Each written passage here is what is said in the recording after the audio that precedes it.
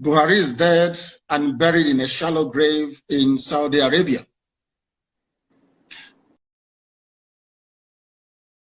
Another Savior. Holy, holy, holy, holy, another Savior. Another Savior. Holy, holy, holy, holy, another Savior. Well, this is Mobien. This is dedicated to the gallant heroes of the Nigerian Biafra War and IPO families all over the world. I remember the Nigerian Biafran War, in the thickness of the Biafra genocide. Hey, one man revived the vanishing hope to life.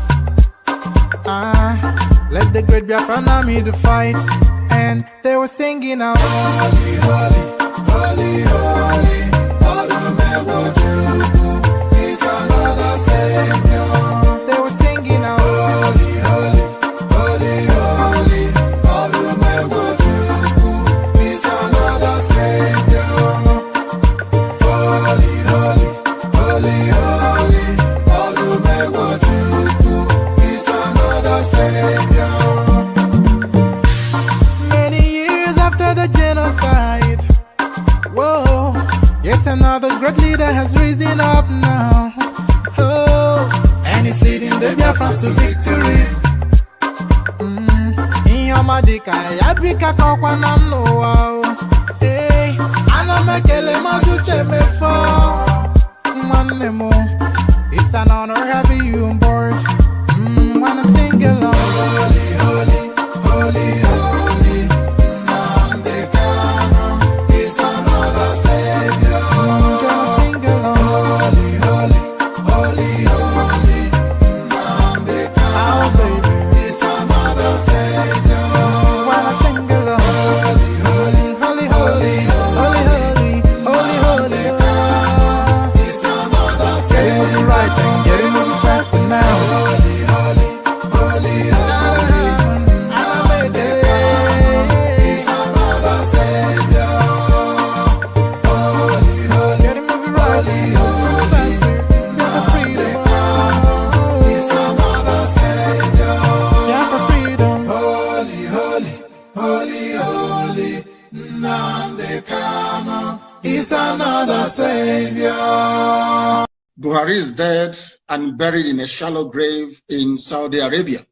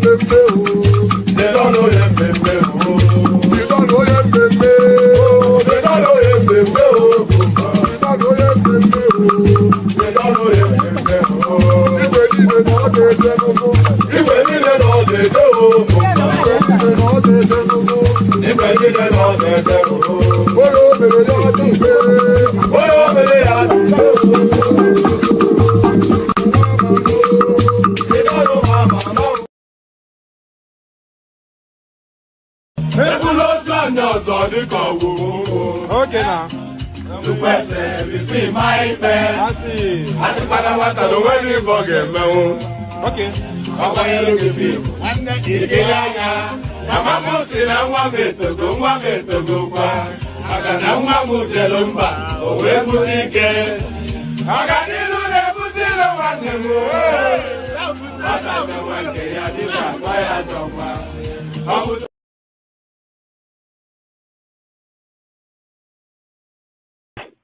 And there it is right there. So there it is right there. Nnamdi Kanu is their mother's savior.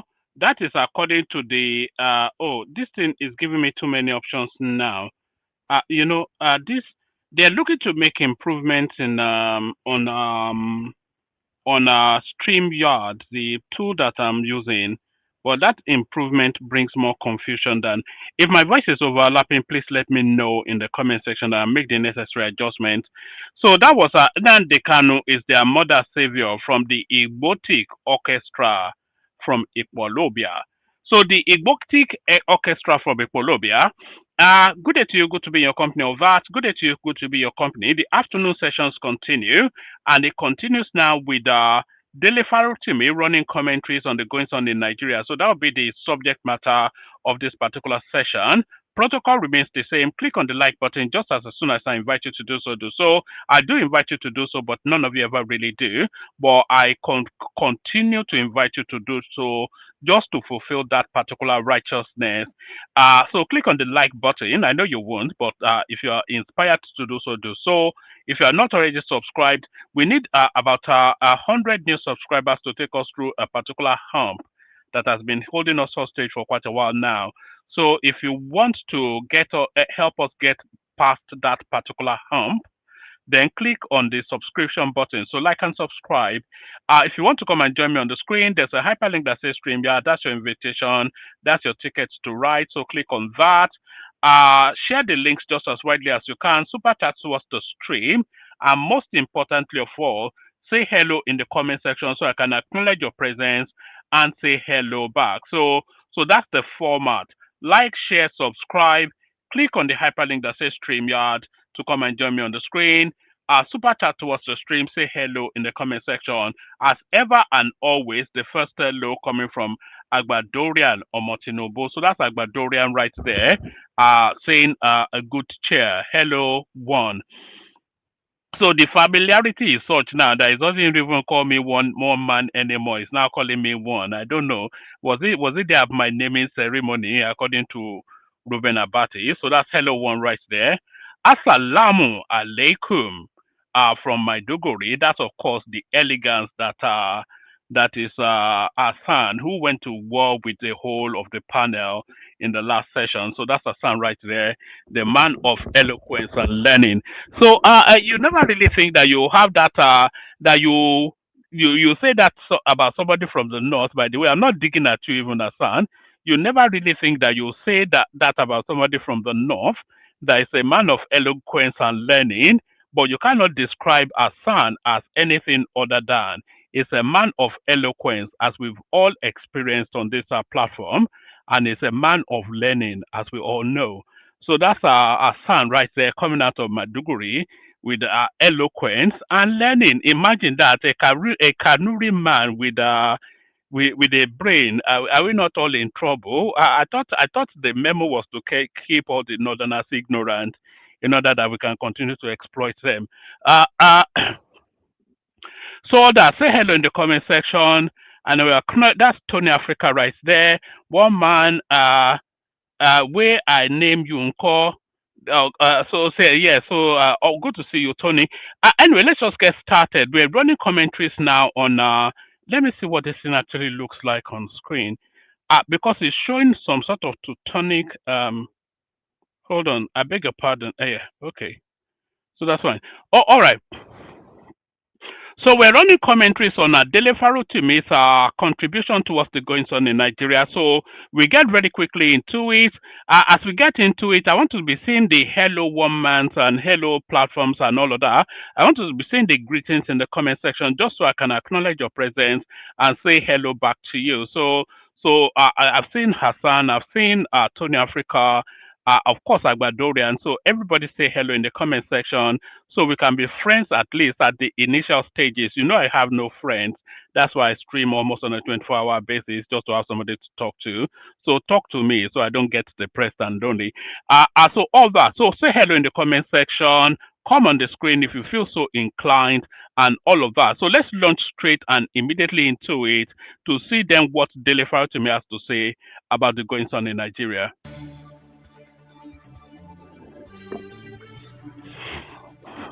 Hello and welcome to Hard Copy from our channel's television studios in Abuja.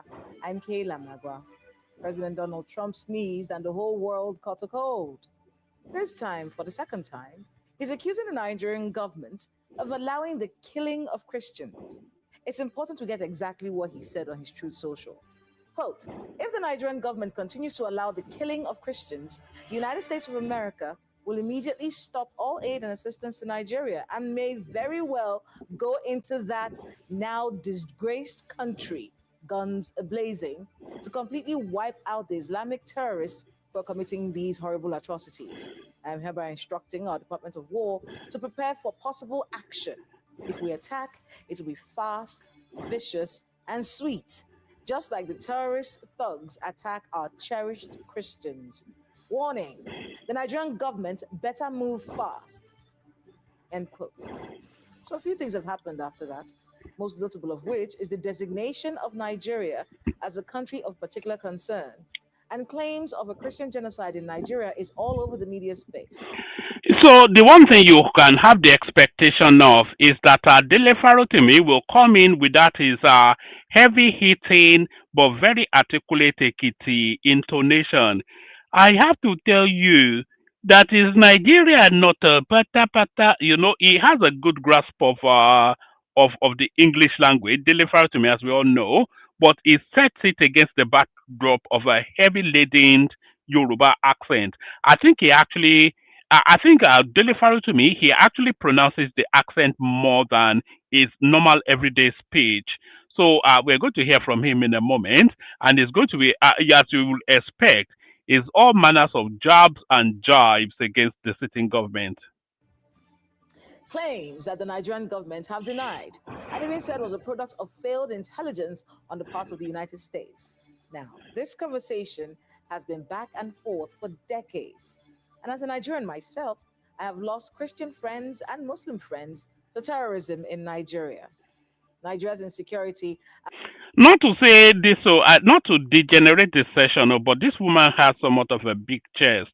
You can see that even though as she tries to conservative it, you can see she has a big chest. As all things in Nigeria, you can also see she's short as well. It's complicated.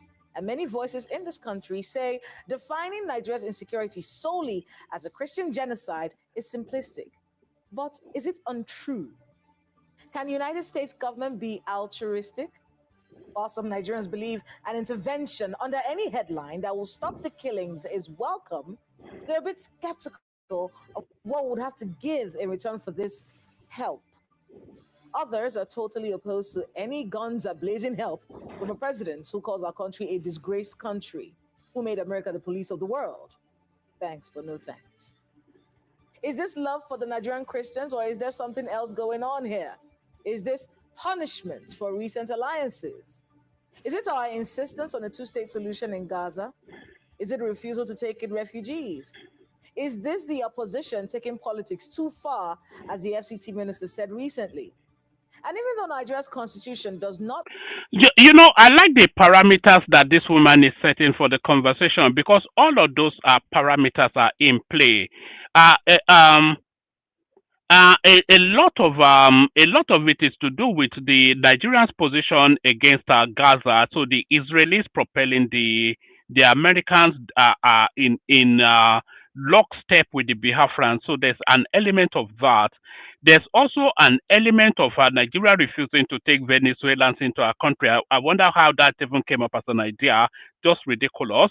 So there's so many subtext to all of these narratives to land then on this rather feeble excuse that Christians have been persecuted, therefore Trump wants to come and destroy Nigeria. So I like the backdrop that this woman is setting for this conversation, because all of them are all pertinent and germane to what has led us here. So let you hear those parameters again. Is it untrue? Can the United States government be altruistic? While some Nigerians believe an intervention under any headline that will stop the killings is welcome, they're a bit skeptical of what would have to give in return for this help. Others are totally opposed to any guns a blazing help from a president who calls our country a disgraced country, who made America the police of the world. Thanks, but no thanks. Is this love for the Nigerian Christians, or is there something else going on here? Is this punishment for recent alliances? Is it our insistence on a two-state solution? So that punishment for recent alliances is the Nigerian state flirting and fraternizing with the BRICS narrative. So Nigeria is quite pivotal to global movements. By the way, when Nigeria anyway, I think you all know that in a subliminal sub level, Nigeria is one of the key moving factors of global affairs. And if Nigeria aligns with the BRICS movement, it's almost like a fait accompli. Nigeria speaks to a lot of voices, both by the size of its mass and the extensiveness of its influence. And that is really what that lady is speaking to. In Gaza? Is it a refusal to take in refugees? Is this the opposition taking politics too far, as the FCT minister said? Yes, and it's also an element of the obedience space. Running to the Americans to come and destroy the country because they lost an election. So all of those things, they're all pertinent and germane to the conversation. Recently. And even though Nigeria's constitution does not tolerate religious persecution, as said by the Minister of Foreign Affairs, has it turned a blind eye to these persecutions? Well, my guest tonight believes just that and has been saying it for decades. But is it a Christian genocide? And who are the perpetrators? And most important question of all, so what happens now? Human rights activist and author Dele Farotimi joins me tonight on Hard Copy.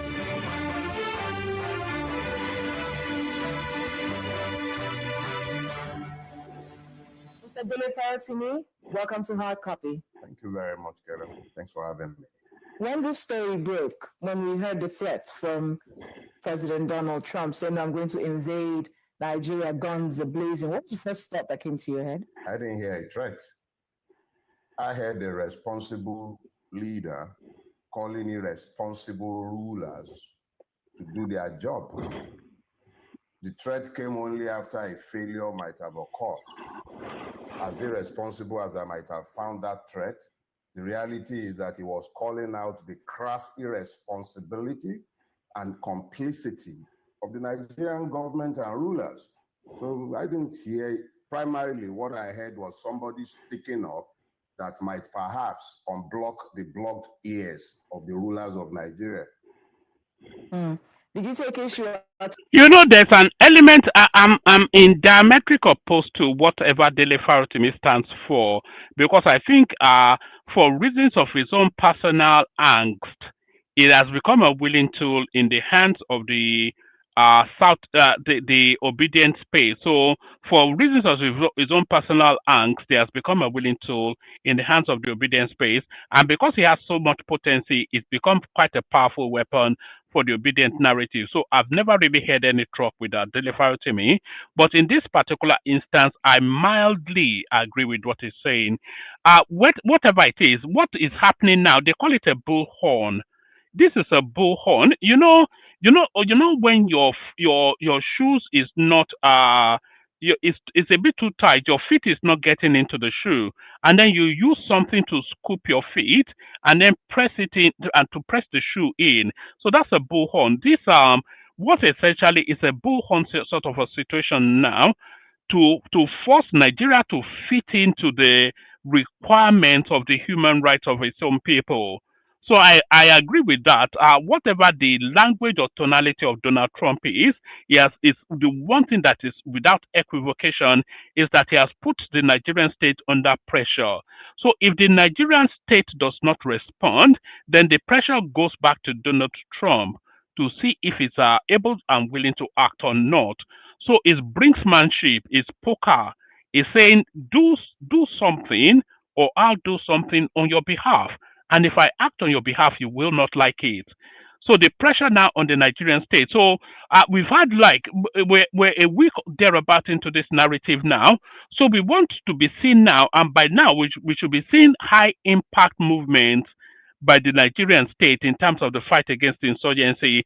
It's not the army telling us, oh, we've given them the marching order, we're going on an onslaught. We don't want to hear the rhetorics. We want to see the action and the impact. We want to see all those people occupying the lands belonging to the people in the middle belt. We want to see them savaged and wiped out completely. And then we want those people in the IDP camps to go back to their own homestead. And then we want security in that homestead to hold them in situation. And anybody that even comes there to breathe the air with the indigenes of that space should be put to the ground. So that's what we want. We want a real show of power and a real show of force. But the one thing we are seeing are the ISWAPs and the Boko Harams fighting in the Lake Chad rivers. That's what's coming out. We're not seeing any seismic or impactful action. All we're seeing is the delegations going to the to the United States to go and plead with Donald Trump, but we're not seeing commensurate action in terms of an onslaught against insurgency within the Nigerian space. So if they can't act, then Donald Trump acts on their behalf. And that's essentially what Dele Fauci is saying. With the rhetoric, calling us a disgraced, that now disgraced country and things like that. Has he lied? Once upon a time, I used to enjoy my trips around the west coast of Africa. I'll go to Gambia, Ghana, and I used to enjoy the welcome until about 5-7 years ago. I saw increasing hostility because of the disappointment that Nigeria has proven itself to be in the Committee of Nations. So it doesn't require Trump to inform me of the fact that Nigeria has been serially disgraced all over the world on multiple occasions, largely because of the kind of irresponsible rulers that we have been cursed with. So I don't need Trump to tell me about the disgrace that has befallen my country. He hasn't lied. I look at the truth, not the person speaking the truth. When it's the truth, you just have to accept it for what it is. What is it about us that has been graceful or that has inspired pride? So somewhere in your mind, you think Donald Trump is altruistic, the savior of Christians in Nigeria? Look, Kayla, Yorubas have this proverb that the child that does not listen to admonitions at home would be taught outside. There is nothing true. That's for the benefit of ọmọ tí ò bá gbẹ́kọ̀ọ́ ilé, á gbẹ́kọ̀ọ́ ìta. Trump said or alleged that is not substantially true. The fact that the Nigerian government has ignored the reality of a genocide is not in doubt. The fact that the Nigerian government has been complicit.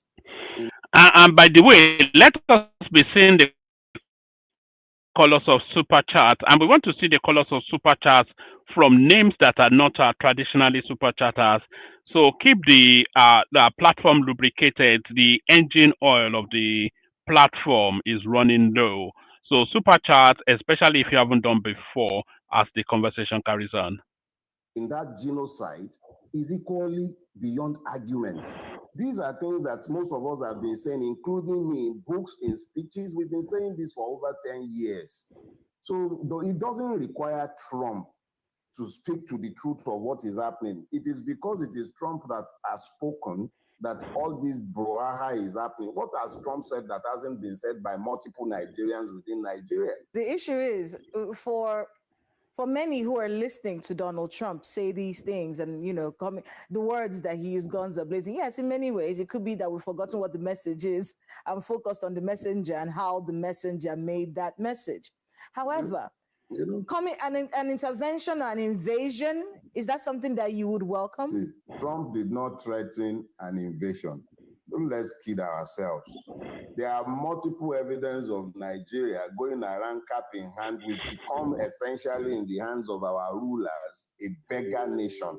The same country that went to stabilize Sierra Leone, stabilized Liberia, is the same one that cannot fight a ragtag army of Fulani extremists and Islamist jihadists simply because persons within his government and his military have compromised his territorial integrity and discounted the safety of his citizens. And what Delefaro to me is saying there is essentially true.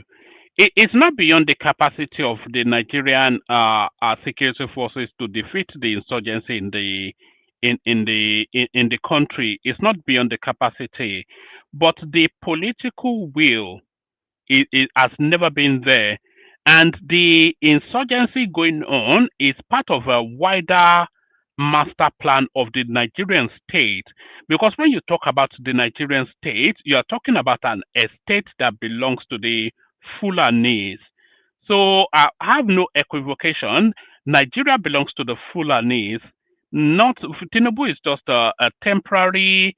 You know when the manager wants to go on his annual holiday, and then the department then employs a temporary manager to oversight until the manager comes back from his holiday.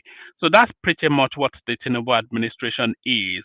It's just a temporary space holder for the Fulani estate.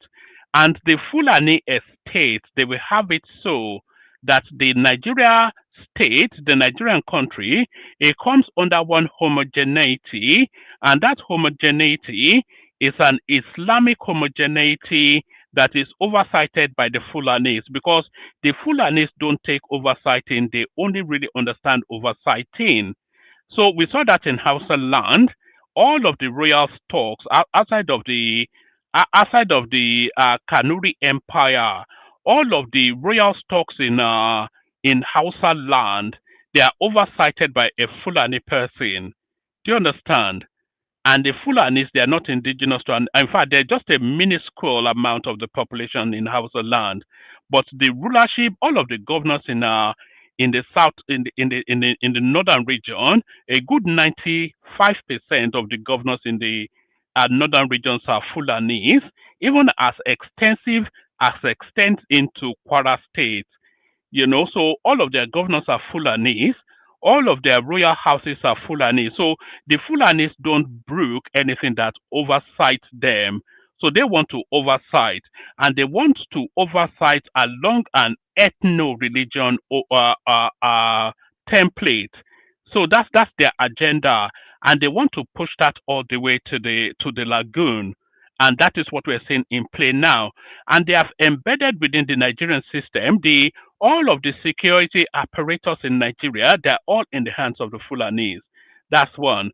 All of the structures that move that country in any significant way is all in the remote control of the Fulanese. So there is no political will or political push to try and get rid of this thing, because if there ever was, it would have ended a long time ago.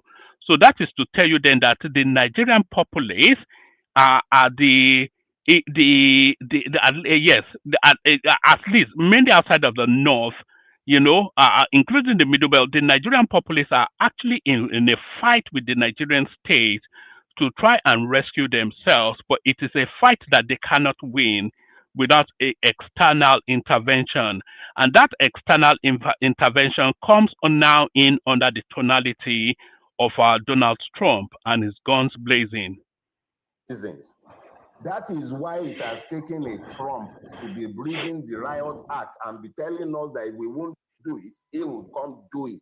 Let's focus on the fact that we have these problems. Let's leave the fact that we don't like the language of Donald Trump.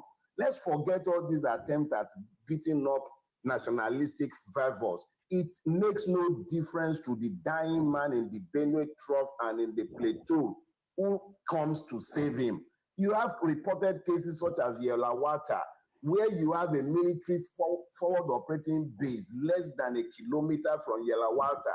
Instead of engaging with those who killed over 200 Nigerians, they were busy shooting in the air. And by the way, one of the arguments of the Americans is that a long time before that Yelaweta incident happened, they got wind of the intelligence, they gave it to the Nigerian state, but the Nigerian state failed to act, which lends further credence to the embedment of a particular ideology within the Nigerian security structure that leans towards the excesses of this banditry. So the bandits, they are actually an outpost of a wider agenda of the Nigerian security structure and by extension the Nigerian state oversighted by a Fulani hegemony.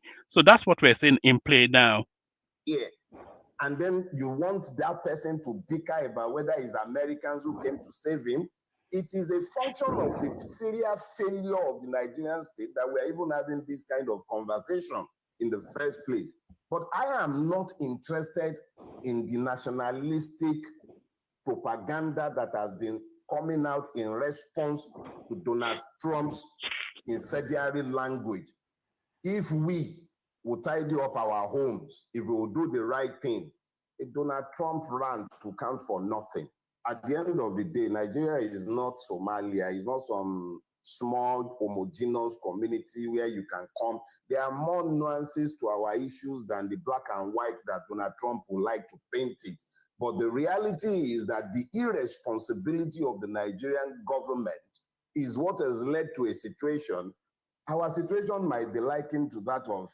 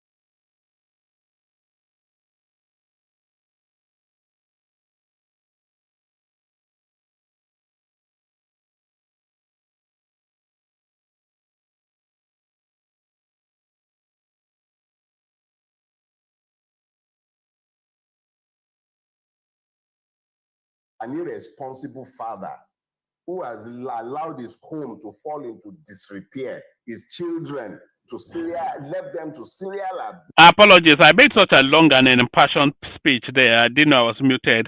Let me try and repeat it because I speak organically. I don't speak rehearsed, so I might not be able to get the essence across in verbatim. But what I was saying is that Dele Farrow to me was exactly right in what he was saying there, because there's now some addendum within the United Nations legal framework in terms of nationality. So sovereign states do no longer hold their their sovereignty as a matter of ownership, but as a matter of responsibility. This came after the Rwandan incident. So that subtle change, because you are all holding it, you are holding your sovereignty in responsibility for humanity. So if you are not able to then to demonstrate that responsibility, then it opens a legal framework for intervention by the international space. So that's the window that opens for Donald Trump, and that window, it opens for exactly the same reasons that Adele Farutumi has just articulated. Is the irresponsibility of the Nigerian state to show any indication of being able to manage its own affairs, that opens that window then for Donald Trump to come and act whatever his agenda is. and then a neighbor who happens to be more responsible, however garrulous you might call him, however much you might deprecate his method, he recognizes the humanity of the children that the father has left irresponsibly to be slaughtered. The man went to he went to Benue almost a week after the massacre. He couldn't even be bothered to go to Yelawata. What did he say? Oh, the road was bad, but he could have a party in Makodi. Please, if that is what it takes, if it will take a madman to speak to our irresponsible rulers, so be it. Or has he lied? And he hasn't threatened the invasion. He said, go and do it or I will do it. Why can't they focus on doing it instead of focusing on I will do it if you don't do it?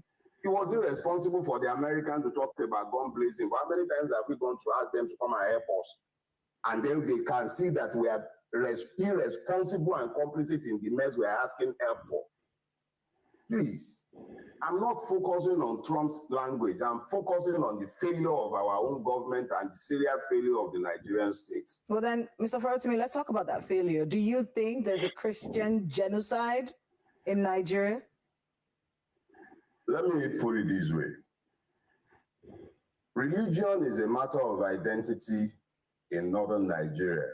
A lot of Nigerians are completely ignorant about the history of religion in northern Nigeria.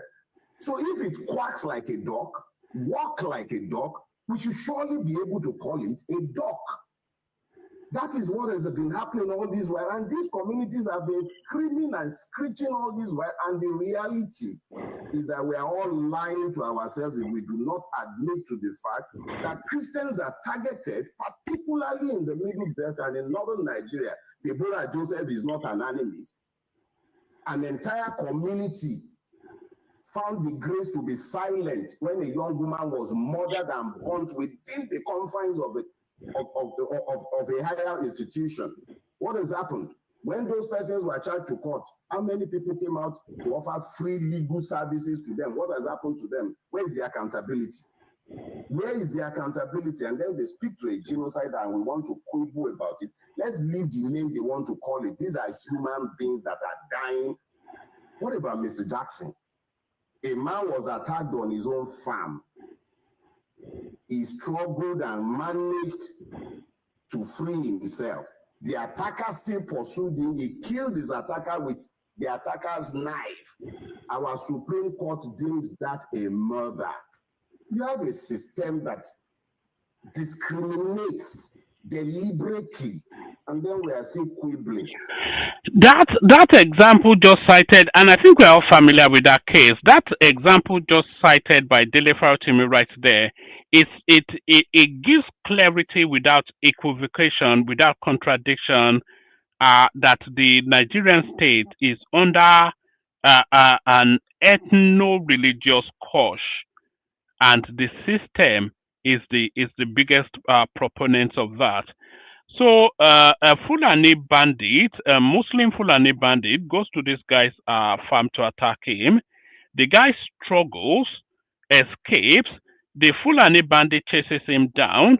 The guy finally puts up a fight. He overcomes the bandit that has come to take his life and subsequently his property.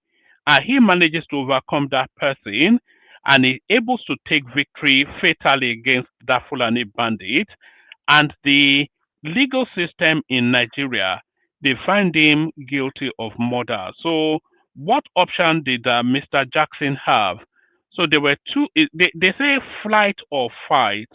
So that was the situation that the man was found himself in. The man found himself in a fight or flight situation. He had to fight for his life. He fought and saved his life.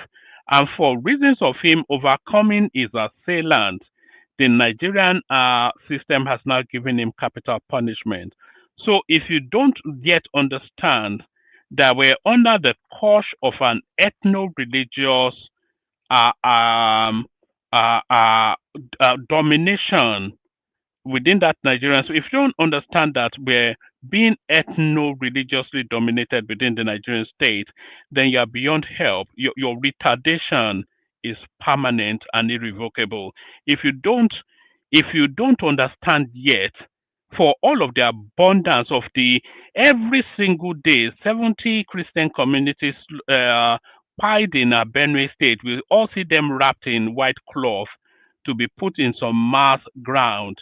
Every single day this happens, and who are the people doing this? This same ethno-religious Fulanis. So if you still don't understand, they were under the course of an attack of an ethno-religious agenda coming out of the Fulani North. If you don't understand that, then you are retarded beyond redemption. You are beyond help. Let's leave the terminologies and all of that and focus on the facts. Whether the person is Muslim or Christian, Fulani, Ijo, Yoruba, Lantan, it does not matter whether he's Atia. The important thing is that this person is not only human, he's a Nigerian within the Nigerian space, and the Nigerian state has serially failed him. The fact that this has been going on for so many years, does that point to some kind of collusion with the Nigerian government, or are we just talking about irresponsible leadership here? Let's be clear about something. When the facts are not in dispute, we shouldn't argue with that again. We all are equally aware of the fact that the Emirates convicted persons for funding terrorism in Nigeria and shared their intelligence with the Nigerian government. Nothing has ever happened to them. Nnamdi Kanu is holed up in a jail cell today, in a DSS cell. But Bello Turji is busy strolling around, issuing ultimatums. They are going around, sometimes in convoys as strong as 500, and Nigerian government is negotiating peace. Look, the narratives we have created is one that denies the truth, but the truth continues to slap us in the face on a daily basis if we care to look. Reality is, whether we call it genocide, whether we call it irresponsibility, whether we call it complicity, the reality is that what is happening in Nigeria is intolerable. That somebody somewhere found the grace to get involved to the point where they are telling us, go fix it or we'll come fix it. It speaks to the height of irresponsibility that has come to characterize Nigeria, its governance, and everything connected to it. But it does not shift the truth, and it does not change the fact. There are people dying in droves, and the government, for whatever reason, the same Nigeria that could once enforce peace in faraway land is no longer able to enforce peace in his own country. It was Abacha that said, when insurrection, insurgency, insecurity last longer than 24 hours, government is involved. Let them ask themselves what has happened to us. Some have said that calling the insecurity in Nigeria or defining our insecurity based on religious lines would be a little simplistic. I got an analogy recently where someone said, it's not at all simplistic, because to describe it simplistic is to suggest that if you removed it as an element, then what obtains still obtains. But if you removed the religious element from the Nigerian insecurity would reduce drastically to no more than low-level crimes. So religion is at the very heart of the insecurity in Nigeria. And the religion is a jihadist sort of mindset that is looking to propagate a particular religion to the detriment and the well-being of other people that might not especially care for that religion. So religion is at the very epicenter of the insecurity in Nigeria. Insecurity in Nigeria is like soup.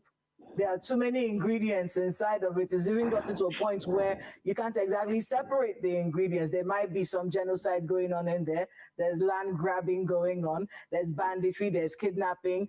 There's a business going on in here. So a lot of things have led to where we are, which in many ways is why the Nigerian government is saying, listen, President Trump.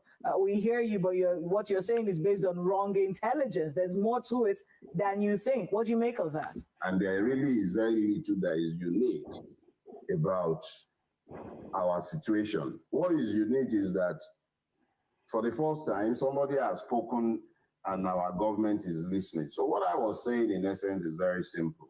Don't come into Nigeria gun blazing.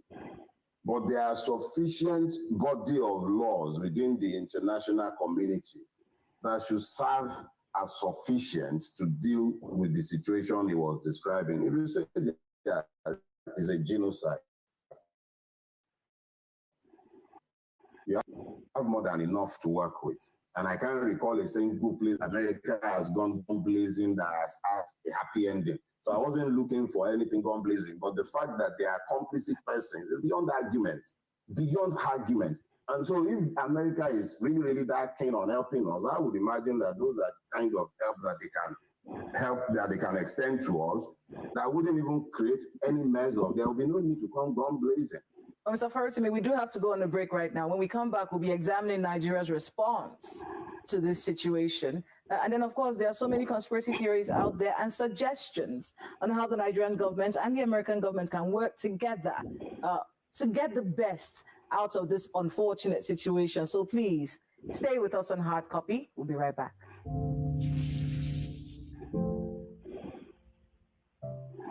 Welcome back to Hard Copy right here on Channels Television. Mr. Dele Farutimi, human rights activist and author, joins us tonight as we discuss this unfortunate situation that has split our country along religious lines with different narratives from government, from the people, from the communities, from rights activists, just to make sense of what's happened and where we are going after this situation. Thank you so much, sir, for being with us on the program.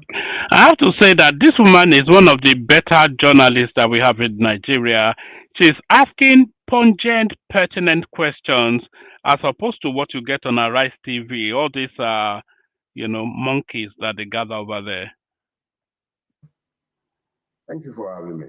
All right, let's examine the Nigerian government's response so far. And I wanted to also get your thoughts on something Professor Wole Soyinka said recently, describing Donald Trump as a petty bully, likened him to Idi Amin. What do you make of that in the wake of this situation that we're dealing with? Well, that Donald Trump is a bully is a fact that shouldn't be in any dispute. But as bullies go, he's my favorite bully in the wide world right now because there are many more bullies in Nigeria than Donald Trump, whose bullying affects my life directly. When people bully me into accepting the fact that they are building a kilometer at 22 billion, and I have nothing to say about it, I can't even bleed.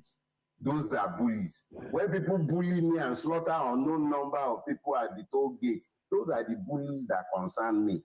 The bullies that went to Yelawata and murdered over 200 Nigerians, I'm worried about those kind of bullies.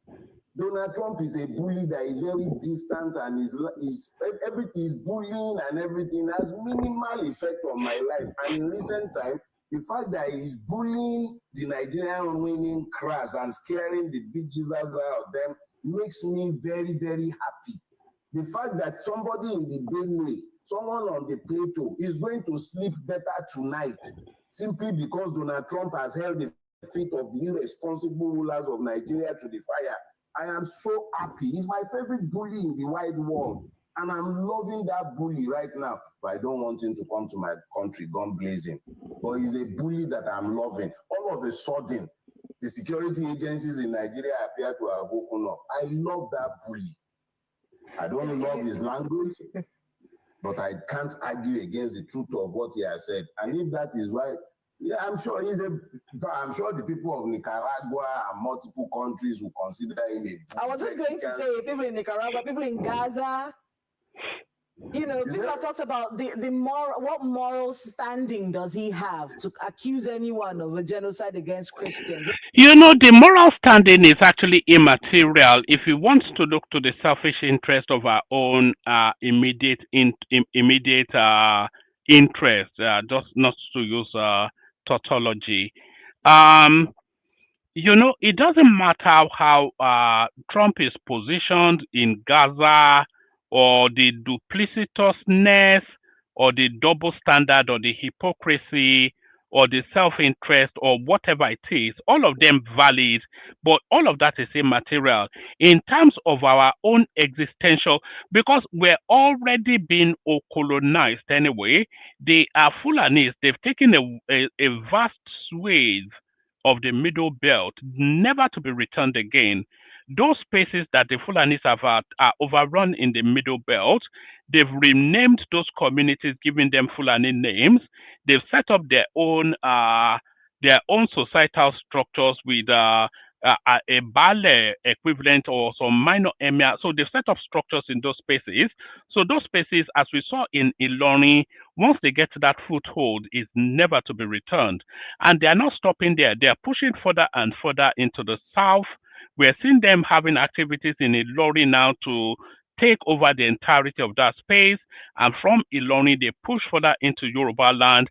I don't think quite they have the courage to go to Igbo land, because they know that the Igbos are the different breed of people. But at this push by these people, we're already being conquered anyway. So if Donald Trump wants to come in to be part of that party, I don't think he. I don't think it impinges on us negatively, and it probably impacts on us positively. Whatever Trump does, if he sets Nigeria back 100 years, let him. But something needs to give, and the Nigerian state has not shown any willingness, never mind capacity, to address the excesses of the Fulani jihadists. So somebody has to do something, and Donald Trump steps forward as that person. So for all that they are describing is duplicitous, hypocritical, self-serving, whatever it is, what all of that, we don't care. Something needs to happen.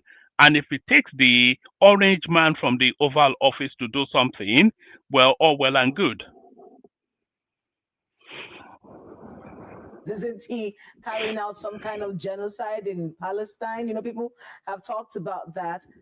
And then, of course, talking about the fact that, look, in Gaza, you're not just killing Muslims, you're killing Christians there as well. So what gives you the moral right to stand on anyone's shoulder and say, declare yourself the savior of Christians? Hypocrisy is the fuel of international diplomacy. That is why one man's terrorist is another man's freedom fighter. I am not going to be concerned about the fire next door, or rather, did I say next door, in the next town, when my own roof is on fire. Fact of the matter is this: let us deal with the reality that has been painted for us. Some of us have held up mirrors for a while, showing Nigeria the fact of its ugly nudity, but it refused to change. We spoke until we've been hoards. We even spoke until we landed ourselves in prison. But now, somebody from outside is the one telling them the truth is not devalued in the mouth of a liar. The question is, as Donald Trump lied about the killings, maybe you don't like the fact that he has called it a genocide, which is a very political word to you. That's a good turn of phrase, actually. I think I'm going to be adopting that into my lexicon. The truth is not devalued in the mouth of a liar. Even if somebody is a notorious liar, when they say something that is factually irrefutable, it stands as being factual and irrefutable. Use. Especially when they have all these crevices to hide behind and everything. But it doesn't change the fact that unacceptable casualties have been taken within the boundary of a country that proclaims itself to be at peace. Whose rulers gallivant all over the place as though people are being buried in mass graves. And we are still quibbling over what name Donald Trump is calling it. He's calling it. There was one imam a few years ago who was honored for hiding, God knows, countless number of Christians in his mosque in Plateau. Who are the people hunting those Christians? The only thing that qualified them for death was their faith, and their faith is linked to their ethnicity. Because as I told you at the beginning, religion is a matter of is a matter of identity in northern Nigeria. That's why the northern Christian is not the same as the southern Christian. All these pentirascals in Lagos and everywhere can be lying about whether there is genocide or no genocide. The Ekwa pastor who is burying his church members and tribesmen in droves, he knows what is happening to him. When he knows that he can't even go back to his ancestral land without risking death, he knows that it is genocide. So I don't need Trump to tell me what I have seen and heard within, and I've been I have been using the word genocide to describe what is happening in Nigeria for close to 10 years. That all of a sudden, people whose ears were blocked and were not listening are suddenly listening. It's not because they cared. They don't need Trump to tell them what's happening in their country. They are complicit in what is happening in their country. That they are certainly bleating now is because they know that all of a sudden somebody crazier than them is asking. You can tell from that, and I caught it just at the right moment.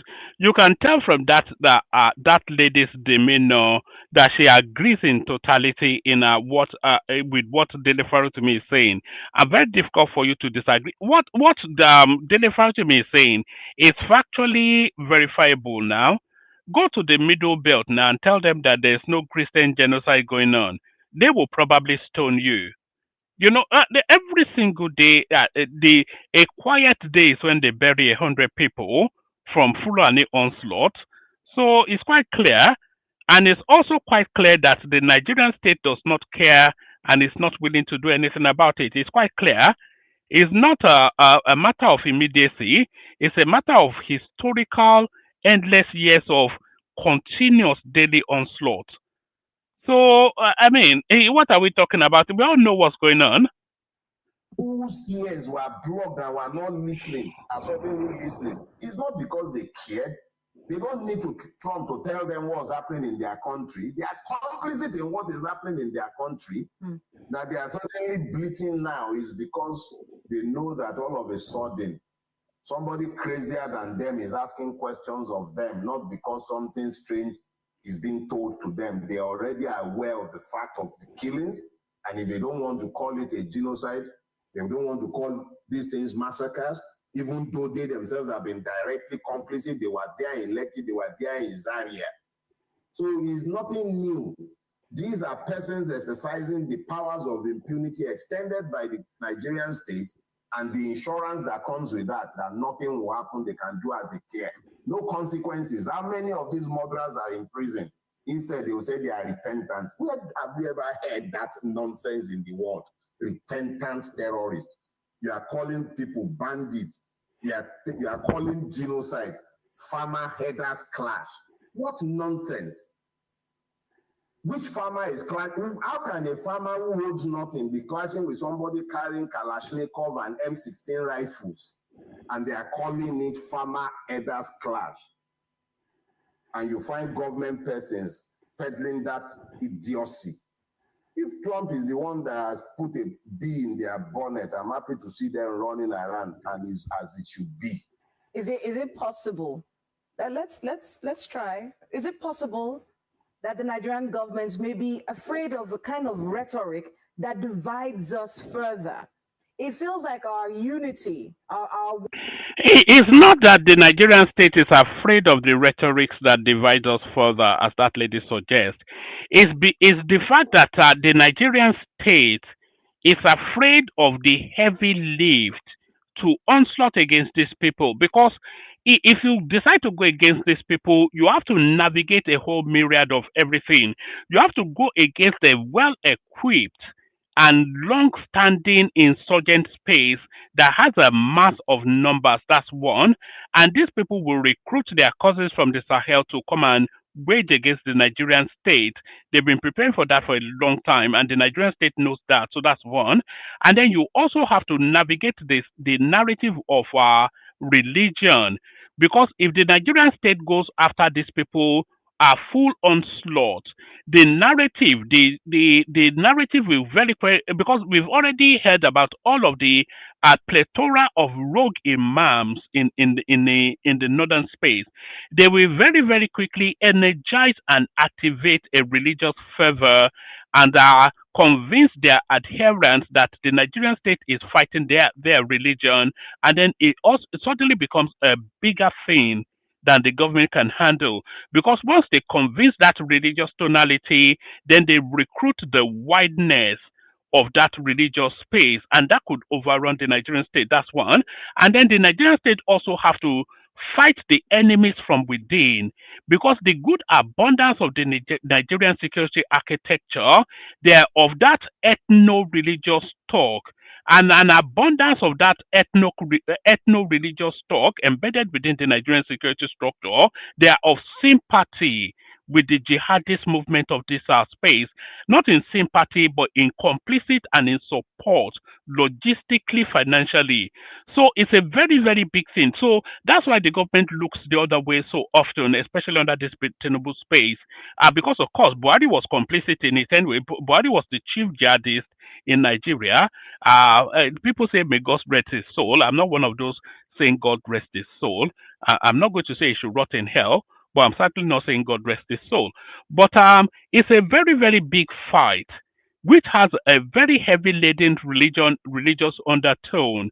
And if that fight pivots into a religious fight of the Muslim North versus the Christian South, then we will be overrun. So there's a lot of moving parts in that narrative that holds the Nigerian state back somewhat from onslaughting against these people. Oneness as a country has been walking on eggshells. Hold on a second. It's possible that we've been walking on eggshells all of our lives with this unity of ours and this thing that we hold so dear, this nationhood that almost can disappear in a whisper. So little words, well, that could have big ramifications. Words like genocide, Fulani herdsmen, things like that. Is it possible that the government is being a bit careful not to divide us further? Because when we put these things out there and it becomes a label that we've given groups or ourselves, wouldn't that do more harm than good? Divide us further? A wise man once said something. He said, if the truth will kill them, let them die. The fact of the matter is that if we are not able to tell ourselves the truth of our situation, if we shy away from calling what we see what it is, then we are merely reinforcing evil. Multiple persons in government, paid and maintained with taxpayers' money, have been found in the public space saying things that shouldn't come out of their mouths. And what has happened? Nothing. Because it has more or less become official state policy to weaponize ethnic differences. A good example of the person Delifaro to me is referencing there is a guy called Issa Fantua. I've actually got a clip of Issa Fantua. I'll play it to you in a moment. Let me see. I'll find it and I'll play it to you in a moment. Let me just see. Hold on. Let me just find it. Whilst this thing is rounding up, then I'll play it to you just after. And by the way, this Issa Fantua. No, not Issa Fantua. Issa Pantami. I do beg your pardon. Not Fantua, but Pantami. This Issa Pantami. It was the Minister of Information and Technology for quite a long period of time. So he had access to all of your data, which are without a doubt, have no doubt, it are passed on to the jihadist Middle East. So your data, whenever you are accosted or disappear, so whenever you are accosted or disappear traveling to Dubai or Saudi Arabia, it's all entirely to do with the information that Issa Pantami would have passed on to the jihadists in the Middle East. But no, we're in the throes of a Hydra. Yes, Issa Pantami. Thank you, Nigerman. We're in the throes of a Hydra-headed assault, and we still seem to be sleeping, still dancing Wambe still doing Igbo versus Yoruba. So by the time we realize that it's not Igbo versus Yoruba, we'll be long gone. We would have been wiped out. Just different. All our differences have been weaponized and tolerated to gain power and to maintain the hold on power. Actively, persons who should promote unity divide on account of ethnicity. Are we going to lie that this isn't the truth? We have facts that can no longer be disputed.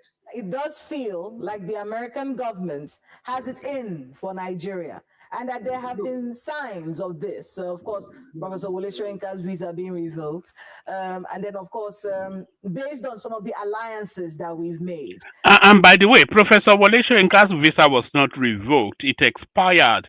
They opened him the window to renew it, but he never really acted. If he wants that visa, he just has to request it and they will reinstate it.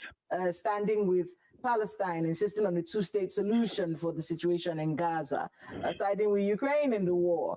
And then, of course, that refusal of the Nigerian government to accept refugees from the United States. Many people have said that these are the reasons why the American government, that they've had it in for us, and they just got an opportunity from politicians who some say took politics too far by taking this story and asking for the American government to help us out. They decided to latch on that to be punitive on the Nigerian people. Do you agree with this?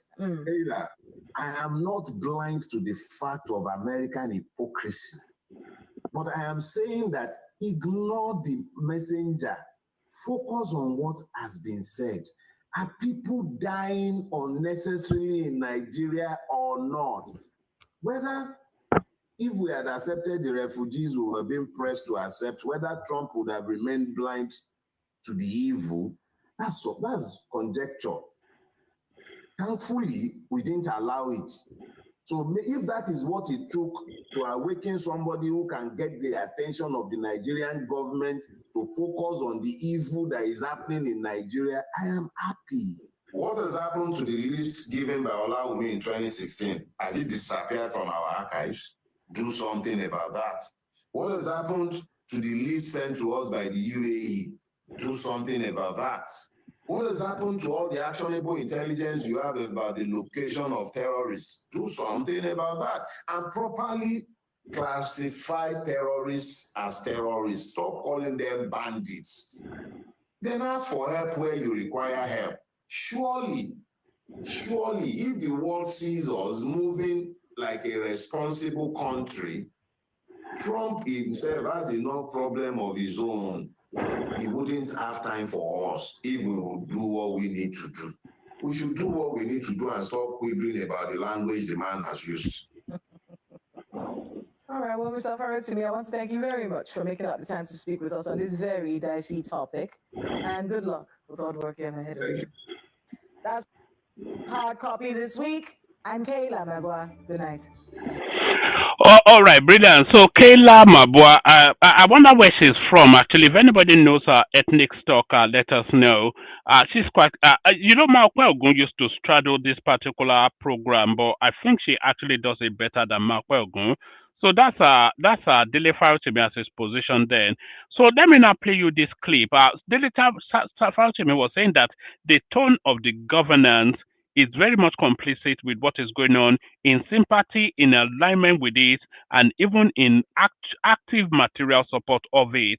That's what Dele Farotimi said.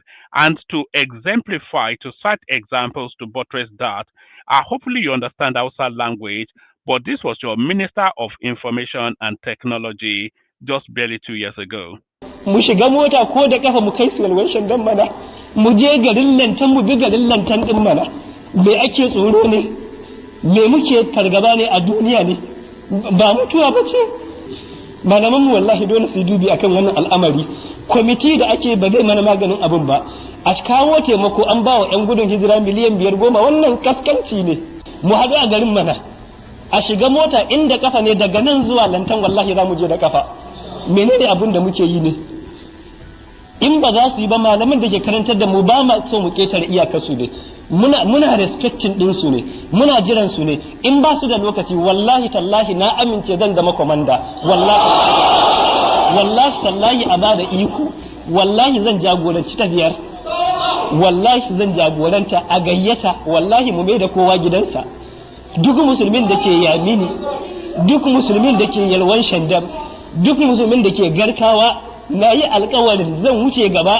kowa ya koma gidansa ya shiga kowa ya koma gidansa ya shiga wallahi na yi alkawarin zan wuce gaba na yi alkawarin a kashe ni akan addinin Allah na amince a nan ma a kashe ni akan addinin Allah na amince me muke yi ne a rayuwa wannan kaskanci da muke cikin me za mu je mu ga Allah gobe kiyama a kayansa mutane ana ta koro su na ajiye su sahabbai ba haka suka rayu ba malaman sunna ku ne malamanmu ku ne iyayenmu ku ne jagororinmu ba ma so mu ketare iyakar ku ba ma so mu ketare abin da kuke gaya mana kaskancin da muke rayuwa ya ishe mu a rayuwa ya ishe mu a cikin rayuwar da muke ba a mana magana ba aka rusa masallaci a Numan musulmai suna kuka makiyin Allah ya ce a rusa babu wanda ya magana mutane sun zo sallar juma'a ana sa wani masallaci gireda a kasar a garin Numan me za mu je mu gaya wa Allah a sallah kadai Allah yake bukatan mu da shi azumi kadai Allah yake bukatan mu da shi azumi kadai Allah yake bukata mu ya wata Ramadan kika ba za mu mutu bane jama'a.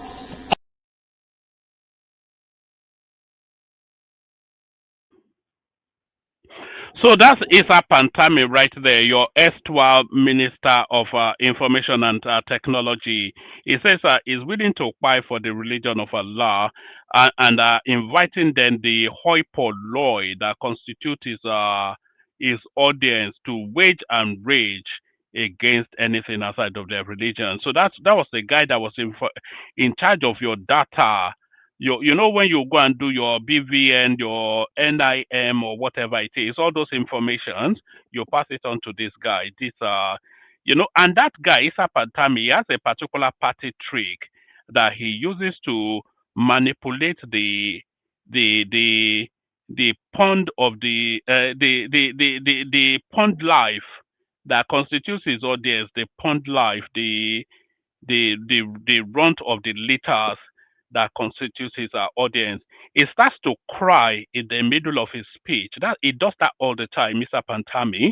When he's riling up the religious adherents, he starts to cry in the middle of the speech in order then to charge at their emotional heartstrings and send them out against the Southerners on an onslaught. So that's the presentation. No one in the studio at the moment. If you want to come in. I'll play the Kegite music and then we'll see what happens after that.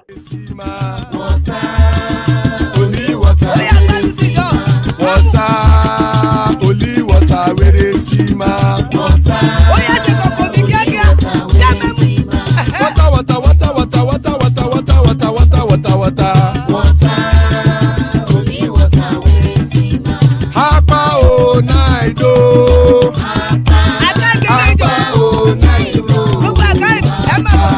Hapa you don't come oh.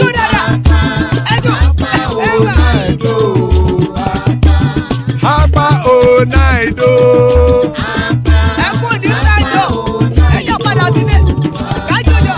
Oro kẹ̀kẹ́ ẹlẹ́mù yé o. Ilé ṣọ́dí àkẹ́kẹ́ ẹlẹ́mù ré o. Bobby master kẹ̀kẹ́ ẹlẹ́mù ré o. Chifu Faila ti kẹ̀kẹ́ ẹlẹ́mù ré o. Eruku lẹ̀lẹ̀ ẹlẹ́mù dé. Eruku lẹ̀lẹ̀ ẹgbẹ́ ẹlẹ́mù dòde ojàre o. Eruku lẹ̀lẹ̀ Ghana ti dé ẹgbẹ́ bọ́dì o. Ọmọ ẹlẹ́yẹ ẹyẹ o ó dìlé o. Odúyẹ̀lá ẹyẹ o ó dìlé o. Petrosonama ẹyẹ o ó dìlé o. Petrosodúnkẹ́ ẹyẹ rẹ̀ ó dìlé o. Ẹlẹ́kọ̀ ọ̀run mú ìní o.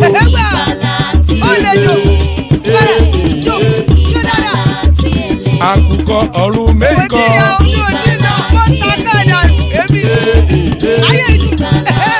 Ikú kò ní ríwà gbéṣe o.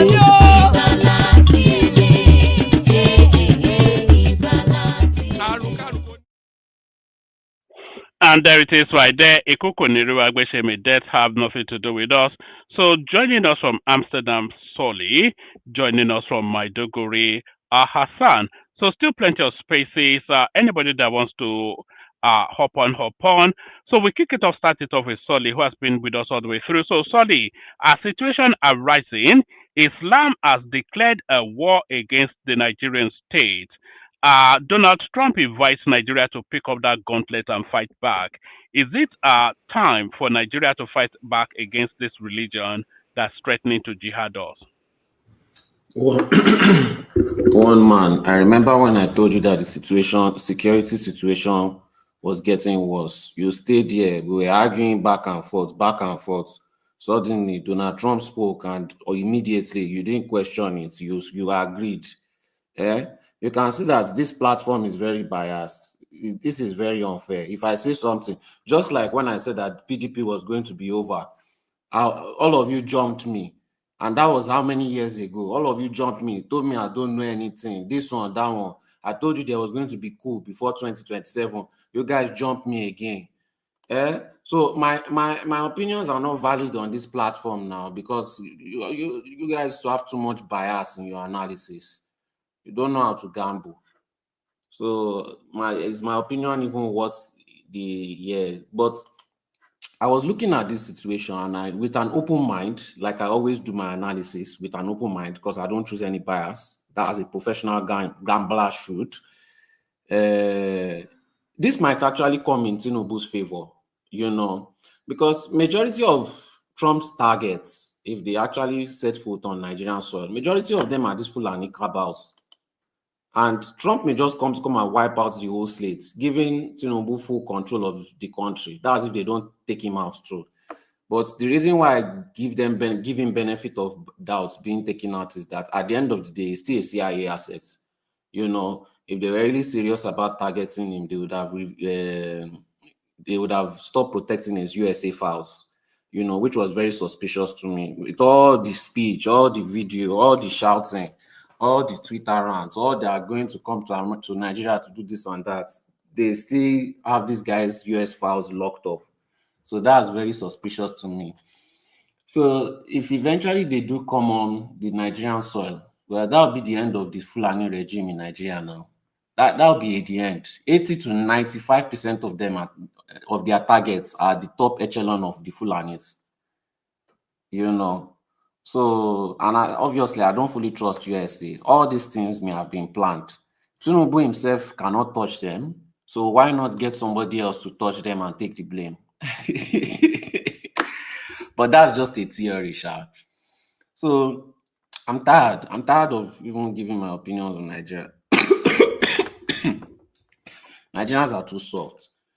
All this one will not end their suffering. Some people are still even shouting Peter Obi. And I'm like, God, these people will never learn. They will never learn. Their suffering has not ended. It's sorry, Sully. It's a miscalculation for the Southeasterners to, like you said, when the dust settles, there's every probability, almost certainly the possibility that this will still end up as a Tinubu victory. So for the obedient people to be, but then they've never really understood anything about politics anyway. They're so subsumed by ethnic, but carry on. But you are right. It's a miscalculation for the obedience to be claiming some sort of victory. They have no concept of what's going on. So yes, and they don't know how to, like most Nigerians don't know. No, if I'll say the Northerners are the big culprits of it, but they are not loud about it. They don't know how to change their opinions with more information. Being like when you give somebody new information, they should be able to change their opinions. These guys they don't want to change their opinions. They don't know how to adapt very quickly. Surprisingly, the Northerners are even worse. Just that we never hear from them. But now that I was able to hear from them, the North is completely hopeless. They don't know the kind of trouble that they are in. They can't even, their brains, sorry to say, it's not an insult, but their brains don't have the capacity to understand the kind of problem that they are in. They are completely brainwashed. I've never seen anything like that. Well, in large numbers, Sha. I've never seen such a large number of brainwashed people. They can't assess or analyze everything. They are just gone. They are just empty vessels running up and down, with no new information being added to their life because they choose it is even a choice. And that was part of the brainwashing. They refuse to accept new information. So until the day Nigerians are ready to, buy the political class who have nothing to do with them, they are going to continue to suffer. If Trump comes down, wipes out the Fulani cabals, Tinubu is still at the head of it again now, and it's not going to make your life easier. So, one man, these people, they have a lot of suffering to go through that they don't know. They don't seem to understand it. Like, this is almost the end of 2025. After all we've seen, you are still calling Peter Obi. Like, you can't let criminals be going around. Peter Obi is a dead narrative anyway. But hold on. I think politics has already abandoned Peter Obi, so it's just now with his ethnic stock. But in terms of you, because this is not the first time I've heard you say that that the Nigerians are not in acknowledgement of their situation, and there's still a lot of suffering to go through. So I'm not sure that Nigerians are not aware of their situation. They are not aware. Well, they are, because you are Nigerian, and I don't think you know more than The the ones average. living in Nigeria. No, they are not. they are better educated and more informed than you. All So right. you have no reason. That's why. There's no basis. Hold on. Just finish Hold first. on. There's no basis for you to look down at them. There's nothing in your commentary or your backdrop that suggests that you know better than them. All right. But the wider thing I'm saying to you is that these people understand the situation, because there are there's a mixture of opportunities of things that Nigerians can do. They can either take to the streets en masse and go full savage, which is, I think, what you are advocating. They can be politically astute, which is probably the most pragmatic option, and then they can be tribally aligned, which is that obedient something or the other. So, of all of those options, yeah, I think it's the pragmatism of a better political enlightenment that is the better course way through. So, if you're asking them to go full savage, it leads to nowhere other than anarchy. We've seen that repeatedly in the Middle East, in Latin America, etc., etc. But I disagree with you that Nigerians don't understand the nuance of the situation they find themselves Okay, in. can But I prove my point? Because I'm actually, I'm getting like, see, I'm just going to abandon this country totally, So you see, somebody is even say, don't try to be cocky. You guys don't take correction because you choose who you want to be corrected by. No. Hold on. It's not that they don't take correction. They don't agree. They don't abide by your narrative. That's it. I'm not begging them. So you are not in a position to correct anybody, especially when you're not presenting a convincing narrative. But carry on. You've not let me present it yet. Now you keep blocking me every time. Okay, now let's look at the Anambra elections. These people said, oh, APC is the problem. They've gone online, they've gone abroad, they've told everybody that APC is the problem of Nigeria. At the end of the day, APC became second in Anambra. And I was asking them, one of them, like, oh, okay, how come all this talk, all this, ethnic this thing, and APC is still getting votes? They said it's because they are not looking at party. They are looking at the individual. That tells you that these people, somebody that cannot take accountability for their actions will just continue to hit their head on the floor. Instead of you to admit that there are people that are bad in your society that are selling their votes, and you tackle that situation, you want to pretend like there is no problem. You want to continue to save face. All these unnecessary childish things that, female, when you have a female child, that is just mischievous, the kind of things that they do, especially when they are very, very small, is the kind of things that I'm seeing as their defense. That tells you that there's no change. Sorry, Flo. Sorry. This will be the last time I break your flow because, I want you to have your expression and all that. But even what you're just saying there is really still the point. So you're saying they are saying online that APC is the problem, they hate Soludo. But you may what you also have to bring into consideration is that the voices that you hear online, one, they are partisan, and two, they are not representative of the broader sentiments of if you go to the granular level of where the Anambrarians are, they are celebrating Soludo for infrastructural development and realigning and tackling insecurity. They are all celebrating that. And then for you to say that they say they hate the APC, they're telling you that APC or not, the vote that that guy got is because of his standing within that particular society. So whether it's portaling through the APC or not, they have faith in his capacity as an individual. So you don't wrap it all into your prejudice. Listen to what's Can actually going on and what's All being right. said. So basically, you're not getting my point. Basically, what they are saying is that, oh, as long as it's their candidate in APC, they believe in him and what is pushing. But any other person No, that no, no. Forget APC now. Hold on. They already told you now. my No, point. no. Hold on. Because you are still saying what I'm just now pointing out to you. Forget APC. They are saying, irrespective of APC, they know this guy's quantity and that's what they are voting for. So whether Can that guy comes under APC, PDP, XYZ, his quantity, his resonance in the within is what they're.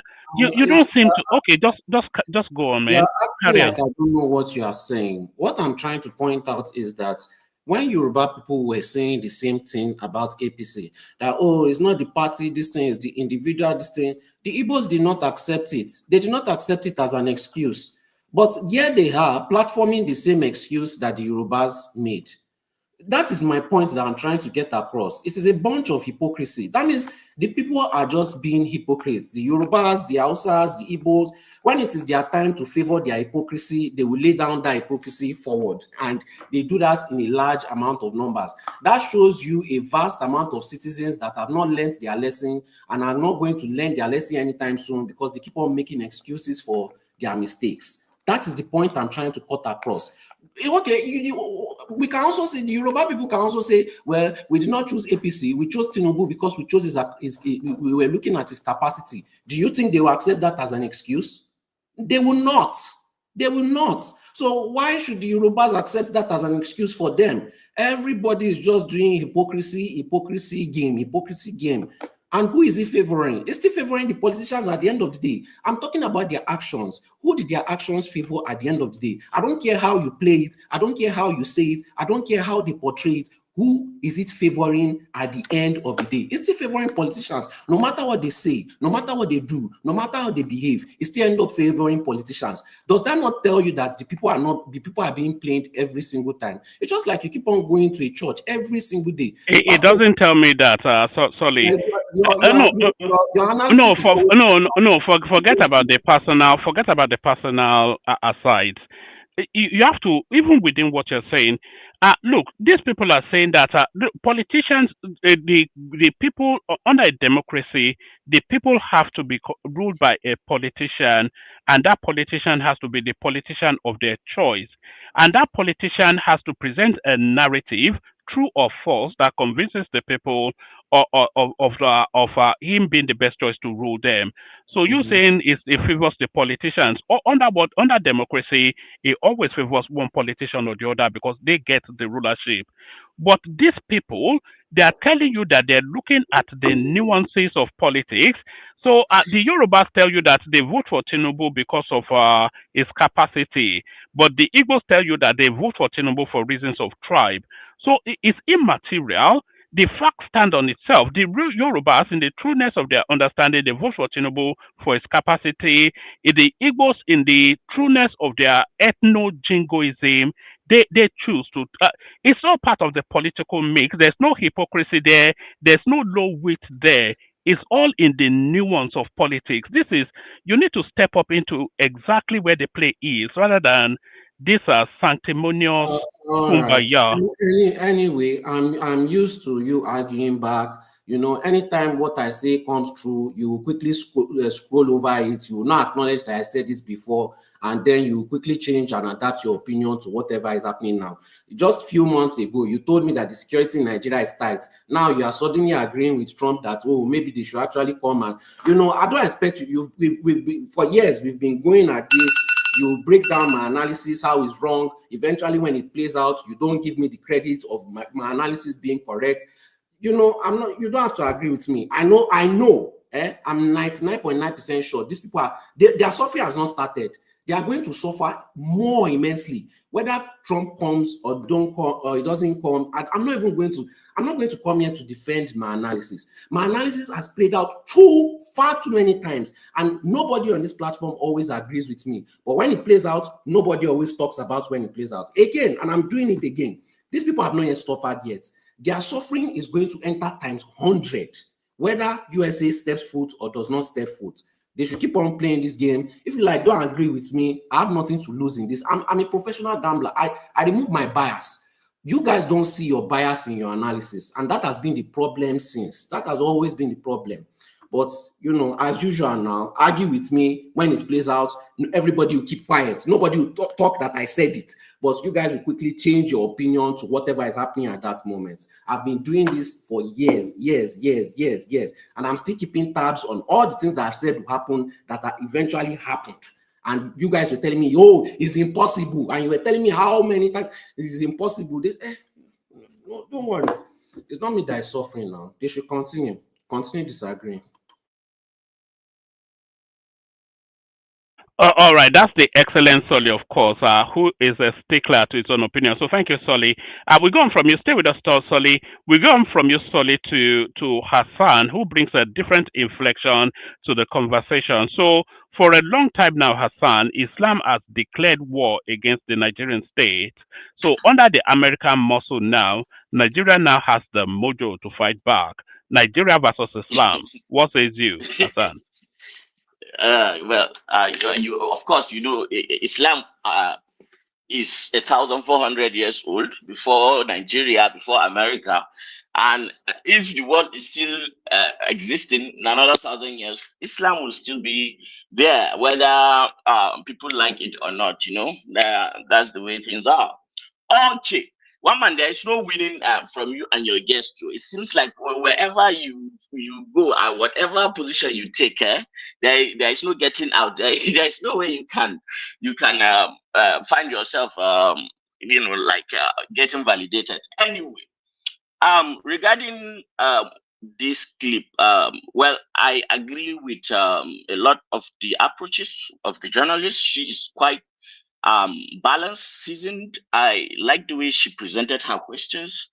Very, very nice question with a lot of options that is based in reality. There are some of us that live in the ideal, and then there are some of us that live in the real. If you are somebody that lives in an idealistic world, then you're more likely to be frustrated because you think what is happening in reality should follow what should ideally happen. But life is messy, it is difficult, it is treacherous, it is sometimes joyful, sometimes beautiful. It's a it's a yin and yang kind of thing. So, one man, you see this thing, the narrative about Muslims and generalizing and saying that the Muslims have problem with you, Muslims want to take over. I think this is too much. If you carry that in your mind, at the end of the day, you know what it does to you?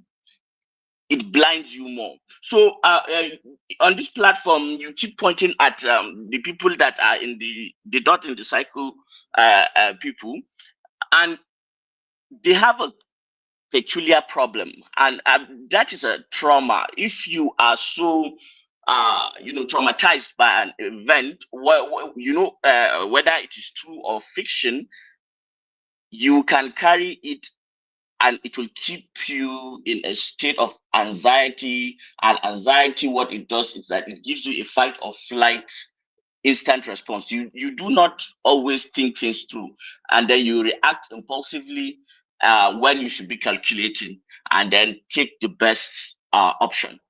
You see, this constant haggling of Islam and hating Muslims and saying and generalizing, I think it's counterproductive, because at the end of the day, um, it is not true. It is all based on propaganda. Like the video you just played now of Pantami crying. It is, you said 2 years ago. That video is almost 20 years now. And what do you know why he was crying? He was crying because of the failure of the Nigerian state. It was after in Lantan and Shandam, of course, Christians massacred, went house to house and massacred the entire population, Muslim population of Shandam and Langtan, and they actually recorded it, and they were eating the flesh of Muslims on the street. The video is out there. So there is nobody that has the monopoly of violence and things like that. And usually, when you trace religious and communal clashes, they are usually counter attacks and counter attacks. So somebody does this and then somebody retaliates, and then somebody does this and then somebody retaliates. The problem that we have in Nigeria is that in the north, we have not mastered the art of telling our own stories. So, and we have not been documenting and blaring it out, looking for the world to cry with us, to show sympathy with us. Because at the end of the day, if you are a Muslim, you believe in Qadr. Whatever has happened has happened. The moment a life is lost, there's nothing you can do to bring it back. You do as much as possible, as fast as you can. You go and bury that soul, and then you leave everything to God. Now, the Fulanis are very vindictive people. I know that, because that is true. Even though they are Muslims, they are vindictive. So when anything happens, they will take their pound of flesh. And probably that is one of the reasons why I think it is more of an ethnic thing than it is a religious thing. Just because the Fulani happen to be Muslims does not make what they do essentially Islamic. And crime is not about religion. I don't think I really even had to make this point too much to you. I know that you understand this at its core, but of course, these things, as Nigerians, all of us want to, do the, what do we call it? Do the dog whistling and all that, so that it serves our interest. And I know that this is a southern dominated platform, and I choose to still come here and still say my two piece. I know a lot of people are not going to be happy that I say this, but Donald Trump is wrong. As somebody who have seen what has happened and have lived it, not actually read papers or watch and TV shows or anything like that, where there is somebody between you and reality, and then that person may have a sinister motive and give a narrative. If you are a consumer of Arise TV and it is only Arise TV you follow, imagine what you take that is happening. Okay, imagine when these people had control of what people consume. So reality is different from what you take as ideal. And even though Nigeria has a lot of complex problems, I do not think that Nigeria is something that we should give up on, because there is strength in these numbers that we have. Can I ask you a question? I don't want to. I'm sorry. I respectfully don't want to engage with you, please. If you don't mind, I will not answer your question. You intellectually cannot, because you are being very dishonest. If you are a honest person, then you want the argument. Stupid person. You started by calling all of us that we do not have brain. I ignored that. I never said that. I do not. I never said that. You I said never said that. One man. I never said that. Yes. Okay. So, I don't want to talk to you. You can't carry the argument, so you have to lie. I don't want to talk to you. If you have to lie. This is solid, he said that the whole North, So they don't have a brain. is lying So supported in your religion. it tells me something about you. You I don't want to engage. You just lied. Please. But you just lied. Did you not just lie? What? In order to avoid the argument, you just lied. I don't want to engage with this man. No. So you are a if liar. I continue saying, I'll say something that you people will not like. So how can we believe any other thing that you have said? The first sentence you said to me was a lie. Because this man, that you are talking, it seems to me like you have a peculiar psychological problem, and it is messing with your ability to think through what you say and how you engage with people. The just sheer amount of rudeness, a lack of etiquette, and you have the guts to just call a whole people brainless people. I never said that. You said it. Nobody wants to confirm it here because they are also like you. Maybe too much of hitting your head on the floor has made you not allow you to be able to listen to proper. Hassan, just carry. Hassan, just cool it down. He has hit his head on the floor too many times. If you see me head on, now misinterpreting what I said. You are a coward. You are a coward. If you can see me face to face, you cannot say this. You cannot say this to me. Hassan. You have the opportunity of a flaw because one man has given you a flaw. All right, you are the typical coward. I've seen people like you. I've dealt with people like you. You cannot come an inch close to me in real life. You've dealt with people like me, but the people unaliving your people, you are defending them. Where is your strength? Where is your courage there? You are defending them online. Where is your courage there? You are scared. You are just portraying it on another person. If you are not scared, you talk about them, but you are scared. You are shivering. You are quaking wherever you are. That is why you can defend them. All right, Solly. Just to manage the time. If Hassan doesn't want to take your interjection, let him continue with the submission. But Hassan, if you want to engage, if you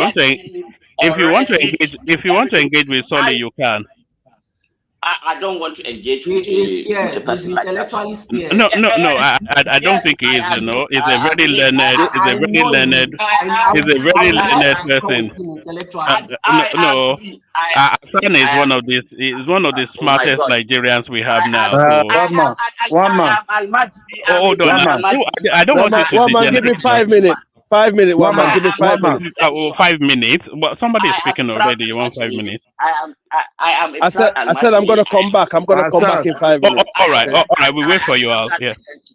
All right. One man. Hold on, Hassan. No, hold on, Hassan. I don't think anybody feels that you lack intellectual rigor. Everybody knows you here.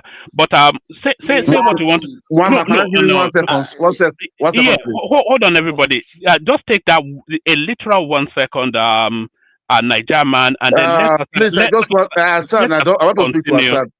I don't know why it doesn't want to take the. No, I don't need you to answer me. I don't need to answer me because I don't know why you always want to disrupt the show because that is what it did 2 days ago. It disrupted all of us. It didn't let all people say one word. See the same thing you are doing today. I don't know why you have to come to disrupt the show. No, it's not disrupting the No, it's not Patoski. It's a Niger man. It's not the. It's not. Oh, hold on. No. Don't come here and be gaslighting us. Don't come and disrupt the show. If you don't know what to say, it's better don't come here. No, hold on. You hold on, please. Everybody hold on. Son, everybody includes you. So everybody hold on. So Hassan is welcome here to gaslight or speak the truth or whatever. So what we do here is everybody speaks. And then if you have the capacity to discern and to pick truth from facts, then do that. But if you don't have the capacity, then you submit to what he's saying. But Hassan has an unfettered right to express himself as he deems fit. Yeah, but not for just almost 4 hours the last day. Don't let anybody, none of us. I saw that actually. He was fighting with Zita in that session. Hold on, Nigerman. Hold on. The one thing we must not do is to try to stifle people because if he doesn't say it, that doesn't mean he's not thinking it.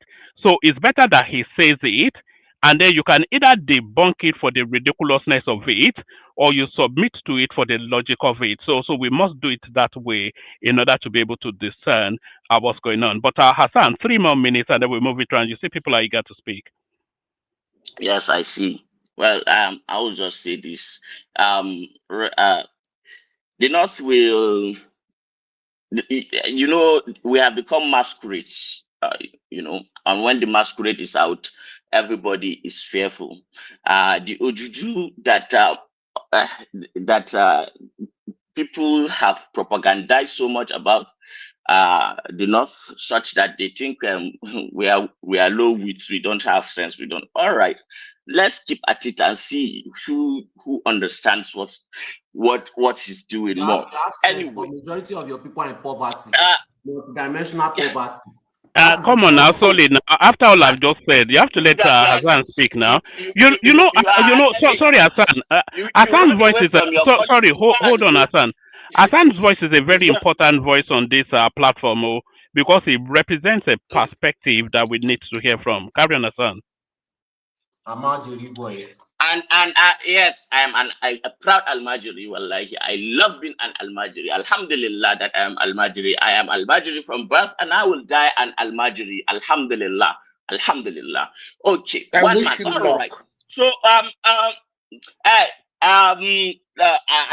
I was talking to you about the things that the North is considering and is trying to do. This is about documenting our own grievances better, and ensuring that what is happening is documented on both sides.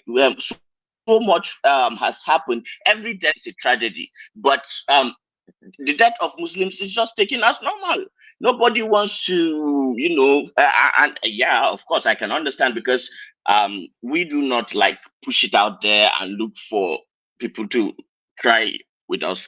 But if this is what it will take for people to begin to see the reality that no, it is not actually Muslims killing Christians, that Christians also attack Muslims so many times, it has happened so many times before, nobody is acknowledging it, then of course things will have to change.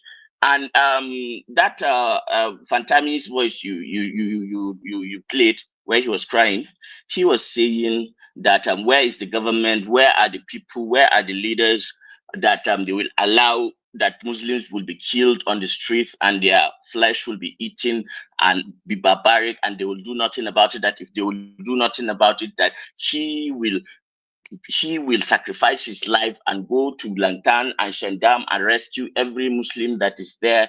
But he says that his senior malams, that is the elder malams, have not allowed him, have not given him the chance. So he was crying out of the frustration, out of the helplessness of what was happening to Muslims in that part of Nigeria at that time. That was one. And then two, in Nigeria, traditionally, the South has dominated our media space. The South have always had, controlled editorial boards, magazines, newspapers. So, and even though we have had Muslim leaders all through, those opinion pieces, it was there that a lot of people were giving hate against Muslims. Of course, the existence of the United States and their methods of creating Al Qaeda and Boko Haram and things like that did not help. But it is what it is. It is the reality that we live in. I know that. All right, land it, Hassan, so we can move it around. Land it. Yeah. I know that on what the common grounds that we stand as Nigerians, that common ground, there are a lot of fault lines. Right now, my leg is inside that Nigeria, and I am invested in Nigeria. And as long as Nigeria still remains, I will be still loyal to Nigeria.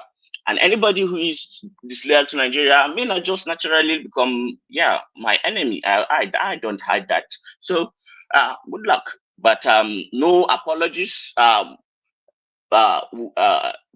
just because something is a lie is repeated 1,000 times and it has, stuck to your psyche, does not make it a truth. Thank you very much, one man. One man, All right.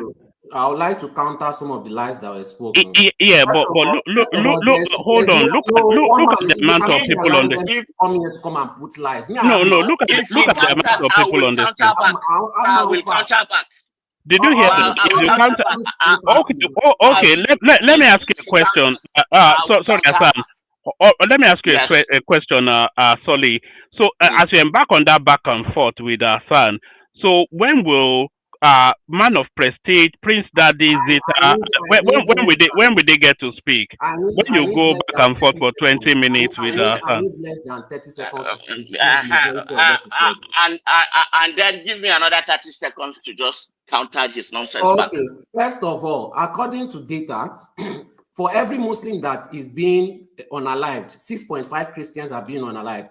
For every Muslim that is being abducted, 5.1 Christians are being abducted. Now, this fantasy that Christians are attacking Muslims, yes, it is a fantasy because you have nowhere to get that data from. And if nobody is speaking about you, that does not mean that we should not ignore the voices that are being spoken about Christians. And this forced marriage, you are saying that, oh, we are all better together. If people are telling you that they don't want to be with you, and you are telling people that you are forced to stay with them, then that means something is psychologically wrong with you. That means you are no different from the people that are kidnapping people because they are taking people against their will. That is exactly what that is interpreted into. If you are taking people against their will forcefully, no matter how many times that they do not agree with what you want, and you are trying to force things on them, then you are kidnapping them. You are no different from the bandits, the Boko Haram, and the ISWAP. And if that is your ideology, then it is common sense that these people should not be together. Thank you. All right. Just a short response to that. That could escalate and degenerate, but response very briefly, and then we move on. Yeah, you can make up statistics and data just from your ass if you like. If I like, I can make it up. No sources, nothing like that. It doesn't sound like somebody who, is used to intellectual arguments or somebody who, well, I will provide my own reasons why I said the things that I say. Just check it out on the comment section. And as far as forcing people and whatever, who knows you? Okay, who are you? Who you be? You look at this immigrant person that I am your God. I am your God. Yeah. All right. I did tell you it would degenerate. Just wrap it up in a short sentence, and then we move on. Yeah. Okay. So no apologies. I still maintain my stance. And then no, there's nothing people like that can do to me or Islam. Islam is God's will. Islam will continue to exist. The kind of machinations or whatever, the person that God says will die will die. The person that will live will live. I am not afraid of death. I am not afraid of life also. So Alhamdulillah, where I am. And I just have hope. I'm a hopeful person, and I see the beauty in life, and I see possibilities. I'm not a pessimistic, narrow-minded, worshipper of ideals of white men. Thank you very much. All right, Bilan. So now, gentlemen, we're going to and lady, we're going to do a very rigid 5-minute monologue just because the room is populating fast and people want to speak quickly. With me, right? Yeah, starting with you. So with minimal interjection, only if it's absolutely necessary. As our Prince Daddy takes the floor, I want you to look at this comment that I'm highlighting, Hassan, and then once we've done the rounds, then you can address this, but not whilst other people is speaking. Prince Daddy, good to see you. Floor is yours. Yeah, hello, one man. Hello, everyone. I saw you were enjoying. Hold on, one man. Am I not here before Prince Daddy? I think I'm after. I was supposed to be. Next. No. Hold on. Let one man answer that question. Hold on. The running order: Prince Daddy, man of prestige, then Al. So let's do it in that order. All right. The quicker I get to it, the quicker I get to you. So Prince Daddy, floor is yours. All right, one man. Thank you. Yeah, so you're enjoying Daily Timmy's commentary for the first time, or for first time ever. You agreeing with what Daily had to say. Usually, it's like he despises his commentary, his narrative. It's always an angry Nigerian. Daily Timmy, but it did make some sense, what he said, in a lot of ways. So, um, but maybe I missed part of the video. It didn't actually like those detractors that like to say there are more Muslims uh, pied than Christians. Did he address that issue? One man, I know he did acknowledge that I guess Christians are being pied, but um to those people that have the argument that Muslims are pied in a larger number, did Dilly say anything about it? No, he skirted that somewhat, and he spoke to the wider insecurity thing in Nigeria. Well, sure, yeah, So I mean, I guess finally, one man, you accepted Dilly's position that um, Nigerian army or the military could do a better job, even though they've been to other countries to bring about peace, but in their own country, somehow, some way, they are incapable of helping the whole country.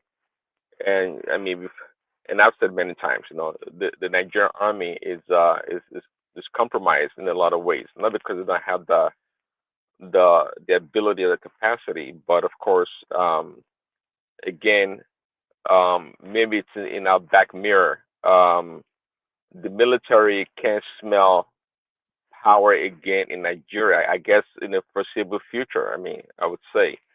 Therefore, um, every institution in Nigeria is corrupt. We all know that. This corrupt politicians, stealing money left and right, abusing their own people, don't do what they have to do in their own states, therefore creating a mass migration to other parts of the country that are prosperous, so to speak. So the Nigerian army, they too, they're not mugus, they're not stupid. Well, why should they do a good job? Um, and you civilians, you take all the money. So they are complicit in this insecurity. I mean, I think I've heard it said before. Well documented, they provide intelligence to this terrorist. Um, the politicians use them, so it has become a racket. It has become a racket. So um, nobody's is a mugu in Nigeria. You know that one, man. So that's what it is. But again, the whole issue about, and Adil is excited that um, Trump will come. Of course, people are trying to change the narrative. He's come to invade Nigeria. Yeah, right. And Trump is going to put an American soldier on the grounds in Nigeria to invade Nigeria, when he wouldn't do the same thing for Gaza or in the Mid East. He's not going to do that. I know Trump talks tough and he can be loud, but you know you can't disregard what he says. You know what happened in Iran. It could happen there in Nigeria. If you have to drop a couple of bombs here and there, he would do it. He would absolutely do it. But again, it's just like I've said from the onset. It's a great opportunity for Tinubu and his administration to do what is right, um, and not be cowards. Interesting enough, actually, I've listened to quite a few analysis from on the Nigerian media, from different parts of the country, and I've heard some so quite impressive analysis from the northern, if you want to call them elites or politicians or their leaders. I've heard some people they they acknowledge the insecurity, they do, and the indiscriminate killing the kind of people, they do acknowledge it, and they do acknowledge that they need help, which is good, which is good. So that's, to me, that's a positive step, approach to the matter. Um, and I know some people are still in denial. Their escape routes is to tell us that more Muslims are being pied. But at the end of the day, I would like to say that I don't believe for 1 second because unless these are different types of Christians, it's not part of our commandments or tenets to attack other people for no reason. Actually, in fact, our religion says, turn the other cheek, so to speak. So I'm not sure why Christians will attack Muslims. I'm behooved. Why would that happen if not only for reprisal, for attack against them or trying to protect their own territory or property? But apart from that, which any human being would do anyway, regardless of your religion or ethnicity or race, don't matter. You will always want to protect yourself and your family. It's just natural. But to wake up and say we are going to be jihadists or whatever, we're going to go attack this religion. To me, they're not Christians. I would deny them as Christians if they did it. And I don't believe any damn story about it that the Christians are attacking Muslims. It doesn't make any sense. Not in Nigeria. It absolutely does not make any sense, especially where they are minorities. You think they have the cojones to attack Muslims in the Muslim majority or dominated area in Nigeria? They're not born them well. We all know the story. So that's a farce. Anyone pushing that narrative is lying, and there's no doubt about it. And we, just like Solid said, we don't have that record. Nobody has that record, but we do have record of the kind of Christians for over a decade. It's well documented, and there are recent kind of Christians in the past few months. So for those that love Nigeria, want Nigeria, this saying, for every there's always a window of opportunity that's opened. For every effort, there's always a window of opportunity that's opened.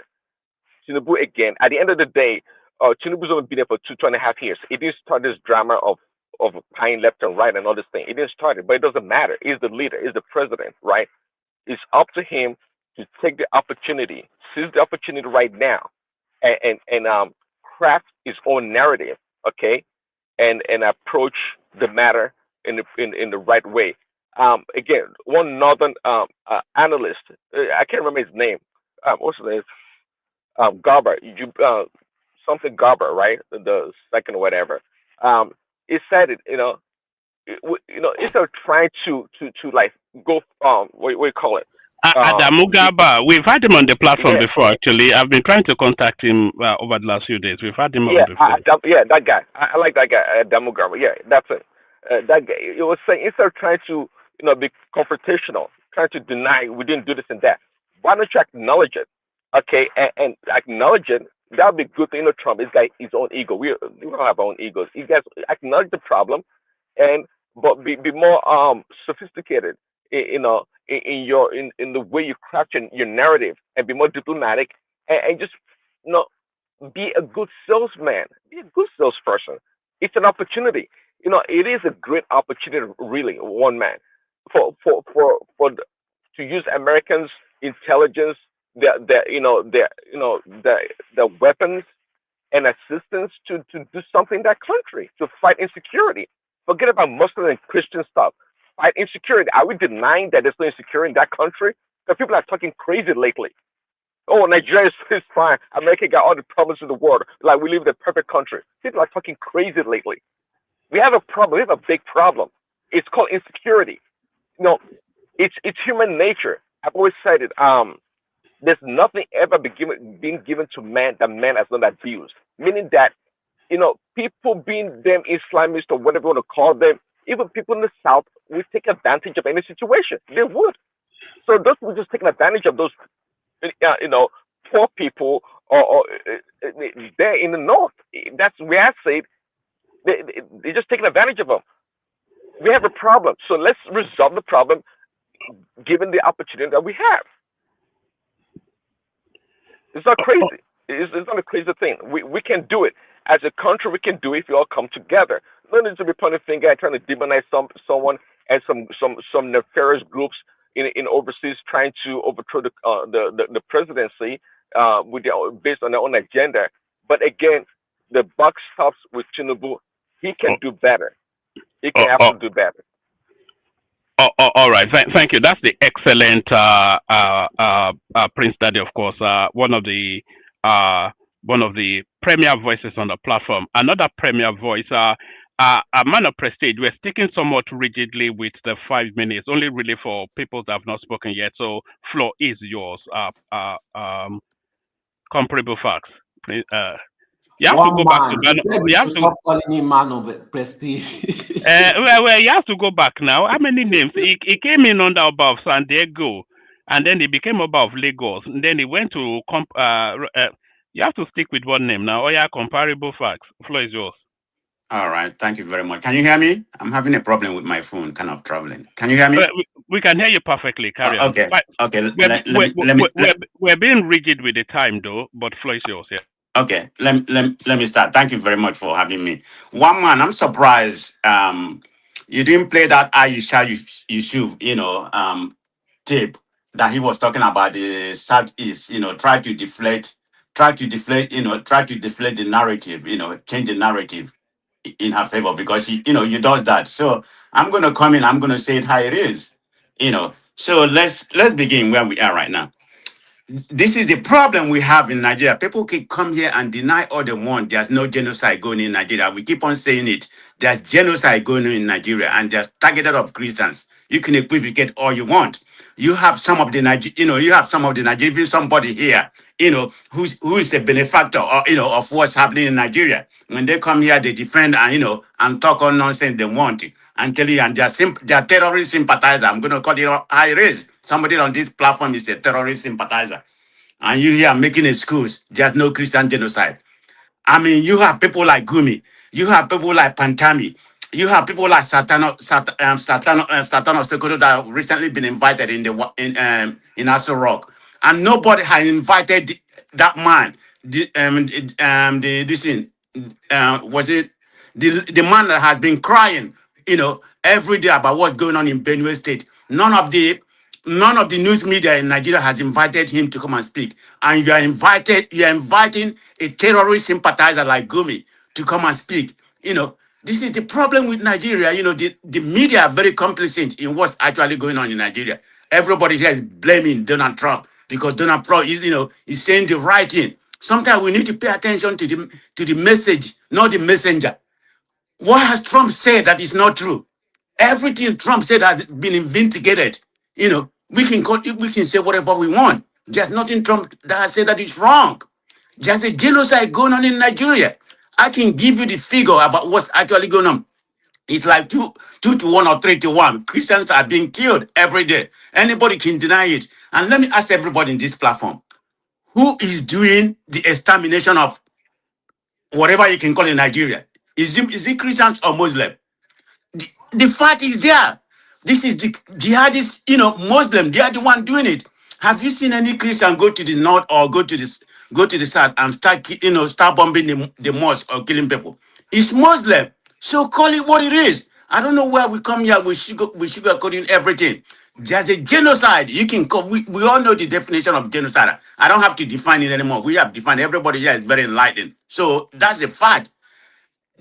Nigeria has a problem, and it's about time, Tinubu start doing something and stop placating to these northerners because of political, capital he's trying to gain from them. That's why I don't really put Tinubu in that category, like he's a moderate Muslim, So let's put it what it. But he doesn't have the he doesn't have the board to do the right thing, because Trump has said what's actually going on in there. Everybody, they scatter everywhere, heads scatter everywhere. When the fact is there, and I can give you a quote, to buttress what I'm saying. Let me give you a quote. Gumi said, "Allow bandits to guide our forest for peace to reign." Imagine that. Your so-called Satan of Sokoto, Satan of Sokoto, which is the head of the Meiti Allah, and he said, I quote, "You fight our Almighty Allah when you fight the Boko Haram." Imagine such an insidious statement.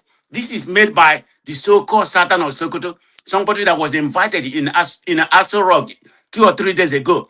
And the priest in the Benue State that has been speaking that his life is at risk. You can kill him or whatever. I mean, I think I saw a video the other day. One of the brigadier, said, "No, we're gonna come here and guide you." I think the guy, I've forgotten his name, Oluwala, I don't know, but he's in charge of that. But the problem I have, you keep on inviting people like, Gumi, a terrorist sympathizer. I can even go on and go on and go on. Even if the so-called former minister under Buhari, he made so much insidious statement, and he's one of the terrorist patron we have in that country, and he made a comment that is very insidious. He said, Boko Haram terrorists are our Muslim brothers. Imagine that.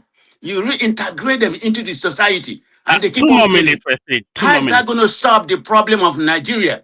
If you if you're going to come here and say that nothing is happening, allow Trump to do the needful. Trump is not coming to invade the country. It's going to be a targeted, it's going to be a targeted invention and remove all those terrorists.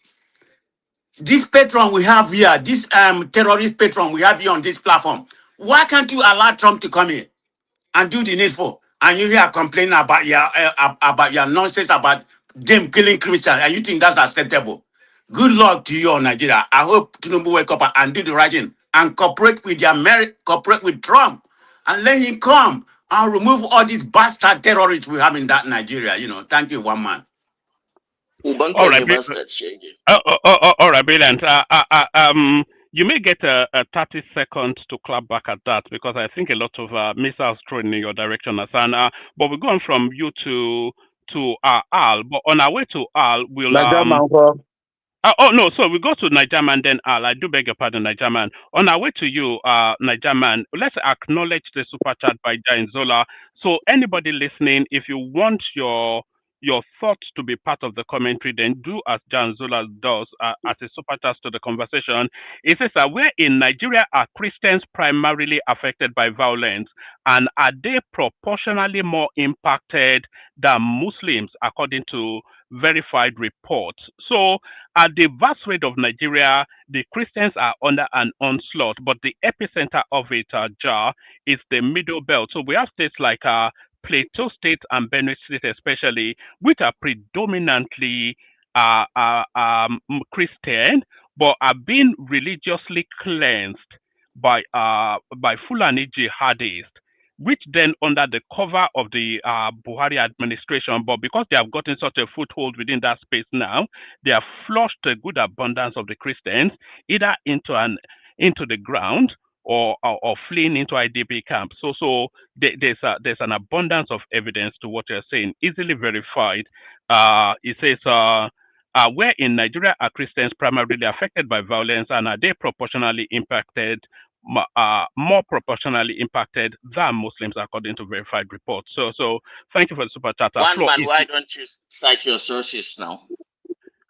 Do I even need to cite sources? It's a daily report now. They report this. They report this every single day now. When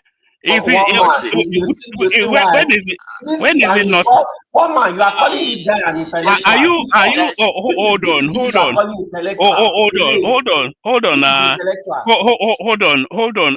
Hassan, are you disputing that there's no religious cleansing going on in the Middle Belt, as been reported every day in the news? Yeah, are you disputing that the Christians are not being savaged in the Middle Belt? What I'm trying to say is that look at the reason people are being killed in every part of this country. And if you take the statistics, more Muslims are being killed than are Christians. Every life is sacred. That is not to say that it is only Muslims that go about killing Christians, and to forget that there is any element of identity and fault lines like region, occupation, migration, and all these things that combine and form flashpoints where conflicts happen. To just simplify everything as Muslim and Christian is a lie. People are dying. Okay, let's continue now. Intellectual finish. Let's one man's intellectual finish. Master, where is the No. Hold on. Sorry. No. I don't want to open up that space only really because I want to get through everybody quickly. So we're still sticking rigidly to the 5 minutes. Floor is just Niger Man. Zita after that, AY, and then Joel of Nashville. So rigid to the time. Niger Man, floor is yours. Okay, thank you very much. Let So me when go. is my turn? Oh my God. So after Niger Man now. After Niger Man, I just said, yeah. Unless Al comes back. Okay. I would have Niger Man should not speak. Why? Because too much sapele water, Abi. No, let me just say something. Just 2 minutes. I'm at work. I've never used 5 minutes. Let me just rush out. No, carry on. She was only joking with you anyway. I know. See, my own is just a quick one. I was playing around with you. No, I know, madam. I know. You see, just a quick one. You see, this thing, anybody that really love Nigeria have to say the truth, and the truth must be said. This jihadist Fulani is real. To Islamize Nigeria, to take over Nigeria, they believe it's their land. All this gaslighting can never work anymore. They will tell you they are killing Muslims too. Which Muslim are they killing? Is it not Gambari? Which mosque are they burning? Is it not the Hausa are they killing? Is it not the Hausa mosque are they burning? Is there any Fulani? Niger man, one man's intellectual said that is because you guys hate them. That's why you are saying it. No, until they finish all of us and take over the country. See, is it not the Hausa mosque that they believe that is not aligned to their own religious belief that they are killing? The mosque that they are burning, is it not the Hausa mosque that they are burning? Is it Fulani mosque? These people should stop lying. They don't believe because we are in the south, we don't know what is going on. We have family there. We know what is going on there. You think mosques are separated? They are just they will come and tell you it's their Muslim is dying. The Muslim no interjections. Carry on. The Muslim that they are buying there is Hausa. It's not Fulani. You understand? Okay, this Benue. There's a grease in olden days. Okay, now those places that was a grazing route before olden days is now more like a time has gone to that area. It's now become a farmland. People tell you don't go to this route again. They believe their father have told them that place is no man's land. It's 25th century. That is what is happening. These people want to take over every country, want to take over everybody, want to Islamize the country. Believe is there. These people from Usman Danfodio that come from Futajanlo, that they don't even have land. There's many people. Fulani don't have a land in that Nigeria. In that territory, Nigeria. Fulani don't have land. People stop all this romancing and gaslighting us. What is all this for? You people, only Fulani that is in Nigeria, they will talk, they will come and take it. Muslim are dying. No Muslim or Fulani is dying. Okay? It's Hausa Muslim that is dying. That doesn't align with the jihadist belief. It's Hausa mosque that they are burning. It's not Fulani mosque. Niger man, thank you. I appreciate your understanding of this argument. And here, me and you have a common understanding. You are now making a more nuanced discussion out of it. You are not only simplifying the fact that there are cross sections that are that just like a Venn diagram. You know, there is a soft spot where those two round circles meet, and that is an intersection. That is where this is more ethnic, right, than it is religious. Would you agree with? Because I'm from Borno. You see how we're spinning around the top just to defend Arab religion.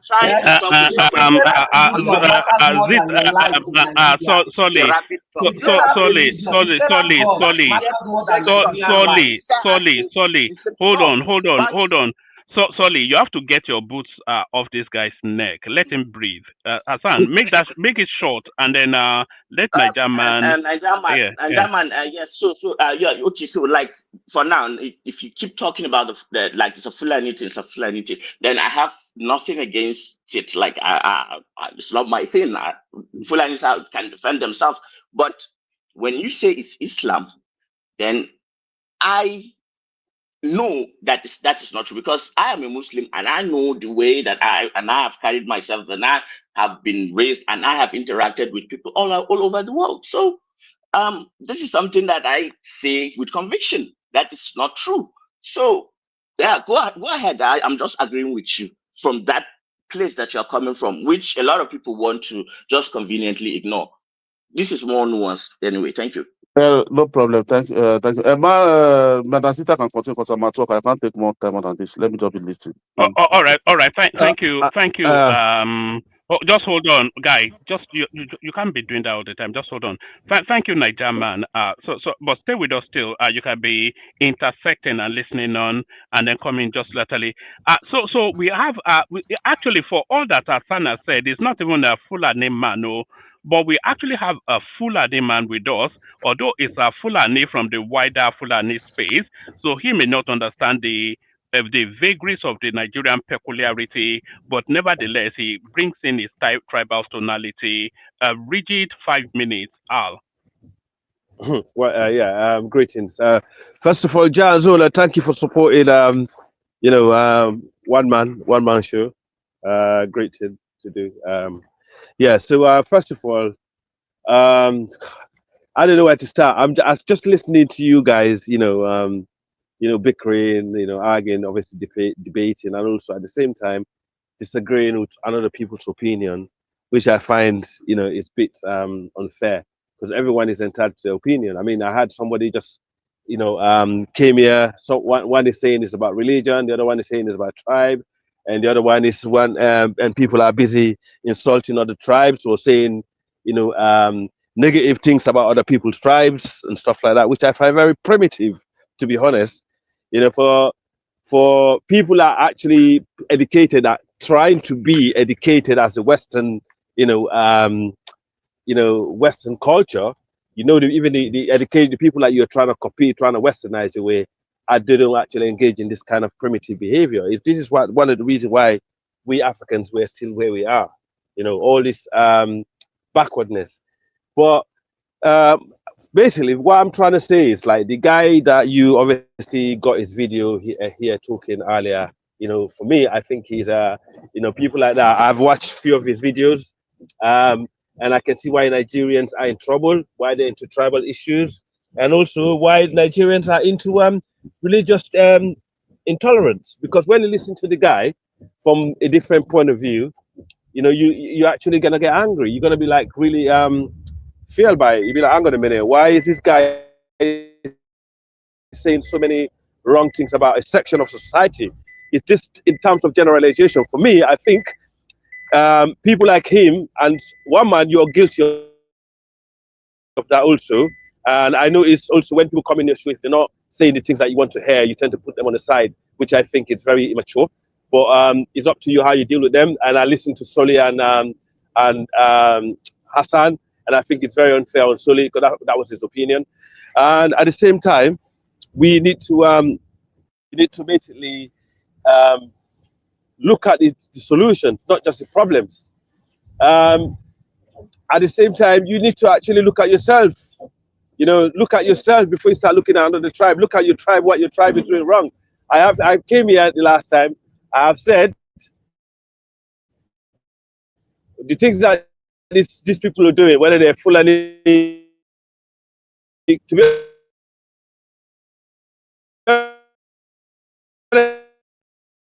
honest, I don't think you would separate certain tribe in the north to a Fulani. I don't think you do. Basically, if you just look at Fulani based on how they look, how they appear, and how they dress, then you don't know Fulani, because it's not like that. And to say, that one tiny minority tribe is the problem of a massive, big amount of population of 200 million when they're only 6% of the population, it's very unfair to anybody, because that's not true. The reality is everybody govern the country, everybody govern their own state, everybody is doing their own thing in Nigeria, everybody is eating from there. Even from people from the outsiders can tell you that. But why not blaming all the others and blame one tribe? It doesn't make sense. So for me, I think you guys behave quite primitive in some way. I'm sorry to say this, but that's my opinion. The way you talk, it's very disappointing about other tribes and religion and so on. And I think Nigeria as a country, if you carry on, if the government doesn't actually start putting a stop to this, you're going to end up in a civil war, because the freedom of speech is limited. if you're going to have freedom of speech to incite, which I think a lot of people in Nigeria are doing, and also their news is actually speculation and rumors. Sometimes there's no fact in their news. I'll give you one thing, like when you talk about tribalism and stuff like that, I was on a platform with watching a platform quite a while ago from a guy from Benue, who is very close to the former governor, boasting about a tribe in the central belt of Nigeria, where Benue State is, used to target Fulanis, and there was a guy that was there who was a killer. He was a known killer. He used to kill Fulani and the similar tribes, or like the Fulani who came from Lake Chad, because the central belt is not just belong to the other tribe. There are a lot of tribes in the central belt. 2 more minutes. Okay, am I 5 minutes already? I thought people took longer than me. No, you got 2 more minutes, I said. Okay. The guy said, right, he said the people in Benue used to target Fulanis and the other tribe that's similar to the northern Fulani tribes. And basically, it's when Buhari came to power, that's when that came in to stop. And they start arming the Fulani. And there was someone on the show who was from that tribe was cussing the guy, even though the guy was getting sympathy. But the other guy from the northern tribe who settled in that region in Benue, who is not Fulani, was insulting the thief guy. He's saying to him, "You are the guy that used to attack my tribe, and now we got the Fulani on our side, backing us against you." So all this stuff that you talk about, you are just speculating. You don't know exactly what's going on inside, the states. You just sit in the diaspora. You pick and choose the news that you want to pick and choose. It's all trying to create a narrative that suits you. It doesn't suit the truth, and you cannot build a nation like this. And you know what I noticed as well, right? Every country that is developed in West Africa, like Ivory Coast and Senegal, you don't have none of your Nigerian tribes in there. Can you ask yourself why? And you don't have a lot of tribalism in there. Can you ask yourself why? And to the guy that said Fulani doesn't have a land, I am very shocked. You don't know geography. If you look at the footage along the Niger River that you're consuming, the Fulani really hate Nigeria. It said in Nigeria. It said they don't have a land in Nigeria. Yeah. The northern Nigeria is the Sahel. Northern Nigeria, I don't know if Hassan is there. Hassan, was northern Nigeria not part of the Mali Empire? Was northern... Yeah, at some point, in fact, some of the ruling Zaria kingdoms, the Malawa, the present emir of Zaria is actually a descendant of the Malians. They call them the Malawa. There's a lot of, but that was not under the threat of warfare anyway. All right, bring it home, and then we go on to Zeta. One man, I need 10 seconds to respond to. Yeah, let him land first, so there's some sort of order. So land it, Al, and then you did get that microsecond. How old is it? Yeah, how old is the Mali Empire? You guys need to work it. Why are Fulani part of the people in the Republic? Why are you listen? You guys talking. Stop speculating and spilling rumors. The government need to put a stop to this before you actually end up destroying yourself, and we'll be waiting for you if you carry on like this, because it's actually disgusting. And all I'm saying is, you guys need to talk peace and talk solution, not just problems. Before you walk away, let me say something. Don't make an opinion about Nigeria just around what you hear on this platform. Like there are a lot of other good Nigerians. Like it was talking about what he heard from Benue. Now he's not speaking from here, but he said he heard from Benue platform. What is Benue? Yeah, some guy from Benue, on another platform from Benue State. Benue State. In Benue State, Hassan, the Christian in Benue State was targeting a tribe in Benue. Yeah, they was targeting the tribe who's a northern tribe who migrated there, and they was killing them. And then the Fulani helped this tribe to work against the thief people, because the thief people were the one that killing the northerners in Benue State. So now the table turned around. They're going around crying. Yeah, I understand. Yeah, I understand. I just don't want you to assume that just because you hear a lot of hate on this platform that you think that all of us, all Nigerians are somehow all hate each other and all that. Right now I have an Igbo girlfriend, and I like You can see that things are happening. Is that why you changed it there? No. All right. Thank you. Let's move on now because this Ali just come here to speak propaganda. Yes, we have to move on. But what's for your benefit, Hassan? A tub of Vaseline is not a girlfriend. This is your imaginary Igbo girl. So a tub of Vaseline is not an actual real human being. At least I don't have a fetish for old menopausal women. Don't worry. If I'm here to make propaganda, prove me wrong. If I'm here to make propaganda, prove me wrong. Enough. Let other people speak. So Bianca Ojukwu till I die, man. It's nothing menopausal about Bianca Ojukwu. But as I said,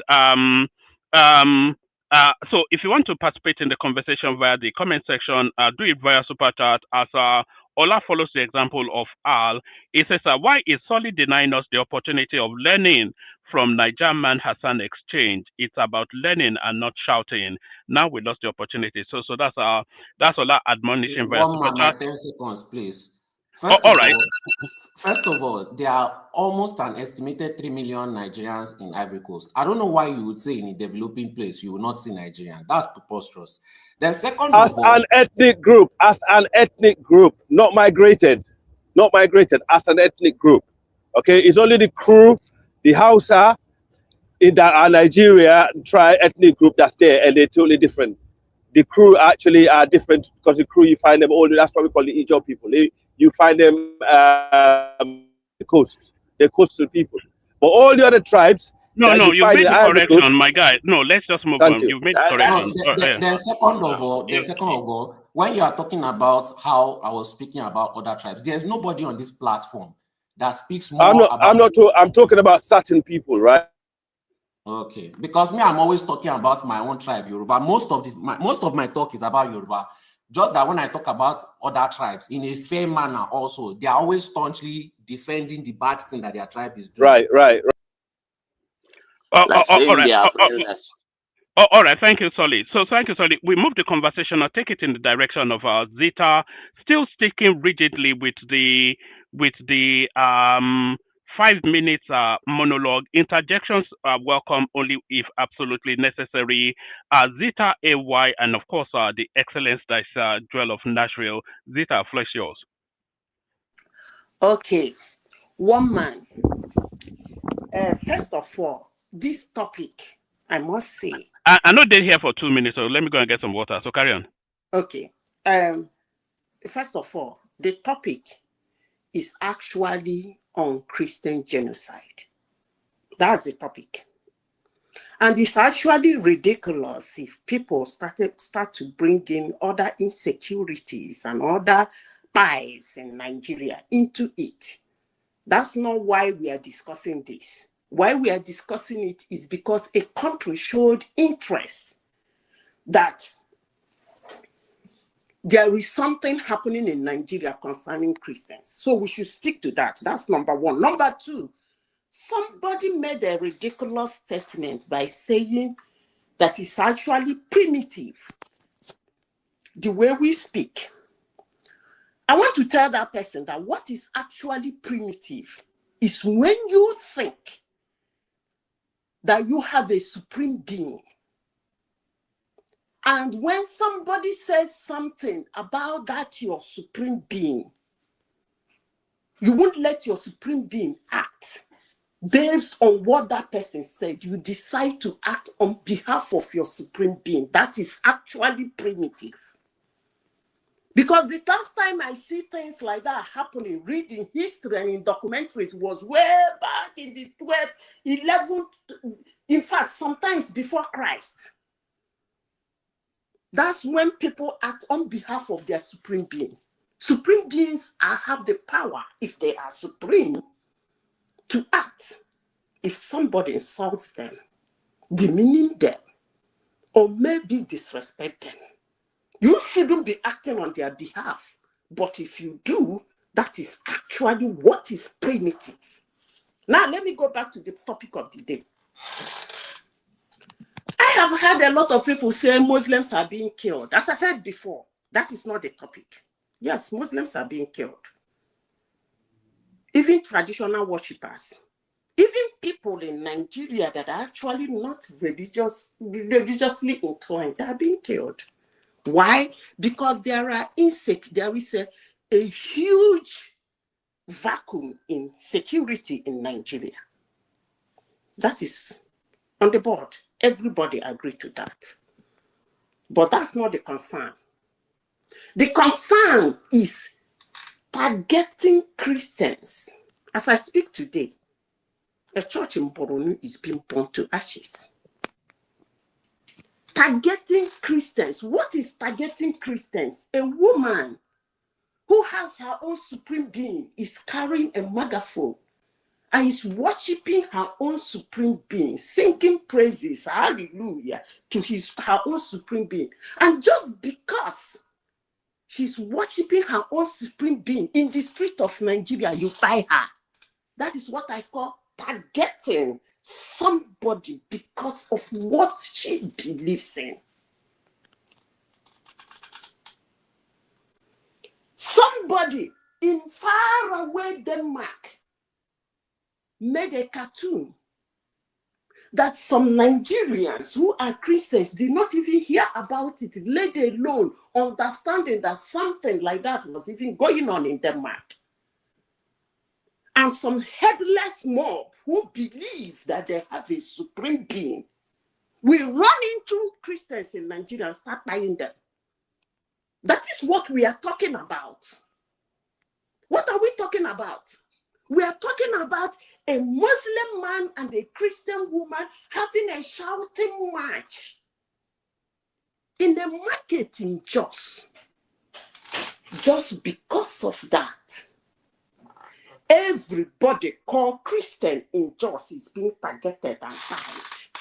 That is what we are talking about. We are talking about a reverend father. Just because he's talking about his own God, worshiping his own God, because he is a reverend father and a Christian being picked, eyed and his cuff thrown in the streets of Nigeria. That is what we are talking about.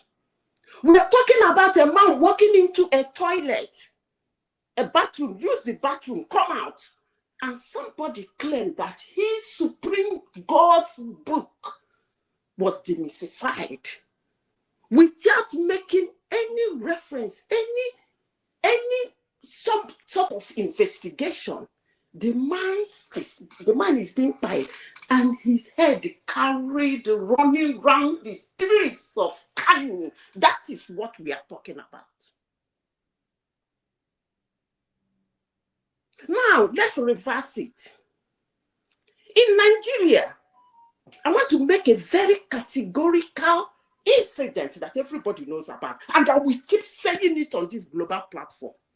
A young girl in Sokoto State, according to them, made a detrimental statement to their supreme being. That's what is called primitivity. And she was thrown in the street. In the watching eyes of the whole world, set her place. In that same country, a high-ranking officer working in the government of Nigeria called Shehu Garuba, that same day, in that same country, with that same social media, demystified Jesus Christ, demystified the death of Jesus Christ, demystified the breaking of bread and wine. What did the Christian do? Nothing. That same man is still walking in the streets of Nigeria speaking trash. That is what we are talking about. Now, ask. If you divide Nigeria into two, most Nigerians are Muslim from record and statistics. But if you look towards the south, that's where you have the concentration of Christians in Nigeria. And in that south, never overrule the fact that they still have mosque. They still have Muslims in there. They worship in the mosque. We know their imams. We know who is a Muslim. You don't even need to be told because of the way they dress. I want to ask, has there been any time in the South where an imam is being targeted just because Not because there was a quarrel, not because there was an argument, not because there was a war, or maybe a iPod or danger data militants are operating. That's a different case. That's called insecurity. Anybody can be pied on that incident. But I'm talking about an imam walking in the streets of southern Nigeria. And just because he's an imam, he gets tied and his corpse is being thrown in the street of Nigeria. That is what we are talking about. We are not talking about the insecurity in Nigeria. That is not the concern they gave, because they're already giving Nigeria almost 400 million worth of ammunition, weapons to fight the insecurity. And they gave it to them in August. And that is not what they are talking about. They have already handled that one. That's not what they are talking about. They are talking about the targeting of Christians. The partial alienation of Christians in Nigeria. That's the concern. 2 more minutes later. 2 more minutes. That's the concern they showed. And for anybody to come and make any nonsense of it, try to mumble it and try to diminify it and downplay it and make it look like everybody's life matter. That's not what they're talking about. Yes, every life matter. And they have handled that one. They have given Nigerian government equipment to fight that everybody's life matter. But the concern they're showing is the concern of single-handedly picking people because of their religion, targeting them and buying them. That's the concern they're showing. There should be freedom of religion. And if anybody thinks there is primitivity, the primitiveness is for you to believe down deep in your heart, with your whole heart, that you have a supreme being that should not be insulted, dignified, or disrespected. And that your supreme being doesn't have the willpower to act on somebody who disrespects, dignify, or demeaning it. You have to act on his behalf. Then I want to look you straight in the eyes and say, you ain't got no supreme being. And you should shut the fuck up and stop being violent. I rest my case. Correct. All right, brilliant. Excellently put by Zita right there. So excellently put by Zita. I was going to respond to somebody's supreme analogy, but you know what? I ain't got time for it. I'll just let it move. All right? Okay. All right, brilliant. All right, we go on then from the voice that you have all been waiting for, Joel of Nashville. Joel, floor is yours. Thank you, one man, for the opportunity to speak to Nigerians today. And to the audience listening to us, good morning, afternoon, evening, wherever you may be listening from. This is Joel of Nashville on the One Man Show. One man, I'm going to put my face to this. And it's for several reasons. The idea. Joe, you are looking good, though. Are you after babe? Is this what have you been gymming? Look at this guy. Are you after babe, Abby? Look at this guy. You're after babe. Okay, carry on. Yeah, thank you, my brother. The audacity of anyone to come on this show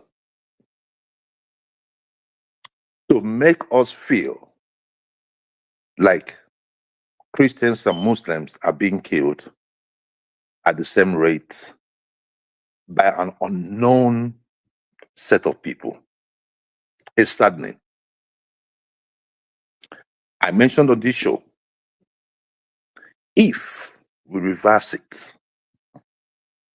what would be the cost? What would be the effect? And I tell you today, it would have been war, one man. I said on the show. Now, nobody has monopoly over violence. We were only sold out by our leaders. And when I mean leader, I mean all the leaders from southern Nigeria. We saw what happened during Buhari. We saw how they were pushing so hard to put Ruga in every corner of Nigeria, disregarding places like Kano State and some other states that have given them large amount of land for ranching. One man, these are the people that have options between UAE Where are they? Turkey, even Egypt, Morocco, Saudi Arabia, Bahrain on one side, but they chose Syria,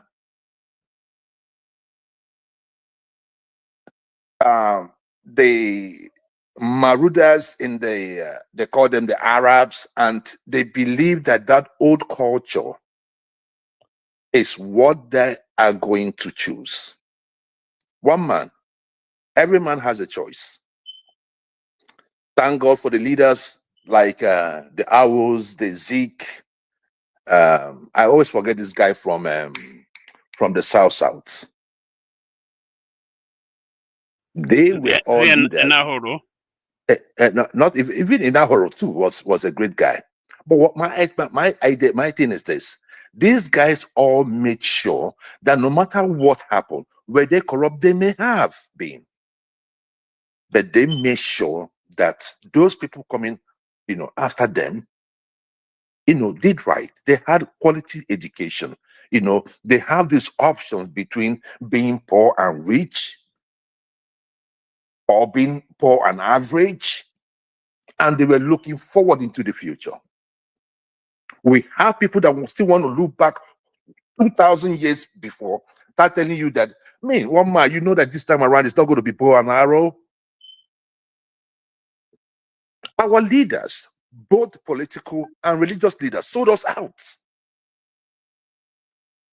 For if there were reprisal attacks in for every Christian killed or died in Nigeria or in northern Nigeria, this nonsense would have stopped, or we come to the table. Nobody has monopoly over violence. If you love your Fulani stock in Nigeria so much, and I'm talking to the AY or AI, I don't know, not AI, I think it's the AY guy, come and carry the ones you have in Nigeria and add to your own. Come and carry it, because with one man, these people have been in power longer than anyone in the country. They had the resources, but whenever they go out, whenever they make these monies, except for Dangote or maybe Boa and some other guys, but collectively as a system in the North, the Amajiri system is being promoted by these people. And when you want to even go there and help them, they try to attack you. Do you know the reason why? Because the leaders are complicit. Enough of us listening to these leaders from the South, both religious and political. If we must make any headway as Southern Nigerians. For our brothers in the Middle Belt,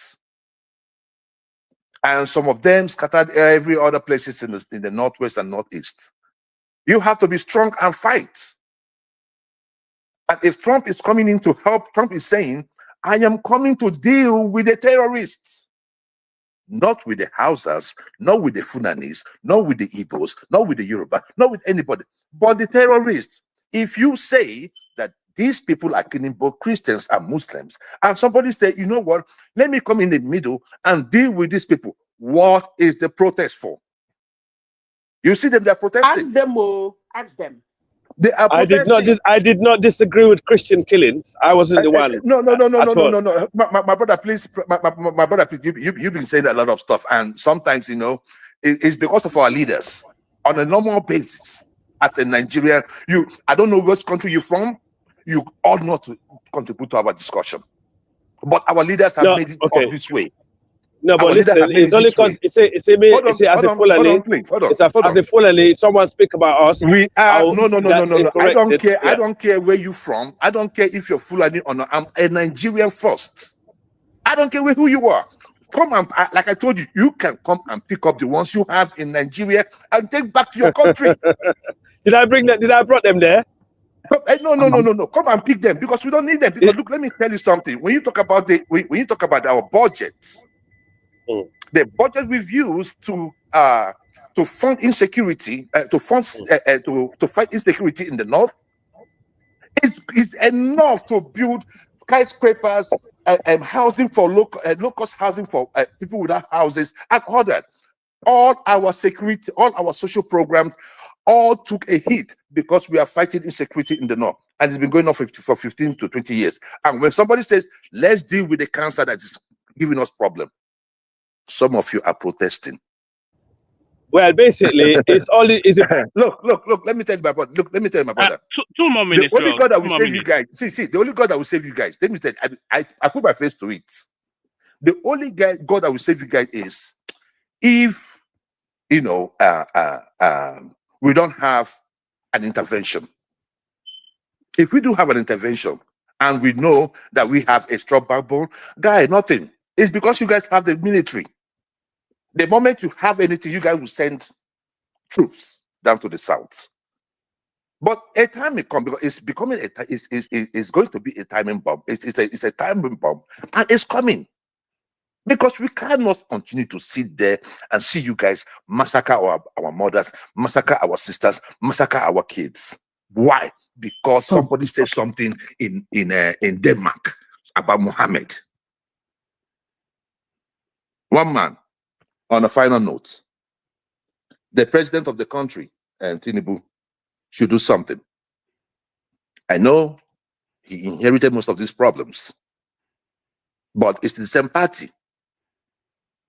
It's the same party. And when we were talking about the Muslim tickets and how it imposes these people, that was the reason why we're talking about what we're talking. It's not because we hated any Muslim. No. There are a whole lot of good Muslims out there, but the thing there is that it is a cancer within them, and they must try to fix it. Tinubu must act. If Tinubu cannot act, he should allow those that can help us to act. Then he can take it from there. And if these people decide to cause havoc because Trump came in and did his job and want to cause havoc, probably it's about time we say, au revoir, bonjour, nice meeting you, stay in your own country, and let us stay in our own country. Thank you very much, and God bless Nigeria. Thank you. 1 second. You see, Joe, the problem of Nigeria is not Muslim. The problem we have in Nigeria is Fulani problem. One man, Fulani is our problem. These Fulani that want to take over, this is our problem. Nigeria have Fulani problem 100%. All right. AY is next. AY should have actually been ahead of Joe. Yeah, one man, let me just say something. I'm going to drop now. All right, just a minute or two, and then AY. Yeah, I'm going to drop now. And it's very unfortunate that we've actually turned discussion on this platform to Muslim versus Christians. And people that match, I'm also disappointed in you, Azan, right? Because you are on a platform and Islam is being talked on, and you can't push back. Everybody on this platform are Christians. If there's a problem in Nigeria, let's fix it. I understand that. So at no point does anybody on this platform has right to talk against Islam. At no point. Because your stupid brain think your Islam is superior. No. Let's not. No. Zita, let's not. Let's answer that. No, it's true now. Why but you can't be using words like. No, why you bringing superiority of Islam to us here? Hold on. Larry, just hold on, Larry. Hassan is certainly Muslim. AY is Muslim. You are Muslim, as is Al. So there's an equibalence in the conversation. So I do not want to disrespect you. Yeah. You can talk about criminals in Nigeria. Islam is not your problem. Islam is not your problem. We are not talking about criminals. We are talking about terrorists. We are not talking about criminals. Every country has criminals. Don't change the focus. The focus is on terrorists. Islam is not your problem. From the north. Islam is not your problem. If you're a Christian, good for you. Christianity is not my problem. And Islam is not your problem. If you want to turn the platform to where... Let me ask you a question, Larry. Is Boko Haram and ISWAP, are they problems that we have? Boko Haram problems. They are problems, but it's not the religion. It's not the religion. What's wrong with this guy, man? Are you I don't want to go into what's their agenda? Christianity versus Islam. But what I want to tell you is that this is a platform, right? I'm a Muslim. I practice Islam. And if you don't practice Islam, it's not your problem. Leave me to practice Islam. You can't Thank come you, on a sir. platform like this and start denigrating Islam. It is not allowed. Practice Islam by killing people. Hold on now. Can you just Madam hold on? Zita, I respect you. No. I Leave Zita respect you alone. so much. No. And Hold I on now. do not disrespect people. Larry, But just you leave are Zita. basically passing Zita, your boundary on Larry, this can platform. you hear me? Just leave Zita alone. Because it's a delicate conversation, so let's handle it delicately. Look, Larry, Nigeria has a problem, and that problem is wrapped around fundamentalism, banditry, etc., etc. And then there are certain key slots, certain key grids that are the epicenter of that. And we're talking about Boko Haram, and then we're talking about ISWAP. So those are key organizations, and then we're talking about IPOB as well in the south. Can you hold? Let me speak, please. Yeah. They were talking about which one of them are Fulani? Which one of those two groups are Fulani? I'm going to have to remove this guy. He's just an idiot. You don't talk just for the purposes of talking. Let the conversation. Nobody needs to hear from you all the time, please. So we have all these organizations. So within that, ISWAP and Boko Haram, they are propagating a particular inflection of a particular religion. I don't think there's any dispute about that. So I agree with you that Islam is not what is under scrutiny, but a certain inflection of Islam is what these people are using as the bullhorn for their ideology is known now, and what they are printing it on is the religion.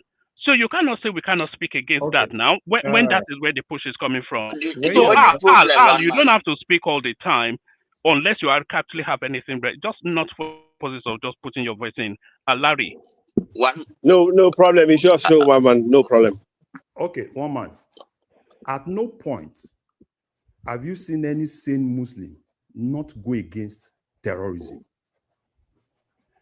At no point have you seen any sane Muslim in Nigeria not gone against killings. If you see any Muslim that comes around that tells you that he or she supports killings of people, then that person is also a terrorist.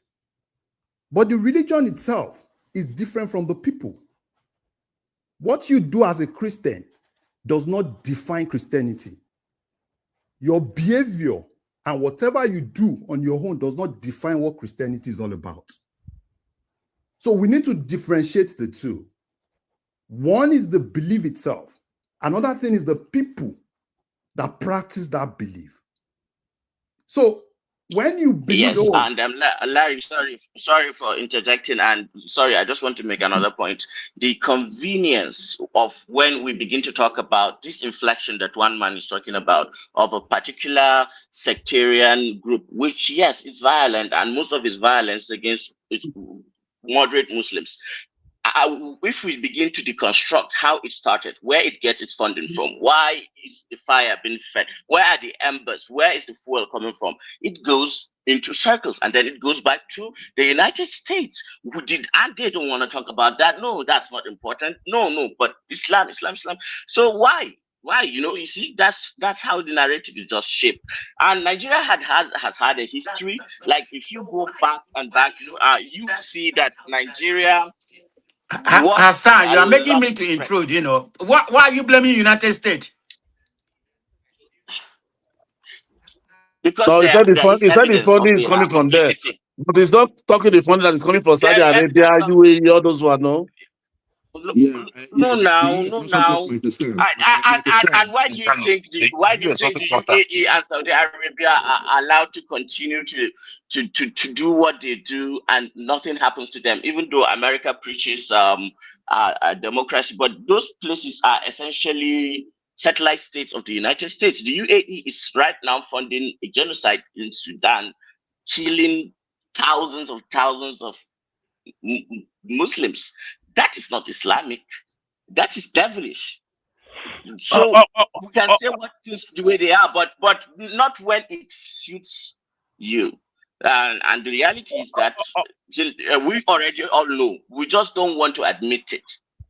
All right. Let Larry land that admonition, and then we're going to AY. But Larry, you may find that people don't accept what you're saying. No. I Because don't need the genesis of what we're going through, it traces to religion. But carry on. Yeah.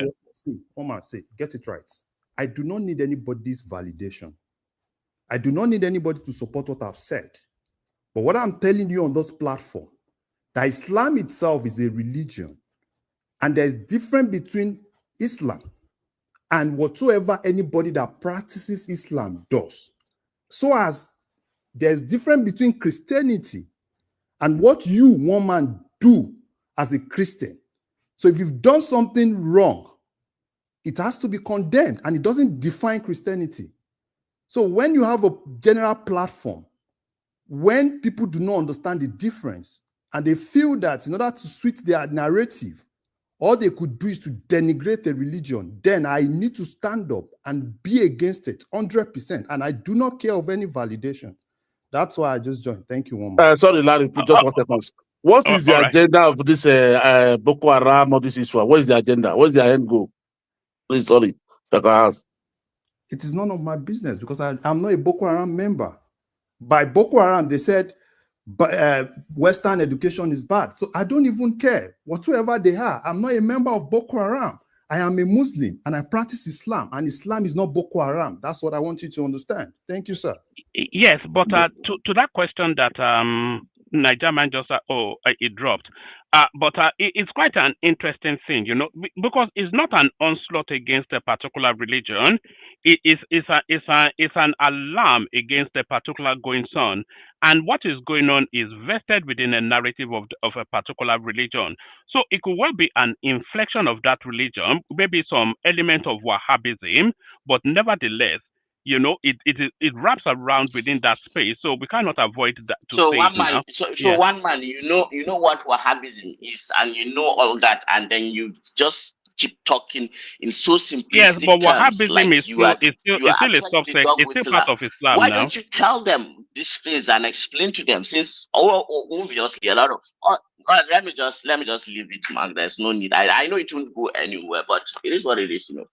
Yeah, but this is what people are feeling, and this is what people are feeling and thinking now. Anyway. Hassan, do you think that people just come on to onslaught against Islam, or do you think that this is what they feel? You see, people like me, let me just say something, man. You see, people like me, I am not like the North. I am not the Fulani. I am not. I do not represent all this block of people. But it seems like just like they do in this religion that they have this. It's like I represent that, and just the masquerade that comes into this platform, and everybody that has had an issue with the North or wants to vent and say his frustrations on the kind of danger that I've put my life to fight against Boko Haram, to do things against Boko Haram, which I am still, actively involved in doing. I am saving lives, doing things to diminish Boko Haram for more than 12 years now. But that is by the way. Yet it is people like me that when people want to castigate and denigrate, they don't know that we are the bulwarks. We are the ones that are giving our lives sought to kill this ideology. But it is what it is, man. I am going to leave. I'm going to leave, guys. Take care, guys. All right. And so it is only you expect reward from God and not from human beings. But yeah, it is what it is. All right, brilliant. And thank you for joining us. Join us again later. If AY is there, indicate because you've been so silent. But make that comment as we wait for AY. I'm not sure if you're fully with us. Joel, you wanted to say? Did Joel want to say something? All right. AY, if you are ready, the floor is yours. AY. Well, I was saying something. Oh, yeah, you were muted. Yeah. Sorry, Yeah. Oh, carry I on. don't know what Yeah. was going on. All Yeah. right, Hassan, with due respect to you and some of you who are doing something against the Boko Haram and all these fundamental terrorist groups in Nigeria, kudos to you. But you know that you cannot do much. And that's the reason why I keep hampering on northern leaders. I wasn't talking about the people of the north, because I know that you guys are as handicapped as some of us are with the issues of kidnapping and criminality in the south. It's a government issue. But what makes you guys, what makes the issue of the north so devastating is that the hands of the leaders are involved in it deeply. And that is the reason why I am calling them out. Thank you. Yes, okay, yes, I agree. Well, to some point you have a point, but I still believe that conspiracies are very easy. They are the easiest thing to believe in because they have this kind of. They give you they give you something to chase at, and it's usually against something that you already have a grievance at. And then there's a lot of noise in there. Which, if you actually take your time to deconstruct what is the problem, we have failures of governance. There are gaps where we do not have enough people to man, the size and population and police and, enforce the laws the way they are supposed to be enforced. That's one. We also have, a problem of a lack of education, infrastructure, got people, siphoning coffers of government for decades and decades.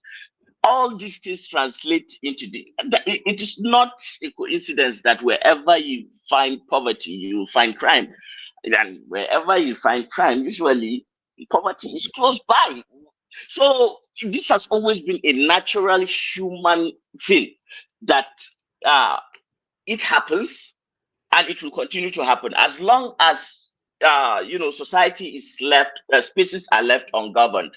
The nature does not leaves a vacuum. Something will come and fill it up, and that is what has happened. Now if you look at Nigeria, how it is under policed and the number of the people we have under Woman, can you give me a minute? They are just not enough. I was actually going to come to you, but Hassan, as you go on, take this, take 2 minutes question, but be very brief in the thing, because I think other people are pushing to speak as well. I don't know what he's talking about. All right. When I was in the university, I have never been a member of the MSSN. I don't know what he's talking about, really. All right, I'm going to play you guys a clip, and then we're going to do like a 3-minute whip round. So we go in the order on the screen. Prestige all the way to Hassan as we wait for AY to join us. Can you give me a minute before you play the clips? Yes, I'll play the clip, and then you start it off, so you can say whatever it is that you want to say, and then respond to the clip, and then we take it round. It's only 1 minute, but this is N0C1D and the Nigerian army having a shootout in Abuja. Everything was acquired legally. Will you stop that? I'm an officer, I have integrity. Shut up, your mouth, sir. I will not shut up. Will you get out? Sir, I won't shut up. I was in school, you're not in school. Sir, you can't shut me up. Will you keep quiet? Get me a big food. I'm not a fool. I'm not a fool, sir. You can shoot anybody like that. Sir, I'm not a fool. I am not a fool, sir. As at the time I graduated, you were primary school. I'm acting on orders. You can't call me a fool. You will see whether you will not be here. Sir, you can't call me a fool. I'm an officer. I'm not a fool, sir. You will have killed everybody here. No, we won't kill anybody. We won't kill anybody. We are acting on orders.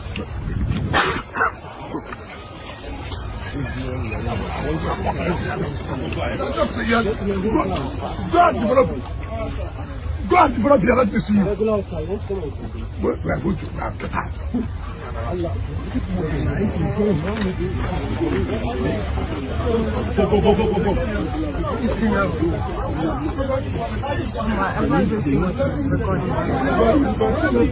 Hello, sir.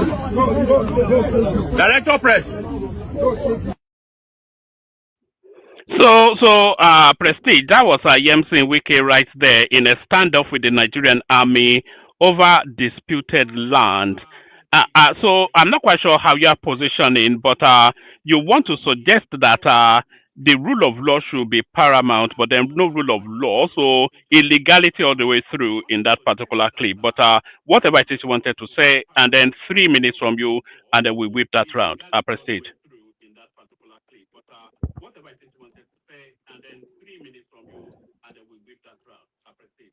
Okay, thank you very much. I don't want to deflect from the present narrative what we are talking about right now. So let me Thank leave you. that aside. I will talk about it later. But I just want to respond why everybody's here, and I'm going to say it how it is. This is the fact. Boko Haram is a terrorist group. It's not a representative of Muslim in Nigeria. So let's call it what it is. What it is. We know how they are committed to propaganda or prophet taking. They use that, to commit the atrocity. And we know where this terrorist Muslim, emancipated from. Exactly from Maiduguri, Borno State. And we have somebody on this platform, coming here to spoil all this nonsense, which he is a benefactor of these terrorists. He's a patron. He can come here and hide like he's not a patron of of these jihadists. He is because of his utterances. And I have so many of them. Even the leader of Boko Haram, where Boko Haram was born, in from Borno State. So let's not come here and Now, sugarcoat. We need to call a spade a this spade. is so Come here low and use your life rooted, because you have a good so command of English. intellectually That make you a saint. No, just you're not a assume saint. and assume You're and one of the assume. problem we have You in see, Nigeria. one Okay. man, So let's not miss word about that. when people reach Let me leave conclusions it. Let like me this, leave it like that. All out of these Muslims who don't have AY is one of them. Come here and speak the truth and stop hiding. And Larry is one of them. You all are perpetuating the atrocity how going on can in we speak a Nigeria. truth that does So not exist? call a spade a spade. You know, if Trump said he's coming to uproot the terrorists, you should welcome them. If you believe they are killing more Muslims than the Christian, which in my own opinion, that's not a fact. I had the data to prove it. Because Nigeria as a country doesn't have an empirical data. They let the Western countries define what is actually happening in Nigeria. And you come here, you spool all nonsense. Shenanigan, we does not jive with the reality where we are. So shame on some of these Why is it why terrorists why and is it that sympathizers you and cannot patrons, make your we have on point this platform. without Thank you, one man. insulting people? Why is it that you can't make your point without insulting people? I'm not raised that way, but if I start my own, but that could be that one man, you see the words that he's just labeling, and he sounds like an old person. Madam Zita did it yesterday too, and she seems to continue to want to do it. But I don't like the way we can talk about this. And like I've talked with a lot of people, but let it not turn into insults. You guys claim you are the civilized ones here, for God's sake. Behave like the things you claim to be now. No insults. Let's talk things through. And so when the next person speaks, please be a bit civil. And then we can let's see whether we can construct Nigeria's problems.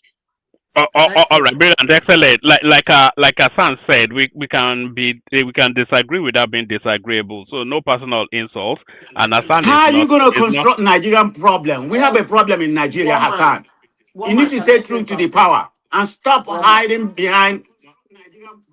Woman, can I say something, please? Okay, one minute. Let me just Can get I say a minute something, in. No, no. please? I think that's Let Prince, talk. Let Prince is up. Prince is up next. Then you, Zita. Prince. 3 minutes. Prince. yeah, probably going to use like a minute. So to Larry, Larry is a Muslim from the southern part of the country. Just like I have Muslims in my family, I believe Larry also has Christians in his family. I'm assuming because it's always common to have that in the southern part of the country. So, from my point of view, I'm not sure about others, but I don't think at any point in time have I attacked the religion, the Islamic religion of Muslims for that because of their religion. Not at all. Um, but there's no doubt that those perpetrating these crimes are, you can say, they've hijacked the religion, or they are doing it in the name of the religion. Um, and therefore, that's the reason why I believe that the Islamic religion of Muslim is being mentioned in this conversation. when the Catholics, which I guess I consider Catholics, Christians, right? Some people may think otherwise. I was not in support of the Catholic religion when they had this big kerfuffle not a few years ago, right? When it came about the raping and the molestation of little boys in their parishes. I was totally against it. I'm not going to sit back and say, oh, because they're Christians or whatever, I'm not going to say something. I was totally against it, and I wanted the maximum punishment for those people that perpetrated those crimes. So I'm not trying to hide behind Christianity or some kind of religion. Not at all. I try to call it the way it is. Okay. Some people may have, somewhat maybe insulted the religion, but it's not like insulting Islam. And I don't want us to run away from it because some people are Muslims and we can't talk about them because of their religion. Not at all.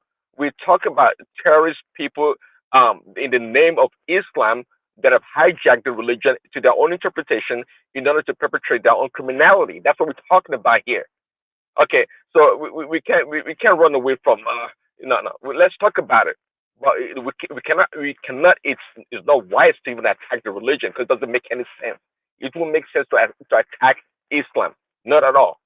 So to Larry, you're not going to get that from me because again, we're from the southern part of the country. We have Christians and Muslims in our family. If we don't have it in our family, we interact in the schools with Christians and Muslims. My best friends were Muslims. So just like I said, a lot of my friends were Igbos also. I grew up in Lagos, in the southern part of the country. So I'm more diverse in terms of my thinking and interaction with people in that country.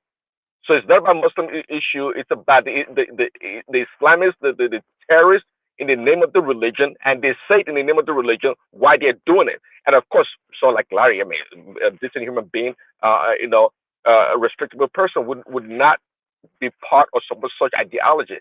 And I don't think I stand neither. But at the same time, we have to lay it out so we all get understanding about the subject matter.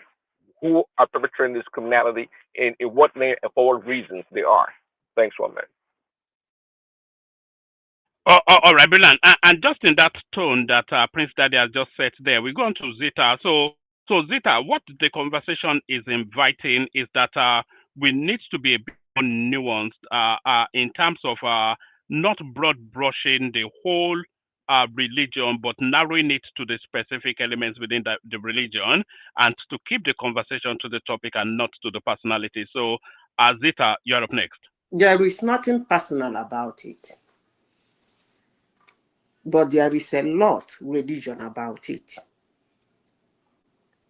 What we are discussing is not personal. And what we are discussing is not the totality of insecurity in Nigeria. That's not what we are discussing. What we are discussing is actually religion. Because Christianity is a religion. If people who are Christians are being targeted, we can discuss it. And that's exactly what we are discussing. And again, let me say this, and I will continue saying it. Yeah, with due respect, Maya, you've been doing comparisons. You are trying to claim some moral superiority. Yes, I will do comparison. You see, okay. All right. Let me say this. Let me just say this before you go. What is it about religion? Religion is at the core of it is faith. What is faith? Faith is to believe something without evidence. Now, if you believe something without evidence, you're no longer liable to somebody coming back at you and saying, hang on a minute, let me argue the case. You say, no, it's my faith, it's private. You're just going to have to accept it. That is what all religions are, especially the Abrahamic religions. So you don't come here and try to preach some kind of moral superiority. It is my turn. I'm just trying.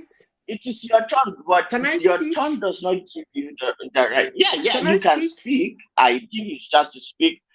Yesterday you did something that I did not like. I really did not like it when I'm talking. You are trying to mumble everything. Hold on. Can I speak, please? Sorry, Zita, you hold on, Hassan. Hold on, Zita. I think Hassan wants to feed back to you about something that he wasn't particularly keen on in yesterday's session. So let him make that feedback, and then you can accept or reject it, and then carry on. But it must be important for him to bring it forward again. So Hassan, just condense it in just a couple of sentences. What is it you want to say to No, Zita? I've already made my point. She called me stupid. She just insulted me yesterday. She was just wish, but you know, I didn't like it. Someone just then shadow banned me. I couldn't come back, and then they were jubilating that he ran away. I went to pray Salah. I wanted to come back, and I was I don't know. It might be Chioma, because I saw then she was on the comments laughing. They were just happy, like. You know, but continue. Let her just talk. I don't just want her to direct it at me. Let her direct it. No insults. All right, brilliant. I am not directing it at all you. right, floor is yours. I don't direct. I actually do not. That's why when I want to speak here, sometimes I will say one man be the subject, but it's not you. So when I say one man, I'm not actually talking to one man. That's when I speak, how I speak sometimes. But if I direct a comment on your religion and you want to own it, that's fine. I don't care. Honestly, sincerely speaking. If anybody think he has a religion and he has a God he worships, and he is more interested in defending his God instead of his God defending him, that is what I call violence. You shouldn't be doing that. Nobody has and who is doing it? Hold on. I'm not talking about you, please. I'm talking about Islam. They're very fond of that. When somebody speaks against their religion, they go violent. Why don't you allow your supreme being to take charge? Why are you taking charge on his behalf? We are Christians. When somebody screw trash about our Jesus and about our Holy Spirit and about our God the Father, Christians usually say, God punish you. We don't go about cutting up people. But by the way, just as Joel of Nazareth said here, why are we even having conversations? Can I speak, don't you guys see the irony that you want Trump to take action on behalf of Christians, and you are now making an argument that you don't do anything because you are not being true. You are trying to make a morally superior argument. I'm not making a morality. I'm speaking to the facts. No, you are making it. That's the implication. That's no facts and evidences. And I have mentioned the facts. I have put evidences that you couldn't deny. You are not too propagandized. No, it's not propaganda. You are a liar. With due respect, madam, you are a liar. Made a cartoon in Denmark. And you do not understand the things that you are talking about. And Denmark is on fire. The facts do not support. The facts not a propaganda. I told you. You said that Christians do not attack Muslims, and I told you that I have several cases of Christian Muslims going day by eating their flesh on the streets. Wake up in the morning, and because you are a Muslim, they attack you. You said why would they do? Oh, so you don't know? But which universe do you exist in? Excuse me. Which universe do you exist? Stop talking over my sentences. Stop. Can we have? Who are you that I will not talk over your goddamn sentences? Let me tell you something, Hassan. You don't deserve any respect. Hassan. I will not listen to this garbage because respect is reciprocal. You don't win that argument unless we have a conversation. But I see, since now we are not having a conversation. So can you please allow me to speak? There is no conversation with you. And I'm speaking on this platform. So why are you so distracted with my comments? He's hitting you hard, right? Is he? She is trying. So if he's hitting you hard, no, Hassan, hold on, Hassan. If I were not here, she wouldn't be saying this with this kind of passion. Hassan, can you hold on, please? Hassan, just as I pushed for people not to stifle you, let me push so that you don't stifle people as well. If you don't let her say it, that doesn't stop her thinking it. So it's better you let her say it, and then she's subject to the ridiculousness or the sense of what she has to say. So let her say it, and then we go on to Joel. Okay. Thank you, woman. the gibberish I'm speaking is on me, not on you, Hassan. So allow me to say it. Now, let me say this. If you think, when I mean you, is subject to ubiquity, if you think that you have a God, please allow your God to act. It's getting too much and it's getting out of hand. Let your God act. And let your God be the one to decide when somebody is I will not stand for this nonsense, man. demeaning That's not the way to do it, man. Or disgrating him. Please. This idea of a Quran will be born in France, and Nigerians, poor market women who are Christians, who don't even know what the heck is France, will be buyed. It should stop. And this idea of when we are speaking about, by the way, let me say this. If you think Muslims are being killed in Nigeria, why don't you get one of your Muslim countries to speak on your behalf? How about that? You have a seat of Muslim in Saudi Arabia. Let them wake up and say, oh, we don't tolerate Muslims being killed in Nigeria. How about that? How about that? Somebody is speaking on our behalf, Christians.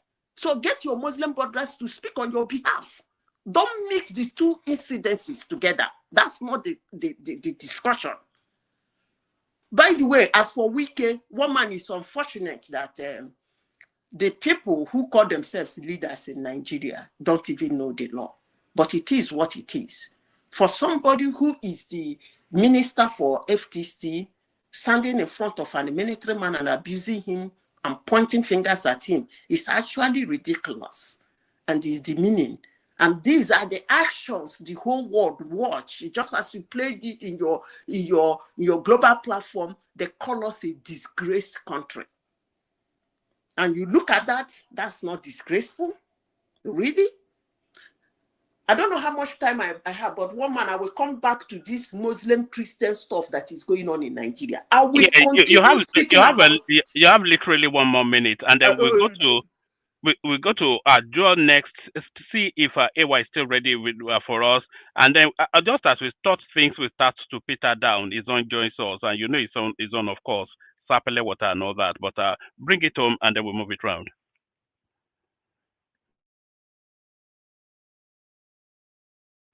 You there, Zita? Am I here? Yes, I'm still here. What I'm saying is that insecurity, I am begging everybody that is discussing this. We have insecurity in Nigeria that should be dealt with. That insecurity affects everybody. Whether you are a Christian or a Muslim or a Hindu or you are not even worshiping anything.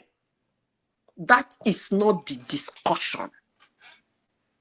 The discussion is the targeting of Christians in Nigeria because they are Christians.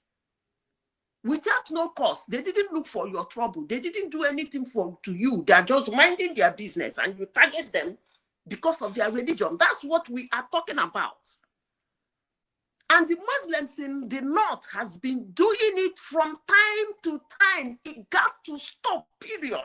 And if anybody think that if United States said they're coming to take out terrorism, and you all of a sudden become a terrorist, and you are angry, you are demonstrating, then they will come and take you out, period. Thank you. All right, brilliant. So we're going to you, Joel. Either to the wiki conversation, or if you still want to expand some more on the current topic, Joel, and then we go to his own after that. Joel, 3 minutes. First and foremost, let me address Hassan and his co-travelers, Larry and AY. We have made it clear here that the people we are talking about are the terrorist groups that emanate from your own bloc. And we all know that they are mostly 99.9% Muslims. It's a Muslim group or Muslim groups you guys groomed. You groom them for whatever reason. You say it is poverty. Yes, wherever there is poverty, yeah, there will be insecurity. But how do you explain that you have been in power? I'm talking about your region. You have been in power for over 40 years, and you are one of the most poverty-stricken region in the whole of the world. It's a disgrace. And that is the reason why I keep calling on your leaders, because they failed you guys. And to you, Hassan, if you say you have been fighting to end Boko Haram, I think you found an ally in the United States, because they are trying to help you quench the light from Boko Haram. Then you can now diversify your talent into something else. If your mission has been fighting Boko Haram for over 15 years, it means that you're being paid to do it. And if you're being paid, whatever way, even if you're not being paid, then probably you're getting grants or something to do what you're doing. It means that for someone like you, you don't want it to end. Just like most of those army officers and some of your leaders who benefit from military contracts would not want it to end. But the issue now is that it must end. You don't have a choice. Your leaders don't have a choice. It must end. It must. It must end. And if you guys decide to go any other route, maybe you guys want to bring it. Bring it. But we cannot continue to stand and see our people being murdered in the name of Christianity or in the name of Nigerians. We cannot. Go and fix your problem, because if someone from the south wants to fix that same problem, like in the days of Buhari said, no, that maiming Boko Haram was decimating the population of the north. It was made by a leader from the north, a grade A leader in the north, but it's someone who shouldn't even manage a secondary school. That is who you guys call a leader. But do I blame you guys? I do not, because the system does not help you. You guys have been captured. It's between the elites and the poor in your society, and you guys are determined to leave it that way. But we in the south are saying no. You guys are pulling us back. If it were not for this kind of money, I know we have useless leaders in the south too. But at least we may have gotten better roads. For the ones that will agree to do roads for us, at least we get some other incentives. But this issue of always siphoning our national wealth towards fighting insecurity in the north for the over past 15 years, I believe that you guys have made a lot of money.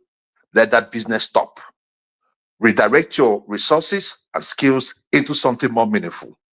Terrorism must stop paying you guys, and from all indications, I think it has stopped paying. We cannot continue this way. And the issue there is this: you guys cannot conquer the South. With or without America, you guys cannot conquer the South. The only reason why you guys are doing it is because you guys have. But a time will come when the people will say no, like we did to the Ruger. We said no. Buhari should have pushed it. Then he would have turned Nigeria into a billow of fire. So that is that. One man. So the Wike issue is very unfortunate. The military officer was calm in all of this. He did not talk back. But we saw Wike acting like if they created a ring in that premises that he was going to beat that dude. The arrogance of Wike is all well known. But the thing there is this: if we must build a country, we must not have people like that in power, because they are not teaching anything meaningful to the younger ones. Leadership positions should be positions of emulation. We should be able to look at leaders and say, oh, I want to be like him. Or I would want my son or my daughter to be like this person. But I don't think any of us here would want any of our kids to be like Wike, especially in terms of arrogance. And even in terms of governance. I've always told people who care to listen, Wike was not a good governor for me. What we are talking about, infrastructure. Wike built about 9 bridges on a 2-kilometer road. 9 bridges. So all those periods where we say, oh, Wike is commissioning project. You go, he commissions one here, after 1 mile, he commissions another. Come on now. Meanwhile, when you talk about human capital development, Wike was 0. In fact, I had a friend of mine that had been in the justice system for how long? It was until Fubara came into power that she was promoted into to a judge. And they were screaming. The people are speaking about it. It's not me saying it. So Wike is a bad example. It's an unfortunate situation. And I wouldn't say Tinubu should be running him, but because I know Tinubu will need him in 2027. I think Tinubu will start thinking right after 2027. If he still has Wike after 2027, then probably there's something wrong with Tinubu's head. One more minute, Joe. 1 more minute.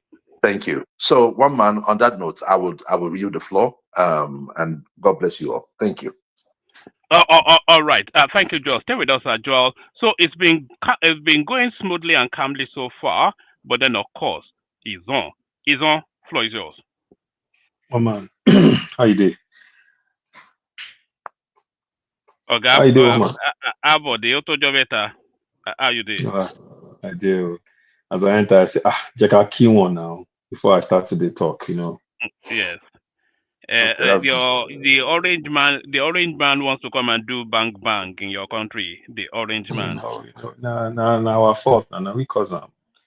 I don't know if you recall. Not too long after N0C1D won the election, I said that if he comes into office. Sorry, I'm going to drop for about 20 minutes. You manage the conversations amongst yourself. Hopefully, Ola Simba comes in at some point. But floor is its own, then you move it around just as you will. Don't fight, but carry on. Good luck with that. So I was saying that if N0C1D came into office and he did not immediately address the 500,000 people in IDPs in Benue that he had already failed before starting his administration. And this is where we are now, based on that failure. And when they attacked them in Benue, he went there, and what did he say to them in Benue when they had the whole charade of children lining the streets to welcome him just after their loved ones had been massacred? That useless governor in that state. Well, what did he say when he got there? Give me land, I'll give you peace. You're talking to the bereaved. You're talking to people who just lost their loved ones. I watched that press conference myself when the Tortee was telling him, this is not farmer header crisis. This is a targeted killing that has been going on for over 10 years. Tinubu is on camera saying, give me land, I'll give you peace. He's on camera saying, why can't you just get along with your neighbors? How do you defend that? So when Trump comes in, and I am not a Trumper, but sometimes you have to acknowledge when someone is doing what is right. When Trump comes in and he says, Nigeria, this is what I am going to do, and I'm giving you the last chance to fix this. He's saying that because he has received intelligence from American services that have told him the Nigerian government has turned a blind eye to the plight of these people. The Nigerian government has not taken any action. Some of these people have accused the Nigerian military of complicity or even colluding with their killers. They refuse to make arrests. They refuse to bring anyone to justice. Give me one person Apart from the recent announcement where Tinubu said, where are the arrests? And they went and found some people quickly to arrest them. Give me one group of people that have been paraded openly because of this thing going on in Plateau Benue and have been brought to justice. Nothing. Nothing. Right? When Otom was in office and he was screaming all over the country, what were people saying? They were saying, oh, he won't go and find out to pay salary. He's worried about this. Just insensitivity from Nigerians in general. What Otom was saying is what Trump is coming to threaten us with today. Had we listened to Otom, there won't be any statement from Trump. But no, Otom criticized Mieti Allah to the point that they made an attempt on his life. I don't know if we forget, we always have short-term memory loss. They had tried to kill the man in Benue. If you don't believe me, go 2 years back and find channel interviews from Governor Otom talking about specifically addressing Fulanis, specifically talking about Mieti Allah, specifically talking about how they tried to kill him. Right? America has designated the Fulani militia as a terrorist group in Africa. Okay? I've heard that Mieti Allah Kataori have been placed on lists, special lists from the United States government. It's not a coincidence. These people know who the perpetrators are. They know where they reside, including our government. You can't tell me DSS or Rubadu's people don't know who these people are. But for political reasons, they refuse to tackle them, which makes our government complicit in this mass murder. Okay? This is the fact. And nothing is going to change that. And people that come here and try to make this about Islam, look, everyone on this platform, if you really grew up in Nigeria, you either have Muslims in your family or you have Muslims as your very close friends. Okay, so it's not an attack on an entire religion. But even the Muslims that I know, at least the ones I know, have been able to say these people committing these acts are out of control. But what gets me is not that these people claim to be part of Islam. That's not what gets me. What gets me is the silence of the larger Muslim community. The fact that when Deborah Samuel was brutally fired by these people, someone as high up as Atiku Abubakar can tweet out the evil behind this, but then turn around and immediately delete his tweet because he was afraid. Not a word from Sanusi Lamido, not a word from the Sultan of Sokoto, not a word from the Shehu in Bornu. I don't know if Hassan has left. Not a word condemning this. However, when there was brutality in Edo State, and those people were also quiet, very wrong. We saw Arewa group come out. We saw northern governors come out. We saw all these people come out to the point that, Okpebula had to run over there and prostrate in front of all of them to ask for their forgiveness. So you can see the double standard, the lack of priority given to human lives when they are not Muslim or Northerners. Okay, so this is not me saying it. I've given evidence of things that have happened recently. Madam Zita talked about the number of lives lost when the cartoon is made a depiction of the prophets in Denmark. Nigerians had nothing to do with that. Yet it was used as an excuse to randomly attack people. Or are we forgetting the beauty pageant? When someone said that the girls were so beautiful, one of them could become the prophet's wife. All of a sudden, one-ton killing, attack mass people, burn the churches, kill 5 people all over the place. Come on, listen. You can't sit down honestly with yourself and say there is not a targeting of Christians in the north that are minorities. This is a fact. I listened to Babachi Lawal yesterday. He said the same thing. He's from Adamawa. He's a Christian minority in the north. He said the Christian minorities in Gombe, Christian minorities in Bauchi, Christian minorities in Bornu, Christian minorities in Yobe, constantly living in conditions where if they say the wrong word at any given time, their lives will end. Our government turns a blind eye to it. The government is complicit. Our media is complicit. Why is our media complicit? Because when these things happen, let me tell you what happens on the media. Arise picks up the story. Oh, yesterday, 250 people were fired in Benue. They said the marauders came on 200 motorcycle bikes. They attacked them. They did this, they did this, they did this, they did this. May their souls rest in perfect peace. Bam, you don't finish. They will bring one expert, security expert. How can we not cover this? That's the end of it. You will not see one correspondence on ground. You will not see statistics. You will not see them interviewing the victims. You will not see camera visuals showing the community that has actually been burned. And again, before anyone starts to say, oh, you're just talking about this with Plato, it doesn't matter where it happens. Katsina, Zamfara.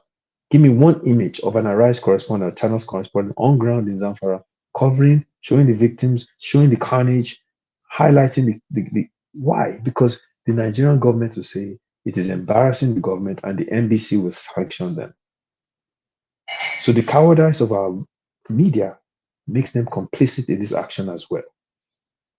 So when you combine all of this together, and the American embassy in Nigeria, which is pretty much like a spy station, is gathering information on all of this over the last 10 years.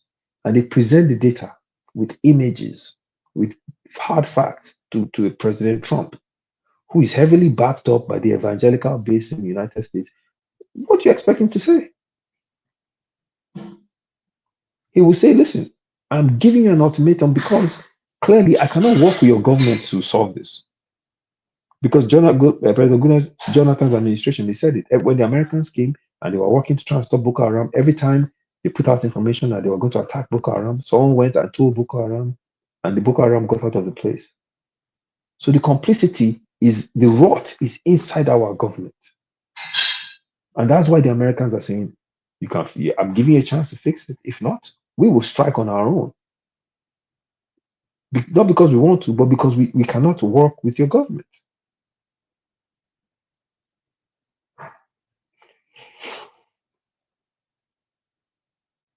I digress. Comparable facts.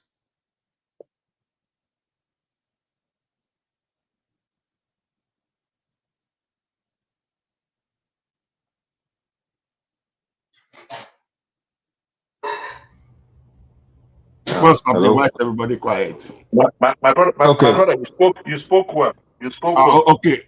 Okay. Wait, If everybody is quiet, let me understand my voice. He went quiet for a second, so I wasn't sure what was happening. Because I could only see comparable facts.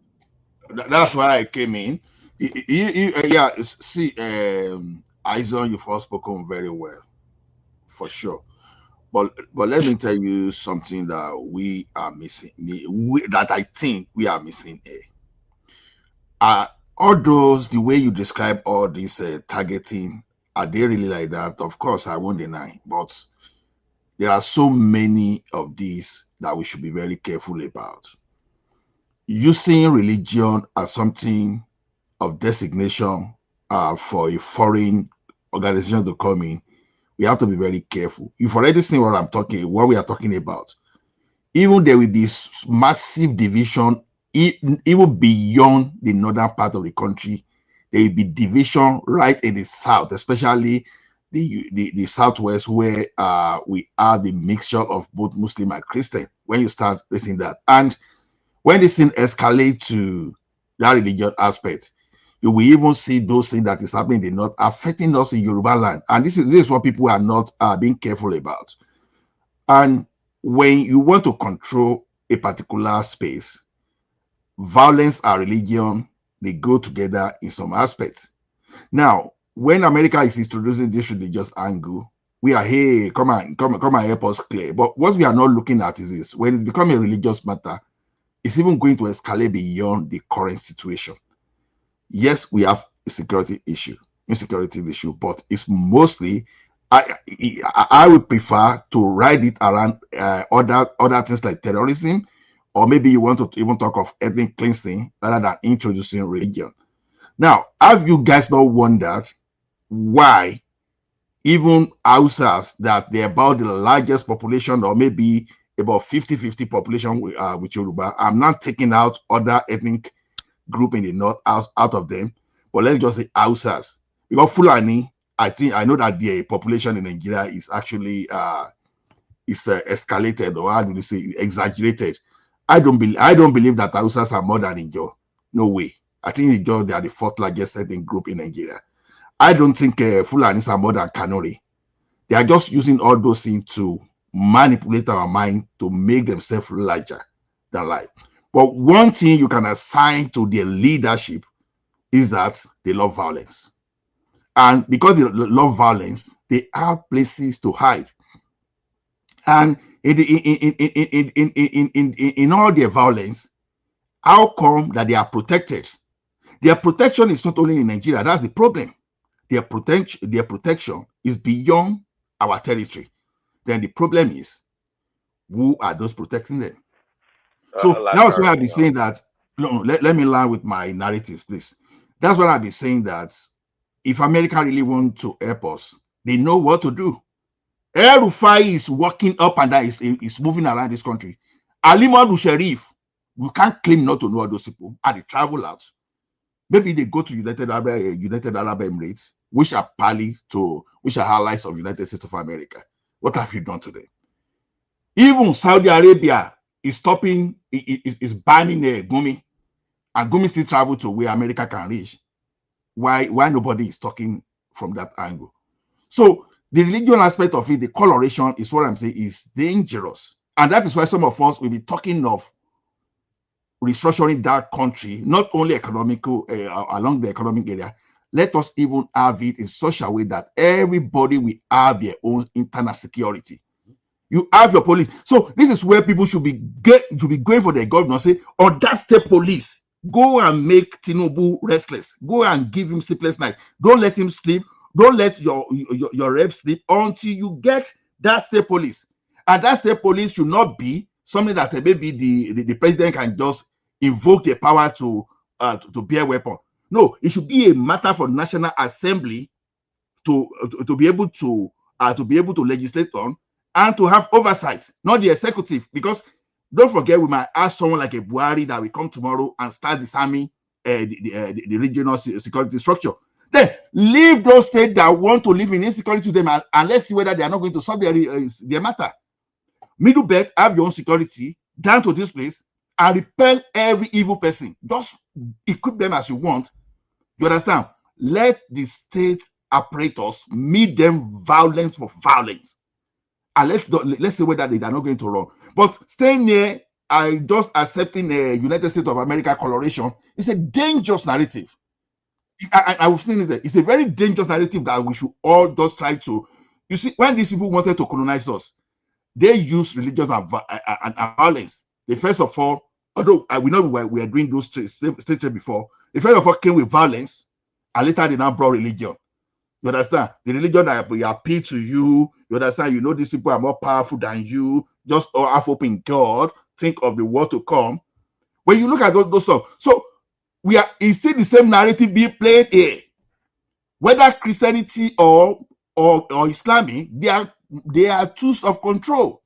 So because if it lands in the hand of the right people, you understand, you use those things to keep to obey law order, to keep order in society. If it lands in the hand of the wrong people, you will see what Boko Haram and all those people are doing. Now, when you see the way Boko Haram operates, are they reflecting anything about religion? No, they just use that thing to cause manipulation. You understand? To gain sympathy of people, because already people have been captured around religion. You understand? Once you told them that, oh, bring all those religious something, you understand? You start creating violence and you start benefiting those people that want to benefit. That's exactly what you see. The reason why the northern leaders refuse to let the people develop, because any day those people develop and they are well learned, you understand, they will emasculate themselves. You think if the southern part of Nigeria, as lowly educated as those people in the north, our religion, you think this violence will not have met violence? It will be violence for violence. Those are the things we should understand, that this is all about control. You understand that America is coming? You think they are coming to save us? Just tell me, give me just 10 example. You understand? Just take sample. You understand? Maybe you want to even go statistical now. You understand? So that they won't before. Give me 25 out of 30 places. Take 30 samples and give me 30 places where America actually went to liberate, and that place remained the same. That is not that those places are not worse off. So it can make us feel good. Our dopamine can raise up. We can feel all this feel good factor that America is coming to help us. You'll be shocked. You are in for a root shock. I'm telling you, if they do anything in another part of that country now, and you are hiding in the south and you think it's not going to affect you, stay there. They deceive yourself. You understand? Gradually, these people, they've entered Ilorin. Ilorin, when people of Ilorin were just rationalizing all those stuff, they're in Ilorin as we speak now. How did they enter Ilorin? Religion. So let us just, this thing, see, guys, if we must resolve our own problem, move on our leaders, and stop romancing this American this thing. I heard that we are not even using it to carry the same to us now. Ask yourself, why are we not using Tucano? If it was true, you sold us Tucano, but you are preventing us from using it, assuming the statement that I had was true. You understand?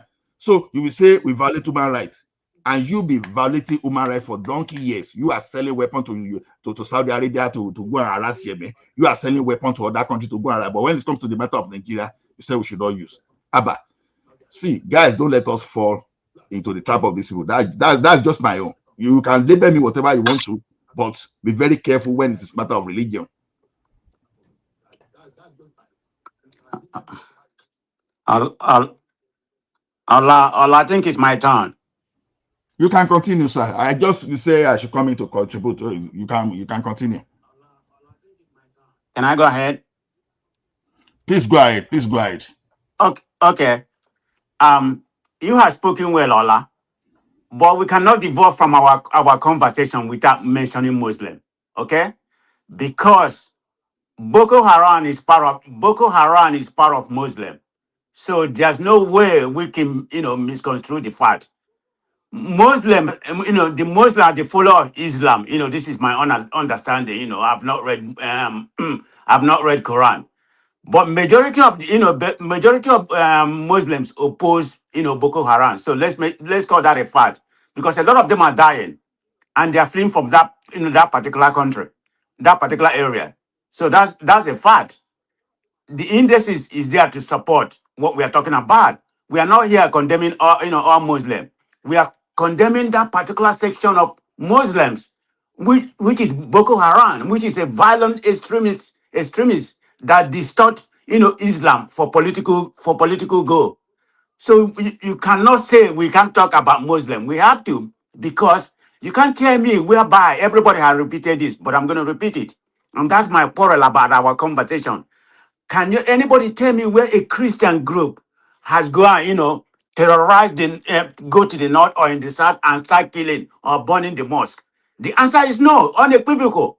We all can come here and say whatever we want, Muslim dying, Christian. Yeah, people are dying, both of them. But you can't give me any figure, to disprove what I'm saying from the figure that I have that is being compiled by international, international organization, the Westerns, telling you that it's disproportionate Christians. And give me your own data. Nigeria don't have their own data to disprove what we are saying. So what do you expect me to do? I have to believe with that data. I know it's an estimate. And to be more factual, you can't just stay here. You blame Trump. If you look at the Christian population, Nigeria has the fourth largest Christian population in the world. Number one is America, followed by Brazil and Mexico, and Nigeria is number 4. So you expect, people who respect Christianity, and for you to, exterminate their people, to be quiet. No, Trump is doing the right thing. Do I agree with most of, do I agree the way he's governing? No, that's a different subject. But he's doing the right thing, because if he hasn't said anything, nothing would have happened. This has been going on long time ago. It's not something new, 15, 16 years ago. If you have to go, if you have to go back ways, it has been happening. you know, from hold on. It has been happening from even before Basanjo. Of course, we know what happened during the Jonathan. Of course, the situation amplified when we have a silent genocide that came into into the government of this country, which is Buhari. It's a silent genocide. Everything amplified during his time. So I'm going to call it what it is.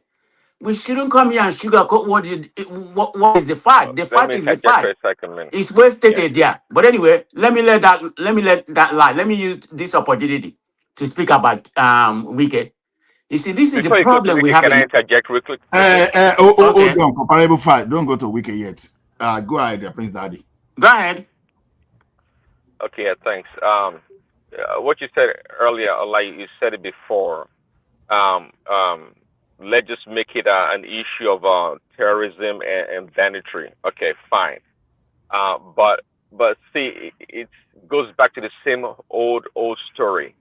You know, if Trump had come and said, banditry, terrorism, nobody would take anything serious. The only reason why we're talking about the situation right now is because he mentioned the word Christian being pious.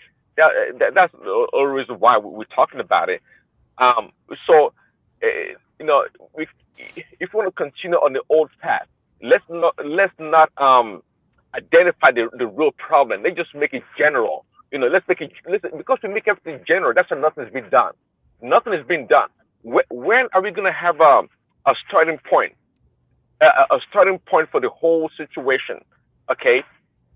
If you just want to make it general, nothing's gonna. That's why our leaders don't do nothing about it. That's why they can fight people left and right, and nobody moves or nobody's concerned about it. You know what? Because it's the same old story. Nothing changes. See, if you want to have an impact and bring about any change, there has to be a change in direction. And what this does really is bring about a change in direction, but of course we can manage the narrative around it. So I don't buy into that your position about let's just not point fingers and just make it general. If you make it general, nothing's going to happen. Nothing's going to happen if you make it general. Let's not pretend like our leaders don't know what is going on. They know what is going on. Please, can I say something? Thank you. No, I completely agree with you 100%. I mean, maybe the way I worded it wasn't proper. So I'm aligned with your narrative. No doubt about it. That is true. They have not done nothing. This, like I said, it's something just didn't start today. You have to wait for a leader of the free world to come and define what is happening in your country. Then everybody's running scatter. This is the problem we have, but I'm glad it's happening. Whether he come, to uproot the terrorists or whatever, but the situation right now has got everybody talking. Nobody's talking about election or whatever.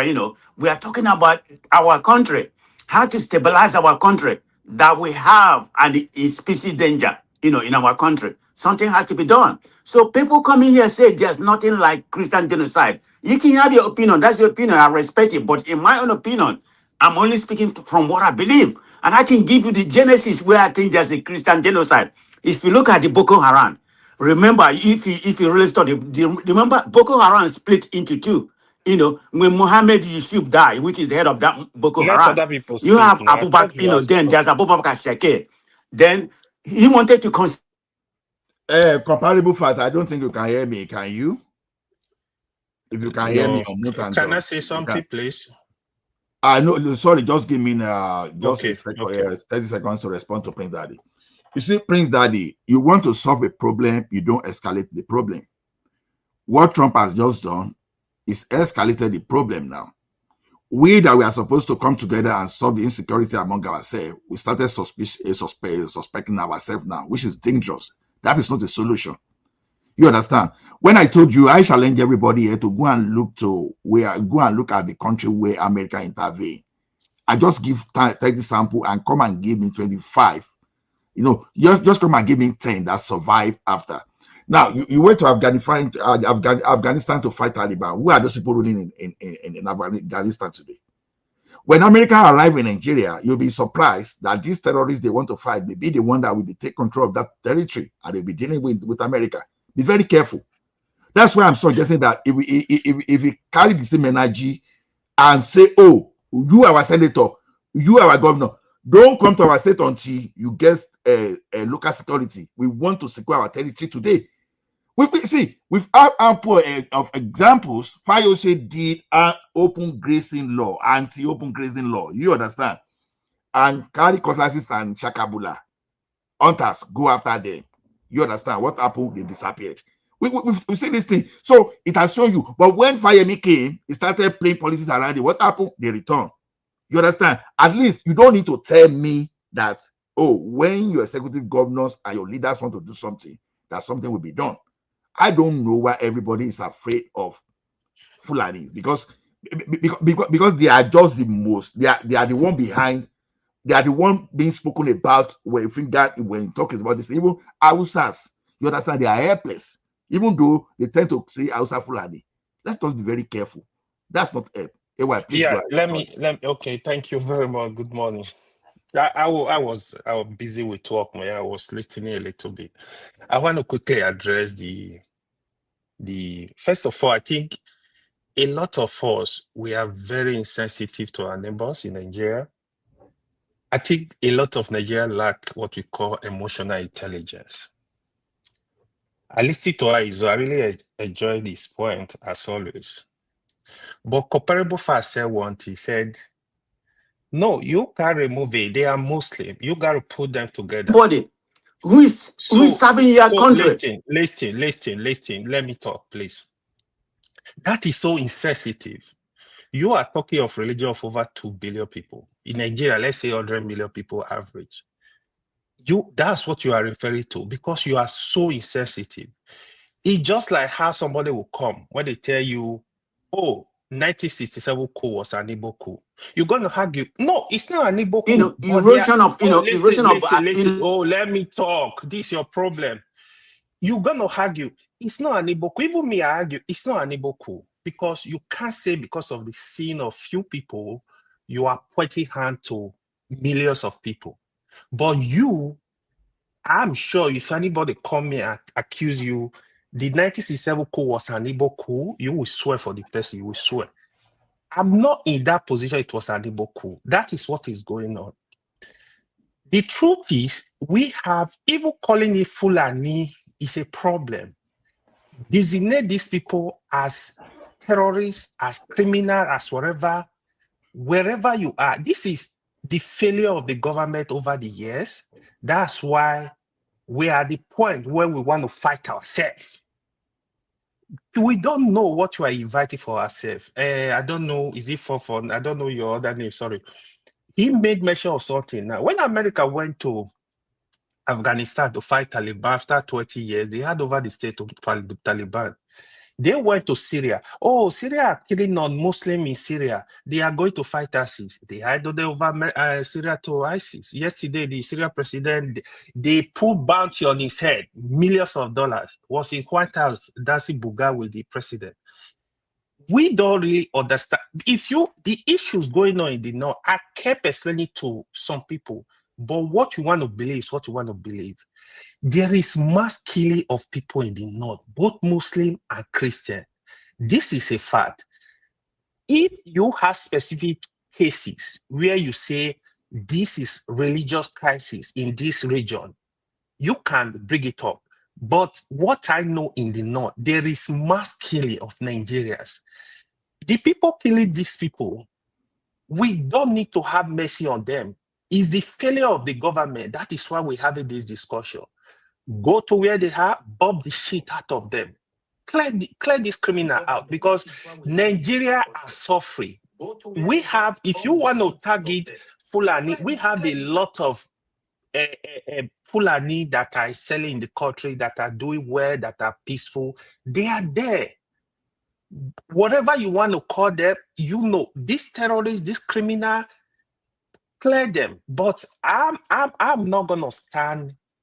I see a foreign country coming to Nigeria without working with the government, without the approval, without helping the government with intelligence.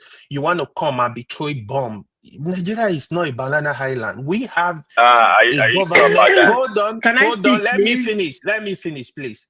We have a government in the country. You can't just come into a country and be throwing bomb. That and will never be part of. There is no, if America, Chibok girls, Nigeria, we are looking for Chibok girls for how many years now? America have intelligence. Why did they not give the government intelligence and said, look at where these children are? Why did they not come into the country and said, we need to assist you? This is where we're going to get these guys at wherever they are. But you are the police of the world. That did not happen. It's not even what has your government done in the last 15 years? Hold on. I'm blaming the government from Goodluck Jonathan to President Buhari to the current government. The current government, you can't remove yourself because you promised Nigeria that you can get the job done. So there is no excuse. What they need to do, if you know your military, in summary of this whole matter, what I think is really going on in Nigeria with the security structure, there is massive corruption. People are now using all this security, making millions of dollars from it. So there are people in the security, in my own opinion, that don't want this to end. And Because those are the same people want to put in charge, right? hold on. Because they are making money from it. What the commander-in-chief, you are the commander-in-chief for a reason. You have to do your work. If you have to fire people, when they wanted to plant coup, when they plant coup against him, was able to. It's not going to work. It's not going to work. Let's not pretend and hold keep on, ourselves. please. Let me just finish. If you don't want me to speak, I'll go. So recently, when there was a coup in the country, the president was able to fire everybody. So when there is failure of security, failure of intelligence, why don't you do the same? If these people, you cannot do this job. Oh, we have a report on you. You are part of people making Nigeria on this security going on. Why don't you fire the same people for poor performance or lack of performance? Why don't you fire them? They will not do that, but they know how to protect themselves.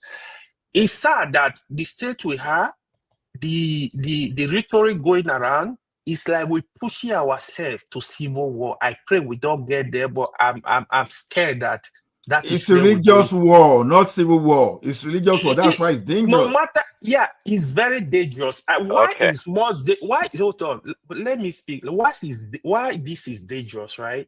Nigeria is a peculiar country where you literally have like a close to 50% of both religion, major religion. If you start civil war in Nigeria or religion war in Nigeria, it's not going to be funny. It's not going to, nobody is going to survive it. Nobody is going to win. Nigeria are just going to kill themselves and bury themselves. The world will not be able to throw any camera and tell people what is going on. Just like what is going on in Sudan today. Nobody cares about you. Yes, please, Daddy, before you go on, you understand there is something you want to, if that side of Trump is wants to say, let me just put this in and you take it along. Let me tell you something.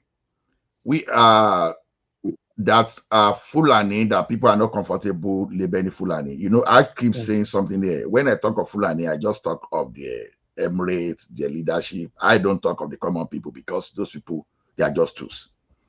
See, the fact they can designate the S-men are the fourth largest, the fourth largest, I mean, Fulani S-men, you understand, are the fourth largest terrorist group in sub-Saharan Africa. That tells the story. And the thing is this, we've had almost three centuries of this narrative that this guy, they've always tried to conquer everybody. Yoruba fought with them in the war. You understand? We have an example of those things that is happening in the lorry, and we have the example of how they captured the Hausa people. Now, these guys, they use religion. Now, why you cannot compare Lebanese ethnic and religion is this: religion cut across almost the entire world population. Absolutely. But the word Fulani is not the same thing because they are one kind of micro ethnic group that believe that Nigeria is the estate of the father, and that one day they are going to capture the estate of the father. So when these people are using holy jihad is not peculiar to the entire Muslim in this situation. The jihad idea is Madame Fodio, who happened to be a foreigner. You understand? We call that kind of person a that enter Nigeria. You understand? That started creating some kind of religion, started radicalizing everyone. Yoruba, we had Islamic in Yoruba before Madame Fodio. Some part of Nigeria, they had Islam before Madame Fodio. You understand? It's just like when you go, okay, let me give Christianity as a religion. It's not everybody you see that says the Lord. It's a Christian. Some are just entrepreneur. That is why they will focus on material things. They will manipulate you in such a way that you will donate your house saying you are sowing seed. So we have some people like that. So you can't just because of those pastorpreneur now and now start labeling the entire Christian, because you are going to offend a person like exactly that I don't believe in all those stuff. So when you talk of Fulani and the brand of their Islam they are using, that's just a control tool. It doesn't affect one Mukaila from Osun State or one Isaac from Kaduna, that is just a normal Muslim. So don't allow. So by the time someone is using the word religion now to classify what is happening in Nigeria, you are setting the Muslim in every nook and crannies of Nigeria against the Muslim in every nook and cranny of Nigeria. Thank you. Yeah, Abi. Now you are now setting Christian in Nigeria against the global Muslim. So you are having a global. Okay, we heard that. You are having a global this thing now. That's the danger. But one thing I'm gonna say, I don't even believe Fulani is the fourth largest group in Nigeria. I doubt if they are even toughest 10. Is this thing just terrorist group in Sub-Saharan Africa? Okay. Fulani S-men, not Fulani. They didn't say Fulani. Fulani S-men. That's the word. Okay, you guys are fear mongering, anyways. Trying to scare people that we're gonna descend into chaos, this and that. Fine. But you guys, you're not too concerned about people that have lost lives, their family members, their properties, and whatnot. Over this decade or so, over 100,000 people, perhaps, if both Christians and Muslims have been fight over these years due to terrorism. We are concerned. That's what we are saying. You're not concerned about protecting yourselves and your area, but genuinely you don't care, because left to the status quo, this whole thing will continue to perpetuity as far as we know in Nigeria. Nobody's going to come to the aid of no Christians or Muslim being fight. Nobody's going to come to the aid. No, you guys, you look concerned about the country disintegrating into war and chaos. And that's what you're concerned about. But I tell you, please, Daddy, this is not this is escalation. You want to escalate violence. To be honest. No, it's nothing like escalation. But the approach, by the way, the approach Trump is trying to use actually is actually hold on, Ola. How is Prince Daddy want to escalate violence? I mean, what has their government done in the last 20 to 15 years? Okay, hold on. What are you saying? Hold on. Comparable fact. Look at it this way. Maybe someone speak against Islamic prophets, let's say in Syria, let's say in England, and everything in the northern Nigeria suddenly packed up. You really understand? Now, please tell me the correlation between blasphemy in the UK and Nigeria. So we are on that stage. We always are afraid. We are always afraid. I'm just telling you how dangerous religion narrative can be. Then in Nigeria now, you now set Christian Nigeria against Muslim Nigeria. I'm telling you, many of you that are supporting this, you won't be able to curtail it. That's why we don't move. That's why we don't move forward. That's why we don't move forward. You can't divorce from Muslim from the terrorists. They are part of the terrorism was born from the Muslim. No. That's not true. No. Don't say that. Don't say that. No, it is. No. Where does the jihadist come from? Okay. Let me ask you something. Did it come from the Muslim? No, don't say that. Don't say that. Don't say that. That is not true. You see how the right wing. Don't see how the right wing. Right wing propaganda have got into people. Let me ask a comparable part. One question, Part, please. you 1 lack minute. emotional intelligence at 1 all. second. You 1 don't second. have any. Comparable part. That's why you Can't speaking in wait that now. manner. Please, sorry. You see, Just AY take over already. So, 1 second. you know, Just 1 second. Okay. Comparable part. Can somebody Yes. leak all? IPOP is a terrorist organization. Can somebody with a God normal bless sense you. lead all Igbo to a terrorist? What are you talking about?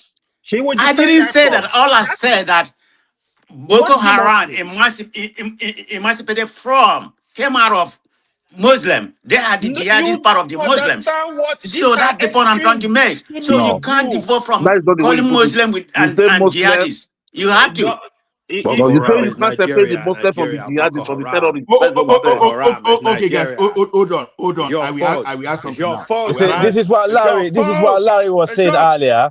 Larry came on. Guys, hold on until I call you out to speak, please. Don't unmute. What we are saying is this: we are not saying we should not fight our insecurity. At this particular point in time, let's find solutions. Stop helping America to add coloration. They don't care. You don't pay tax to them. They don't care about you. You are just deceiving yourself. You think they care. They care nothing. They only American economy as we're speaking is suffering too. They're having security in their own country. Hold on. They don't care about you. Let me say this, Ola. Right, I think. Can I finish my point? You guys hijacked me. I didn't finish my point. But I finish my point. Finish. You come after Izon. Okay.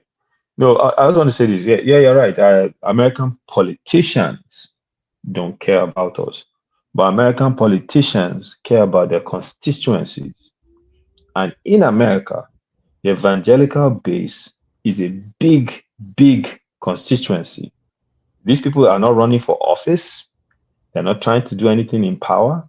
And for them, when they see a Nigerian pastor standing in a shallow grave with tons of bodies around him, screaming that Christians are being massacred, screaming that Fulani militia are attacking his people and they've been attacking them for over 10 years, it becomes an issue for those people, those evangelical people in the United States. And there are millions, Prince Daddy can attest to it. And those people put pressure on their politicians to say, we need this to stop if you want us to continue supporting you, because Christians are losing their lives. And then the politicians talk to Trump, and Trump makes a speech. So you're right. Okay. They don't care. They don't care about us. Okay. Wait. You're right. They don't care about us. But the people that need they need their votes care about us. And that's why you're seeing what's happening now. And what's even worse is the fact that some evangelical person in Texas or wherever with a different skin color cares more about the fact that we have 500 IDPs than our own government. That's the travesty in this thing. That is what's more disturbing than anything else. Prince Daddy, can go ahead. I agree with that narrative actually, but Allah doesn't care about that. Allah is more concerned about being coward about making a religious war. In the name of religion, that's why people are being kind, because they're not paying your family member or me. I won't allow you to do that to me. Let me tell you one thing. Now, in 2018, we know that America has stopped us from buying weapons. They stopped Jonathan. Even when Boko Haram was about starting, they stopped. Even though they were the one predicting Nigeria disintegration at a particular year. Now, they made sure that Jonathan did not have equipment to fight terrorism.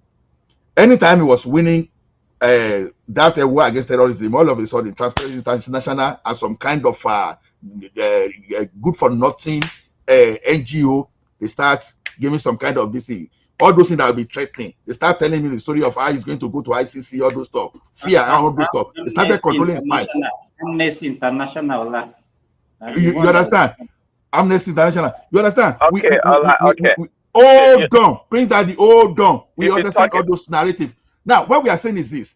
Now, when after Donald Trump approved Tucano jet for Buhari, you understand? He asked Buhari, why were you killing Christain in Nigeria? That person explained. After he approved that Tucano jet and Buhari returned to Nigeria after Nigeria paid, oh my goodness, that's insecurity escalated, and Trump was there. After signing the deal, you did nothing. Okay, that's the point. Now, I heard that Tucano jet now that we are not even optimizing it because there are restrictions placed on us by America. You love us. You sold us a private jet. You understand? You give our intelligence that this is where these people are, but they want to use Tucano jet. You are restricting them from using. That was how I'm saying, assuming the information I had was true. You understand? What type of love is that? You gave us something and you say, oh, you cannot use it to do this. What type of love is that? So until you came to Nigeria, if you don't understand that all these are some kind of motive in it, then I don't know exactly how to say. That's why I'm saying that Nigerians can be the one to fight this thing. And my own solution has always been, number one, regionalize the country. We do all this story of giant of Africa, this thing. We don't have to be giant of Africa. We can just be regionalize the country after viable.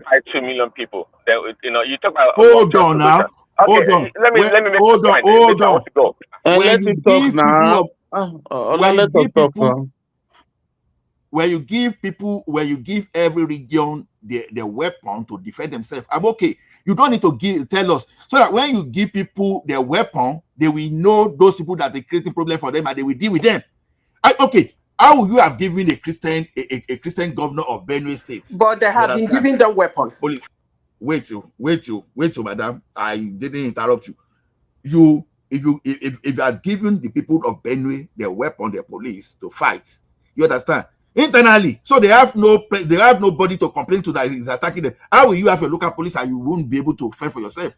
That's why what we're saying. We should be more concerned about granting every state or every region their own, to empower them to fight for themselves. We don't need America to come and fight for us. Instead, empower the region, let them fight for themselves. You think if you give every region that empowerment, you think we will continue to hear this narrative? We won't. But some people, including the international community, supporting this guy to destabilize Nigeria to their own benefit, and we are even praising them. We are not even looking at where they are culpable. Yesterday, was it yesterday or during the week, ISWAP and Boko Haram, they were giving themselves the kind of a show of power. You understand? They were fighting for territory. Tell me how that is. Tell me the religion in that. That was so purely resource control. You understand? ISWAP want to claim the area of that election back. You understand? Then Boko Haram deflected them. You understand? They ambushed them. You know, and they destroyed their boat, everything. The thing is online, you can watch it and tell me how that is all about religion, if not because of just capturing about 700 billion worth of locations, so that all these people they are forming they want to form their empire about resources, and the estimate of the resources they want to capture is in the excess of about $700 billion. And we are here. We think America doesn't understand. But that is swap and the Boko Haram. That one is a resource now. They are fighting for resources now. Exactly. Well, so they are just using religion to just, the religion is okay. If you come to Ekiti now, if you want to bring this kind of bad thing that is happening, you look at what is it that people in Ekiti we resonance to. If it's Sheshe, you start using Sheshe, you start using how social go with strike. If you don't do this thing on time, before you know, they buy into that idea. You understand? These people, they are just using. Go ahead. Prince Daddy. Prince Daddy, Prince Daddy has been talking since. Okay, let me talk. I beg. Let me land, please. I beg. You go talk. Can I jump in after? Because I've been in and out. Because I'm Simba, keep on. I beg. Be moderate. I will be back. Be moderating. I'll be back. Why are you running away? ISWAP and Boko Haram fighting is like, witches fighting their coven. By the end of the day, they bind together to fight Christians. That's just the bottom line. But anyways, Allah is always trying to, run away from the main issue. Trying to water down the big problem we have at hand. But if you've seen, it is true though that many of the countries that America has been to or intervened, they've caused chaos, no doubt. But we have to carefully look at what Trump is proposing. Trump's approach is quite important to understand it. And that approach has been used in the past anyway. Keep in mind, the first Gulf War was a success. Why? Because America did not really go there to take over that country. They bumped the heck out of Saddam and those guys, and they did well. The recent example, of course, would be Iran, We've destroyed Iran's nuclear program, set it back 2 or 3 decades, and it's all gone. We didn't send no damn people to go there and fight. So the approach Trump is proposing is really a targeted, kinetic approach, whereby we target these damn terrorists and the camps, and you know, go blazing, just like you said, you know, on these people. That would work. That would work very well. We don't need to go there and try to bring American soldiers. Because Trump is not going to do that anyways. He's not going to bring American soldiers to Nigeria to fight war. Okay, President, we understand that. We understand that. But let me ask you this. Let me ask you this. We are not talking about what Trump is going to do. He can go and do target whatever, go to Israel or whatever terrorists then and finish all of them. Fine. But what we are talking about is that if you reduced the insecurity in Nigeria to religious war between Muslim and Christian, we are talking about the implications. It's not about, it will not now be about the Muslim in the north and the Christian in the north alone.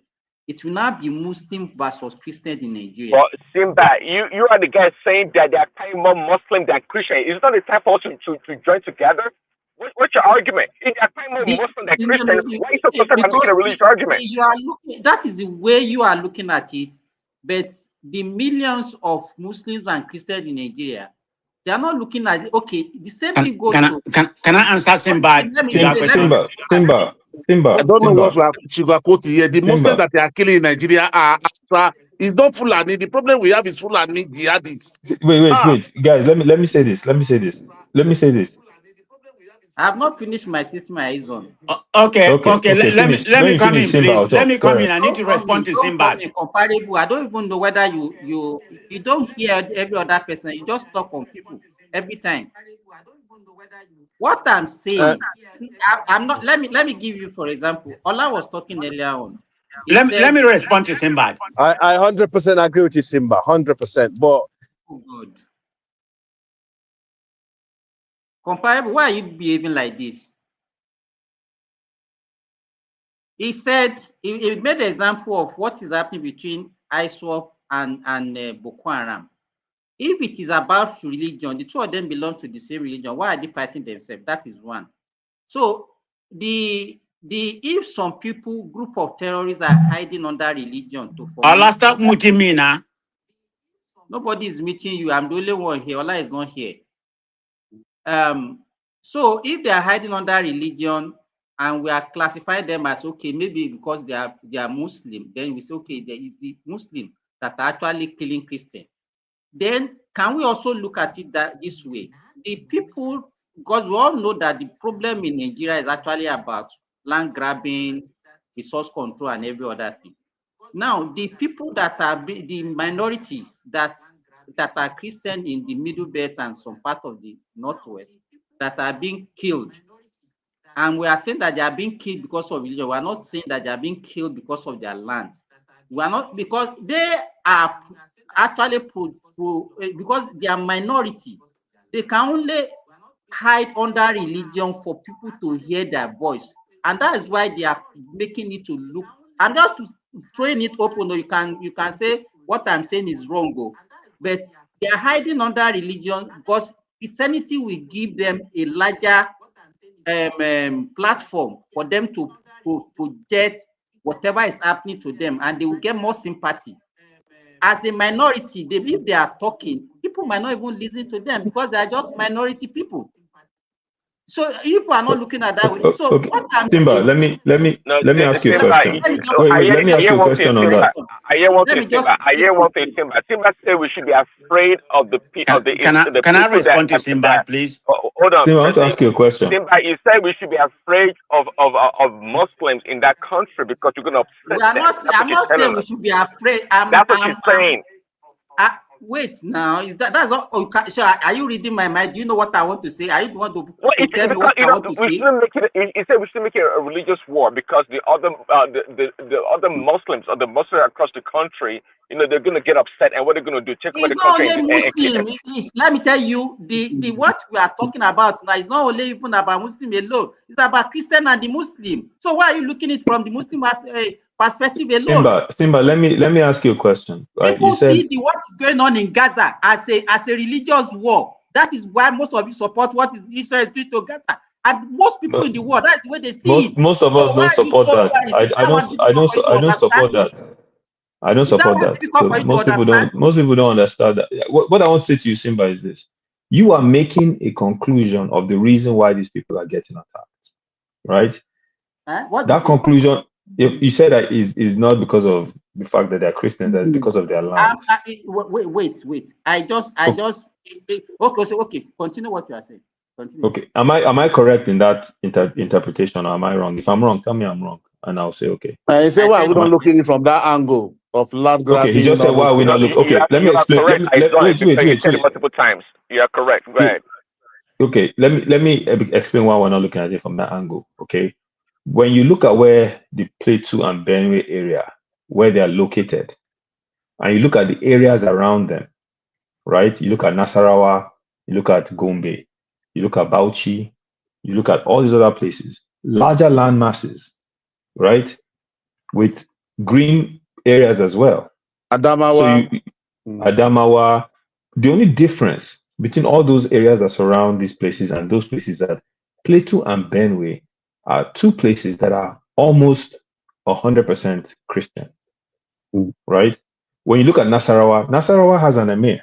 No, right? I is sorry. Plateau is not at all. You can. I'm not saying it's 100%. I said it's close.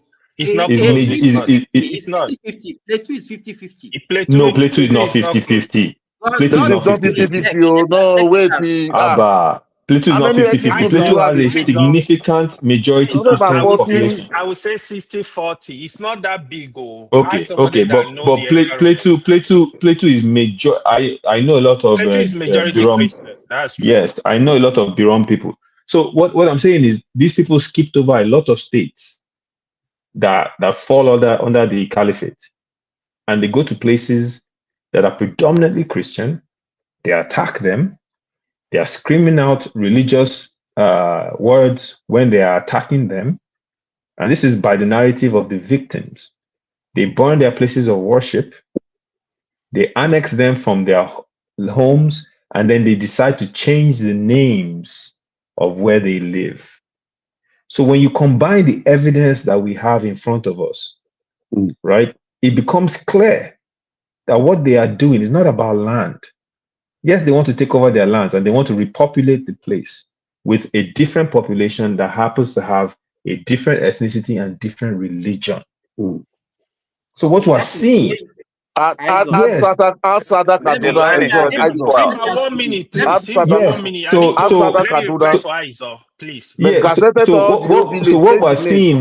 what we're seeing is that we can clearly see that they are targeting an area because they see the demographics of that area as being vulnerable to them and being able to take over. Okay. So that area and that demographic of that area is predominantly that area is predominantly Christian. And the final thing I will say is this. This is the final thing I'll say. When a victim, and just for the record, all of you, when in any part of the world, when a victim is narrating the experience that they have witnessed, the last thing anybody should be doing is discounting that narrative of the victim. If a woman, God forbid, has been assaulted by a man and she said it was a white man, middle age, that did this, you can't come and tell that woman that you are lying. It's a black man that did it to you. I will leave it there. Okay, Aizo, the reason why I want to reply to as everyone speak, can I speak now or not? Sorry, 1 minute. I know you are. Can I come in now? Please, 1 minute. Okay. The reason I want to reply to Aizo on this issue, I know he's somebody that is very objective. I'm not discarding what you are saying. You remove that very from my phone. Hold on, please. What you are describing, Aizo, is the same thing, worse, that is happening in Zamfara. What the press are doing, because Zamfara is Muslim state, they will never tell you what is going on. It's the same thing that is happening in Christina. Christina is a Muslim state. It's the same thing that is happening in Niger. That is why you in Borno, Muslims have been killed more than the Christian. That's why Muslims kept saying it's not only Christian. I'm not discarding again what you are saying, but these are facts. That is why it becomes very complicated. Why Nigeria should look at this issue as insecurity issue. Whoever is involved, even if it's my father, my Christian, Muslim, whoever is involved, we declare these people as enemy of Nigeria. We declare them as evil and criminal and terrorists, flush them out. But my own argument is America coming to our country without approval from the government. We don't want that. Let them work with the government, at least get approval. America is not coming to your country. Okay, now you have said this thing now. I'm gonna put somebody else now. Let them give them approval. I said, let them give them approval. The president give approval. I say, okay, we know where the terrorists are. This is where they are. We're going there to clear them up. Good. The government is complicit in it. Please. This is the difficulty. How did you become like this? You used to be a No, but gentleman. I've said this one repeatedly now. Hold up, please. Here is the difficulty, where it's become tricky. What Simba is saying, when you people that feel like, I'm not speaking from objective angle, I can tell you that. But those people, especially my brother from the Southeast, that see this as a fight against people they don't like, if you want them to start throwing bombs, like somebody will say, throw bomb on Sultan of Sokoto Palace, throw bomb on Kano Emirate, throw bomb. When you start doing it, you call it for war. You are going to put the country in crisis. You yourself will not run away from. You have family there. If you live in abroad, your family are there. We are playing with fire. That is what Simba is saying. We are not getting the message. Thank you. Okay, Simba, before Africa continues, please give me 2 minutes. Just 2 minutes, timing. See, I'll give it 10 minutes. You guys 10 minutes. I'll come back in 10 minutes because I'm doing something. Okay. I'll just listen. Simba actually captured what I refused to capture. You understand? We know that Plateau, Benue, and Taraba, they are predominantly Christian. I think the last statistic I see about Plateau, I think is tending towards almost 90% Christian. I think Benue is about 85% Christian, and Taraba too, surprisingly over 75% Christian. Now, one thing common about the leaders from those three groups, you understand, Tom, then this guy from Taraba, what's the name of this? Theophilus Danjuma, then all these people, none of them have stated this thing as Christian. This thing, they said it's more of ethnic cleansing. Now, when you look at the predominant ethnic group perpetrating these criminal activities, someone please correct me if wrong. They are mostly Fulanis. They are Fulani. They don't mostly. They are Fulani.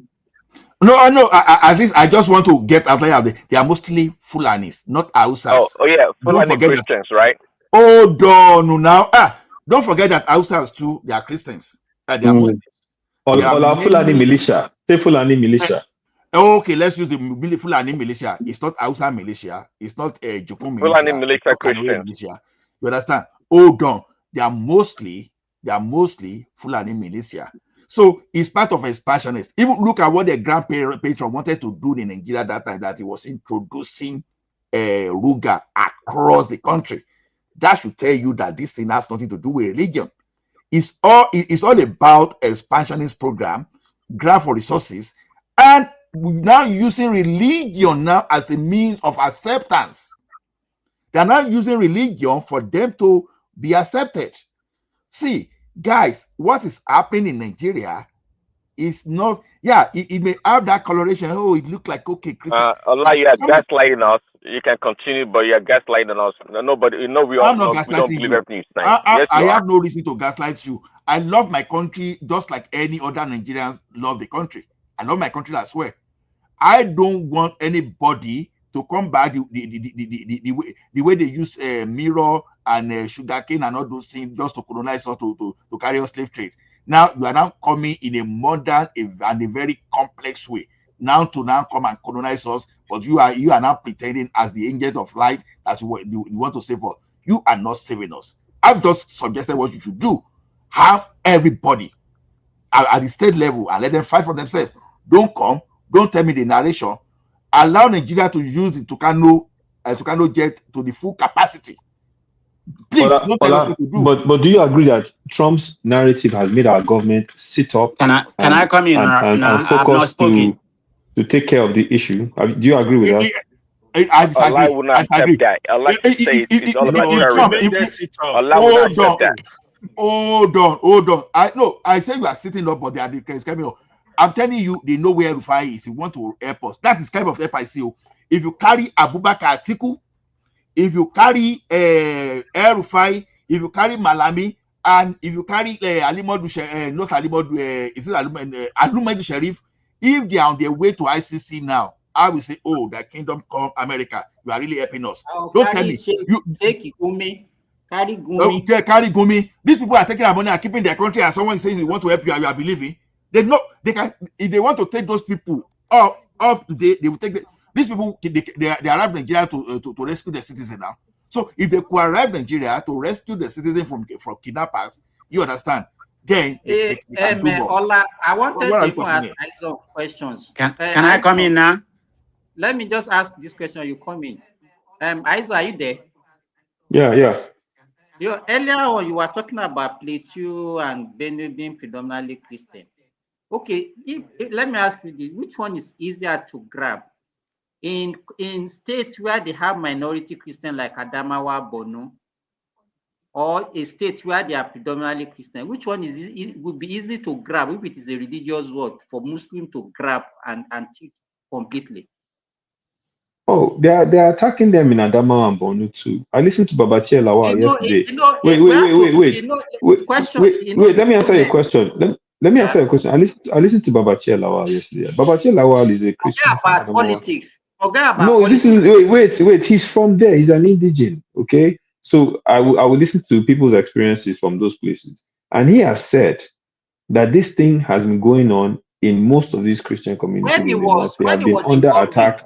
Wait. Simba, you asked me a question. You have to let me answer the question now. You ask yourself, what did he do? Did he say that when he was in government? I am going off the narrative of people that are from there. Even the person that even the person Simba, even the person that works for Tinubu, Daniel Bwala, when he first decided to go away from APC, he himself also said that Christians have been persecuted in the north. That's what made him initially step away when they announced the Muslim ticket. And it's not just him. Even in fact, all these APC people you are seeing today, when they were trying to get Jonathan out of office, they all ran to Washington. Now, what was the number one thing they said? Jonathan is not. Wait. They said Jonathan was not stopping the Christian persecution in Nigeria. They said that. This isn't me saying it. This is APC during the time of Jonathan when they were trying to remove him from office. So you can see that this thing here, people have been using it for political reasons. But the truth about it is the people, the indigenes in those areas will tell you. I've met people from Taraba, I've met people from Benue, Plateau. I've listened to them over and over. They have been the ones telling us for years now that this is happening. I'm not going to tell them they are lying. I can't tell someone that their experience is a lie. I have to honor it. And now, Ola was saying what's happening in Zamfara. Or I'm sorry, AY was saying what's happening in Zamfara and Katsina. What's happening in Zamfara and Katsina is terrible. It's terrible. Those people, what they're doing to those people. But at the same time, you have to understand that two different attacks can happen for two different reasons, right? I saw a documentary in Zamfara about how what's going on there is really an ethnic fight between Hausas and Fulanis, right? Also in Katsina, there's a huge population. If one you see what I'm saying? So we can't use. Wait now, you said it's ethnic. Let's say what is happening in Zamfara. Let's say one of them. Let's say if Fulani is a Christian, and then the other one is a Muslim. Now we now label it as religion, have you? No, I'm giving you a breakdown based on information I have. The issue is, let me say, wait, Simba, listen now. You have to, for us to have a conversation, you have to listen. I'm giving you a breakdown, or based on information I have, that what's happening in Zamfara and Katsina is ethnic in nature. This was done through. Remember the BBC documentary that was done, where the guy that actually did it had to run into hiding because they came after him. Now that's what's happening there. Now what's happening in the Benue Plateau area, right? Going by not just the victims, but so many organizations that have gone there to capture data. They have documented it. Okay, so this is the same thing that's happening in Gaza. Everyone is saying what's happening in Gaza is apartheid. Aizon, just a second. You can't wait. What everybody's saying, wait. Let me land the plane. Let me land. T.Y. Danjuma said, what he said was, T.Y. Danjuma said that people should defend themselves. That's all he talked about. He said because the government is not going to defend you. Yes, but the people from T.Y. Danjuma is Taraba. The people from those areas themselves. In fact, when Tinubu went there, the torchive. I will believe the people. I will believe the people from the area before I believe anybody else. If someone attacks my area, and as an indigenous, I am telling you, these are the people that attack me. I'm not going to tell you you're lying. See, Aizon, Governor Otom even read the letter wrote to him by all those people that call themselves Fulani nations. You understand? Can somebody come in? You have been speaking the whole day. Hold on, bros. The thing is this, you understand? He read that letter. The thing is over. You understand? None of them ever mention religious. The question is this: we are telling you that they use religion to appeal to others. I get your argument, but let me ask you this: are you saying seriously? Are you saying that there is no possibility that these people, these mass murderers, would attack someone else because of religion? Is that what you're saying? I'm not saying there's no. You don't get it. You cannot say that. If the possibility exists, right, because of their ideology, then you have to accept it. You can't say you can't just discount. Wait. But what you guys are doing is very dangerous because you are saying that someone that wait. What you're doing is very dangerous because you're saying someone that doesn't have any morals, that buys women and children, newborn babies. That person has a line that they will do it because of ethnic cleansing, but they're not going to do it because of religion. And they are burning places of worship. You have to look at the facts. They are burning places of worship purposely. They are in denial. Hold on. I just told you now. Comparable facts to talk, Ola. Because what happened in Owo? Ola, what happened in Owo? Was that because of religion? When they went into that church in Owo? Can I come in now? Okay, go ahead. Please go ahead. Okay. The reason why I wanted to come in was a remark Simbad made earlier when he was saying that we try to turn this to religious war. Okay, if that's the narrative you are coming, then the Muslim is the problem. Because if Trump come in and remove the terror and remove the terrorists, then if the Muslim turn it to when they are killing the Christians, they are killing the Muslims. Let's just leave it like that. And Trump decided to come in, just targeted and remove the terrorists. No, you said, we are trying to turn it to religious war. That means, you are patronizing, you are a patron of the, if you're going to put in that narrative, that means you're a patron of the jihadists. Look at it in that way. Because if he had come and do the needful, then you wouldn't turn it to a religious war. Because that doesn't even make any sense. You contradict yourself.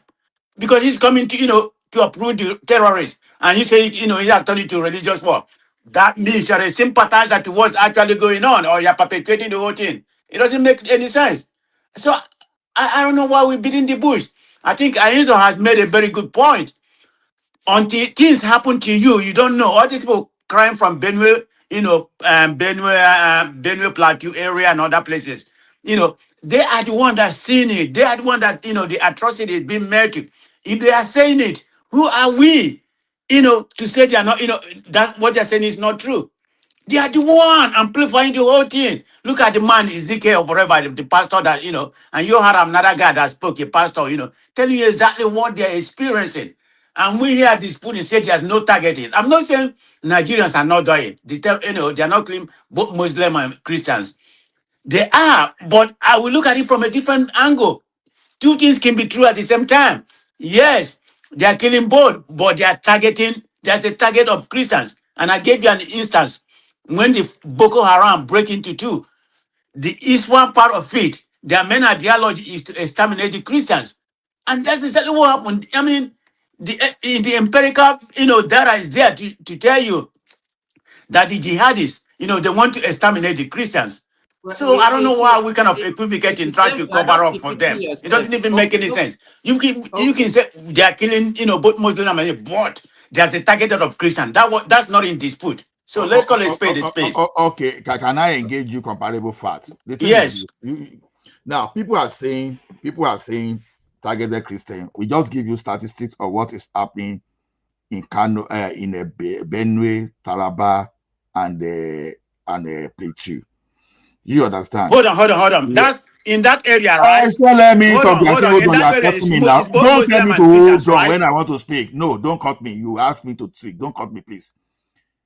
Theophilus Danjuma was our former chief of army staff. Even that alone should tell you how massive the information that he has.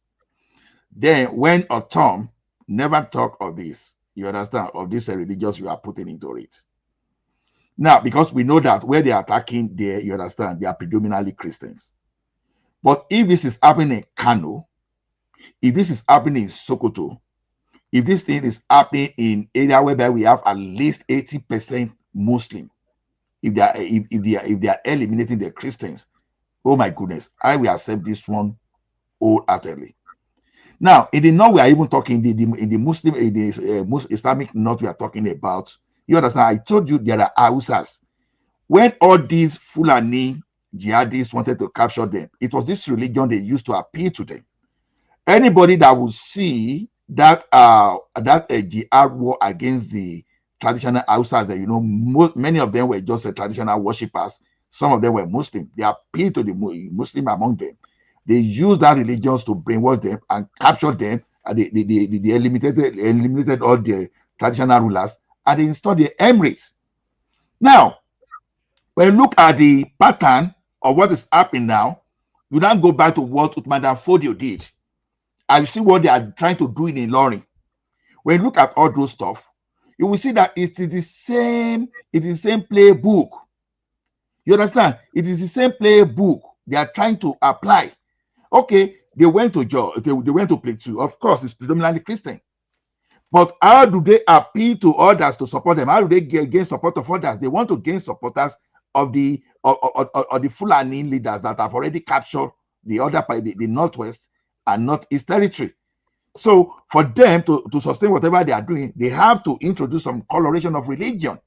All this thing is just about the control. Because if other group of Muslims in the north are involved, if it is not particular one that are notorious for these terrorism acts, activities, then it's understandable.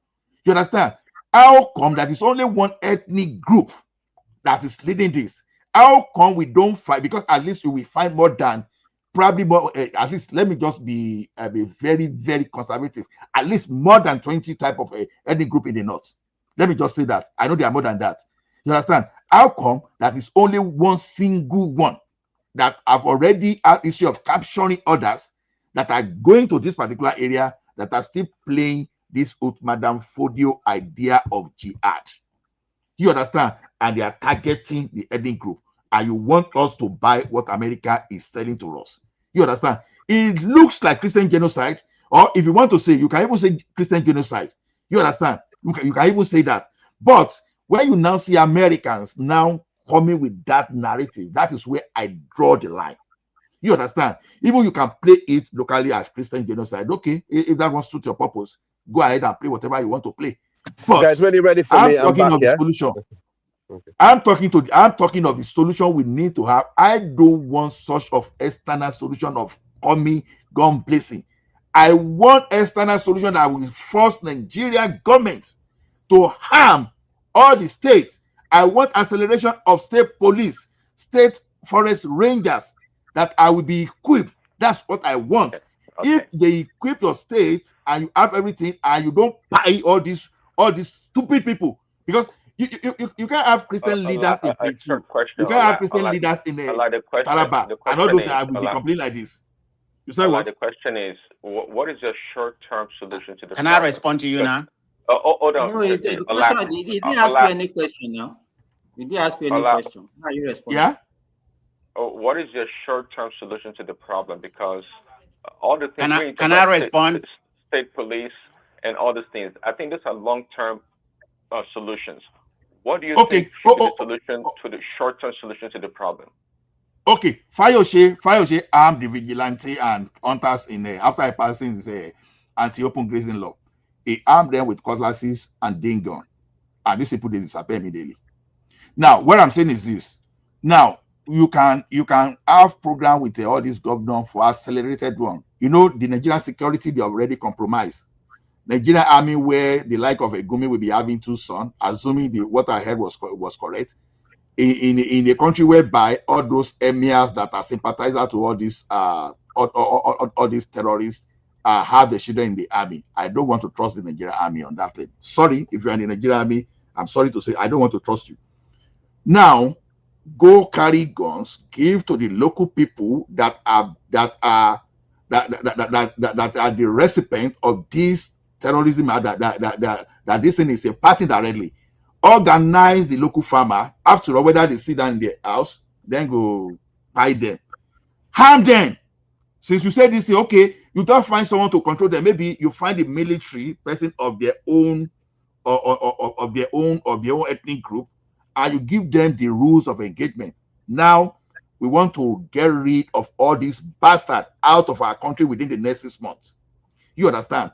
You arm them, let people lay their life for their community. Then, you know, after that, then you can find a way now to start rebuilding the country. But when you say, when you are saying you want external, I don't want external, because I don't want Afghanistan, Pakistan, and all those people that have a religious problem now to start looking at Nigeria, now to start having sympathy for in abbreviation, because these are not the true representation of Muslims in Nigeria. Now to start focusing on Nigeria. I don't want that. Ola, I agree with you, and I agree with you in what you're saying about the local population. In fact, that has been one of my major arguments. Why are they doing security? Wait. Why are they doing security from comparable facts. Give me 1 second. After you respond, can I come in? Because I've been waiting too long now. So I like what Ola is saying about solutions. Okay. But instead of it being a top-down approach, he's talking about a bottom-up approach. So fully empower and arm the local people. They know their environment, they know their communities, but you have to train them as well so they can defend themselves if these marauders attack them.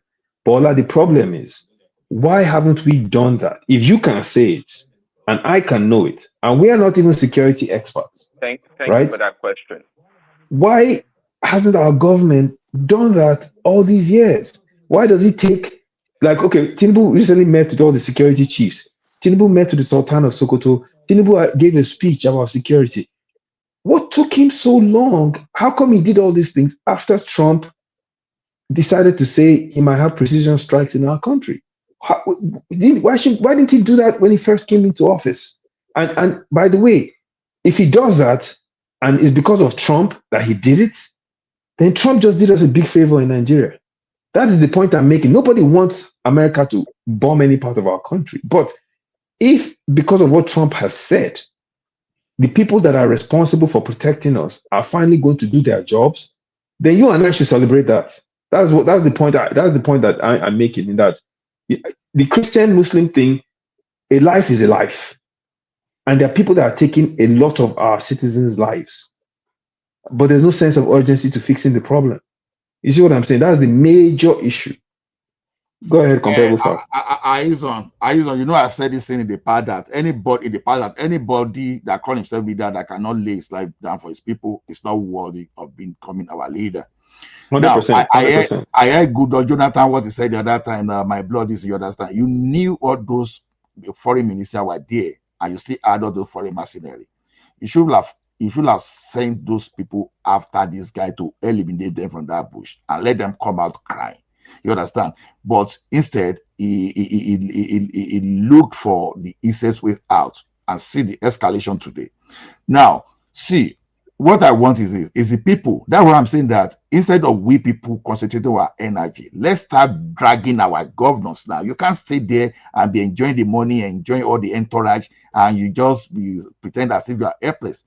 You are not. We know what happened when they introduced Amotekun, just in unharmed Amotekun. That's unharmed Amotekun. You see how they were comfortable. Amotekun only has Shakabula now. Did he? Because he go You don't get what I'm talking. I said, even unharmed Amotekun, even the insecurity went down unharmed. Just imagine when you now harm Amotekun. That's exactly what I'm saying. The body language of the governor, that's what I'm saying. The body language of Akeredolu then alone was even a signal that, okay, guys, let us calm down. No, we can be backing from the foreign land, but don't attack. The attack went down just because of body language alone. So the problem with our politicians is this: they always love this political office a second term. I think the problem of Tinubu presently, I love Tinubu, but I call him out, is that the second term is his problem. If you are not looking for second term, be brutal in your first term and leave the rest. You don't have to be there forever, because all of us that we speak today, you understand, our life is borrowed. We don't even know what's going to happen tomorrow. You understand? Why are people thinking of 10 years? What the people like Tinubu can do today, even if you are afraid of the local people, you can even start deploying police of Yoruba to Yoruba, deploy police of middle belt to middle belt, and just make sure that let me ask you this question. You know, today there was a communal class, the same Benue that we are talking about. 3 people were killed between Ugambe and Umbaise community in Kushisha and Kwa East local government area of Benue State, respectively. Interesting. Very interesting. Just like what I said earlier. And the caption, Punch today, 11th October 2025, 3 killed in Benue due to communal clash. Can we say that one is religious? Okay, I will come to that. Let me just finish this thing. You understand? Because of I'm not saying this because of the after Olaya. No, the reason why I'm saying this, when you say that people should be empowered, let me tell you, communal clash. Hold on, I'm giving another suggestion. One of the suggestions of empowerment is what I'm saying. Now, I said, even if you don't want to use local people, we have police that come from different states. You can probably deploy them to the states. Then that power of Inspector General of Police that bullied them all of all, you can do something about it. But it's okay. Maybe you suspend it for that. You want the Commissioner of Police to be reporting to the presidency directly. You understand? You come from Ekiti, you put a Commissioner of Police from Ekiti there, and you put the indigenous of Ekiti that are in the police there. That's the way they will operate now. You give the Commissioner of Police that thing. Commissioner of Police for now be reporting directly to the president. Don't report to the Inspector General of Police. That may be his own admission. Let those people from that place, whether you want to use the current police or whatever to deploy everybody to his states. You understand? Make sure the Commissioner of Police is from the state, and let the Commissioner of Police be taking order from the president, not the Inspector General of Police. Because the Inspector General of Police in the past too, they are compromised. You understand?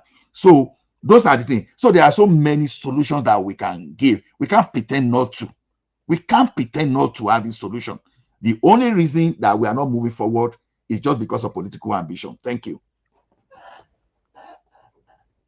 They're coming now because I've been waiting for too long. Talk Africa. You can talk. Okay, thank you very much. I mean, yeah, all of you make good point apart of the tribalistic side of it, and not all of you made tribalistic point neither. So, the conversation actually have got really matured, and I appreciate that. My question is, why is the Nigerian government because this is what happened in the entire West African country, including where the Fulani actually came from. They don't have open grazing. You have to stay locally with your cattle, and there's the designated area where you can take your cattle. They call it wura in Fula. This cow herders that you see move around country to country, it don't exist in the far west because our people have moved away from that practice a long time ago.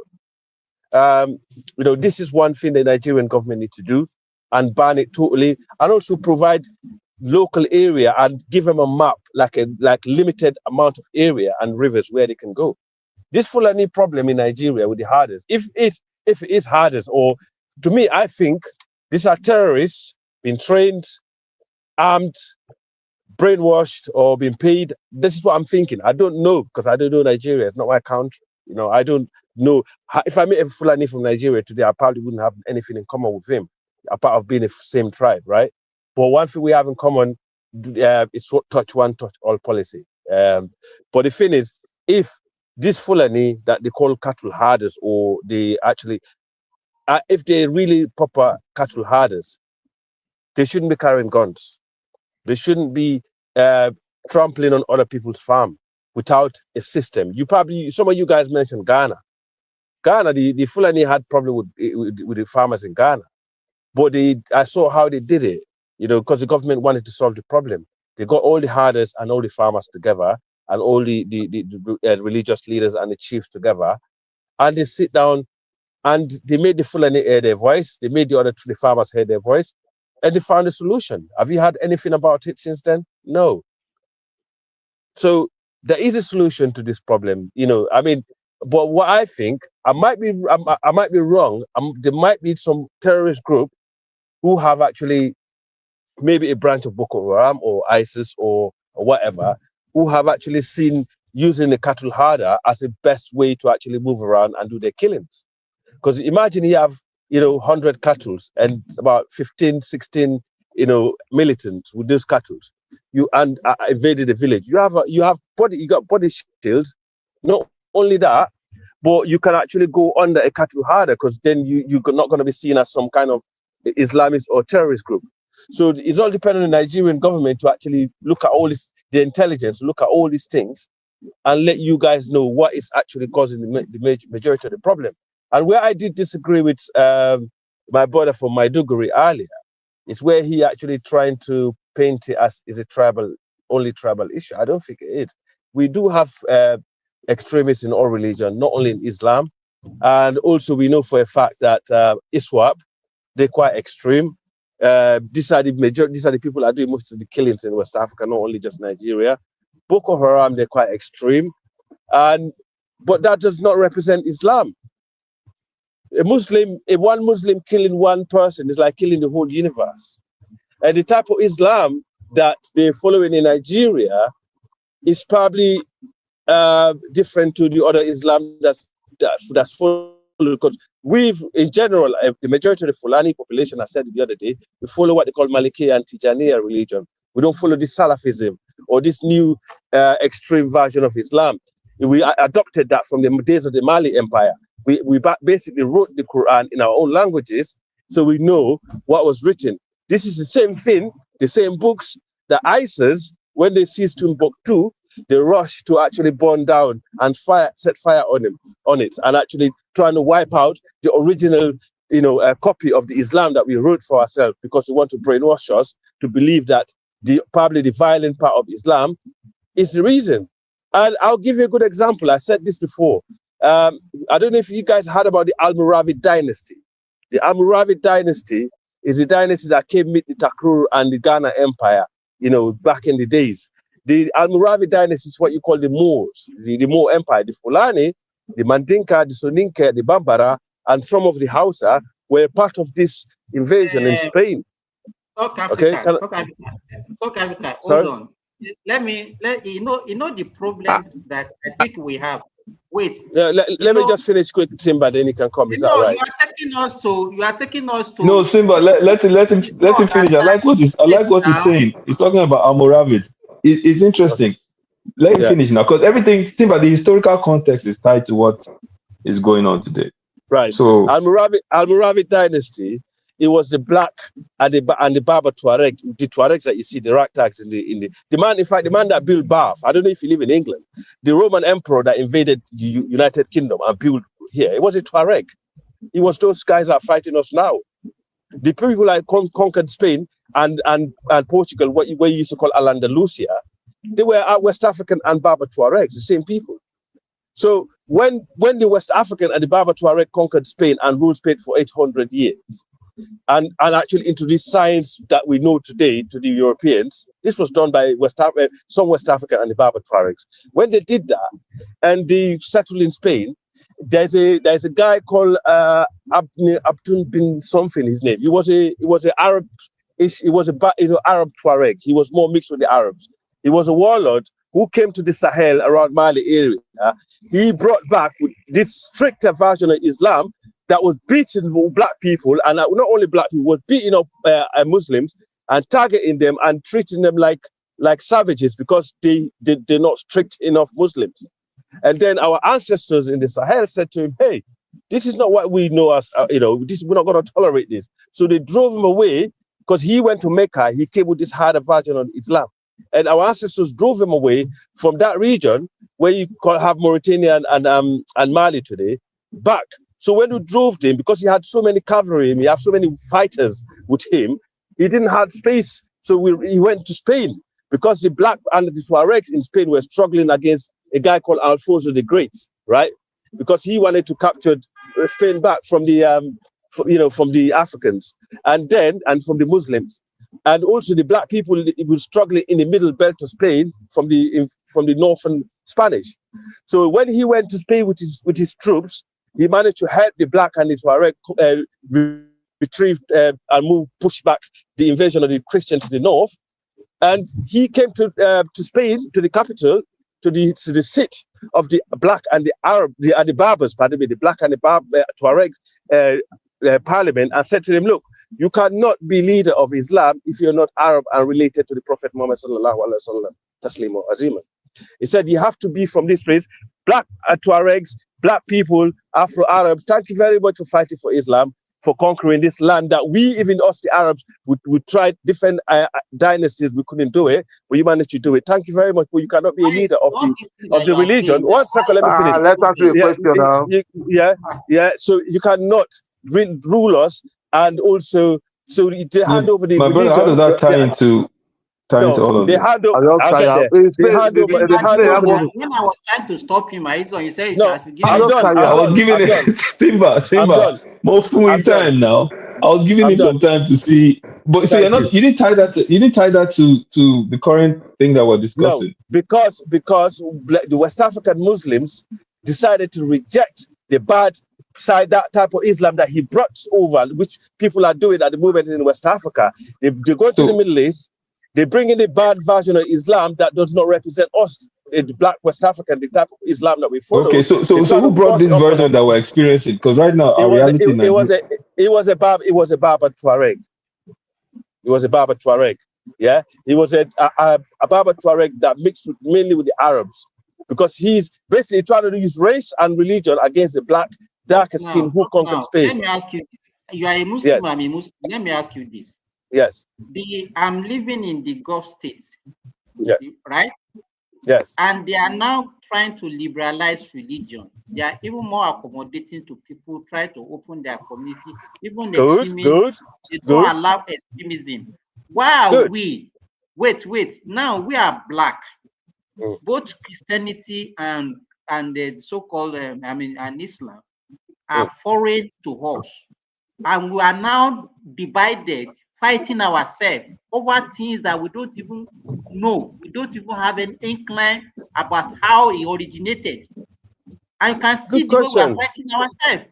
Yes, it's wrong. I agree with that. That's a good question. That's a good point, Simba. But the thing is, what Africans need to understand, we need to be careful. Also with us, the Muslims in West Africa, we need to be careful with the type of Islam that we brought to us. You know, because I know a lot of Yorubas. I think the Yoruba Muslim the mosque that they build in Sierra Leone is very similar to the one in Lagos and the one in Guinea. They're the same type. So they're very similar type of Islam. They're very tolerant, very they follow the script, right? But it's not the same to the Sahel. The problem you have, talk Africa. Let me tell you this. Yes. I think the problem, let me tell you, and that is why I said, if you are just reducing the whole insecurity that we have to religion, we are just doing ourselves a disservice. And I will tell you the reason why. Big time, yeah. We all know, let me tell you, let Trump come today, eliminate all those terrorists. If he leaves, another one will form. Because one, the root cause of poverty, desertification, scarce resources and everything. Yeah, let him finish because it's very interesting what he's saying. Sorry. You understand? We are not addressing all those things. This same Prince Daddy that is there. Usually, I remember there was a time we were discussing the security. He mentioned global warming as part of the issue that we are having. Yes. You understand? And Simba, let me tell you, the reason why we are that the father and the Fulani herdsmen farmer classes has always been there right from time immemorial. It's not something that started 50 years ago. But for the fact that the Fulanis are Muslim and the people that are farmers in this area, they are predominantly Christian. And that's why people, one of the reasons why people are viewing it as religious, whatever. You understand? But the fundamentals that is actually responsible, we are not discussing it now. We have been distracted by what Rob says, that the only thing that is responsible for the killings in Nigeria now is now Muslim versus Christian, which is untrue. You understand? And that is what I'm trying to call our attention to, that what we are doing, we are not doing, we are just causing more problem for ourselves than just because we are distracted. Yeah. To be honest with you, I think that's another fact also. I think the people in northern Nigeria and some part of the Sahel, maybe this is just me being cynical, right? Maybe the Hausa, the Fulanis, and the other tribe, maybe it's just the Fulani that are brave enough to show their face, into this issue. Maybe they want to take some part of the central belt because it's much more greener, and they're losing the vegetated land in the north. But the Fulani have been used as a tool because they know they're more likely to get into war, as a tool to actually do the job. But that might be another factor. But I might be wrong. But all I know is, we Muslims in the world. Now, why are we?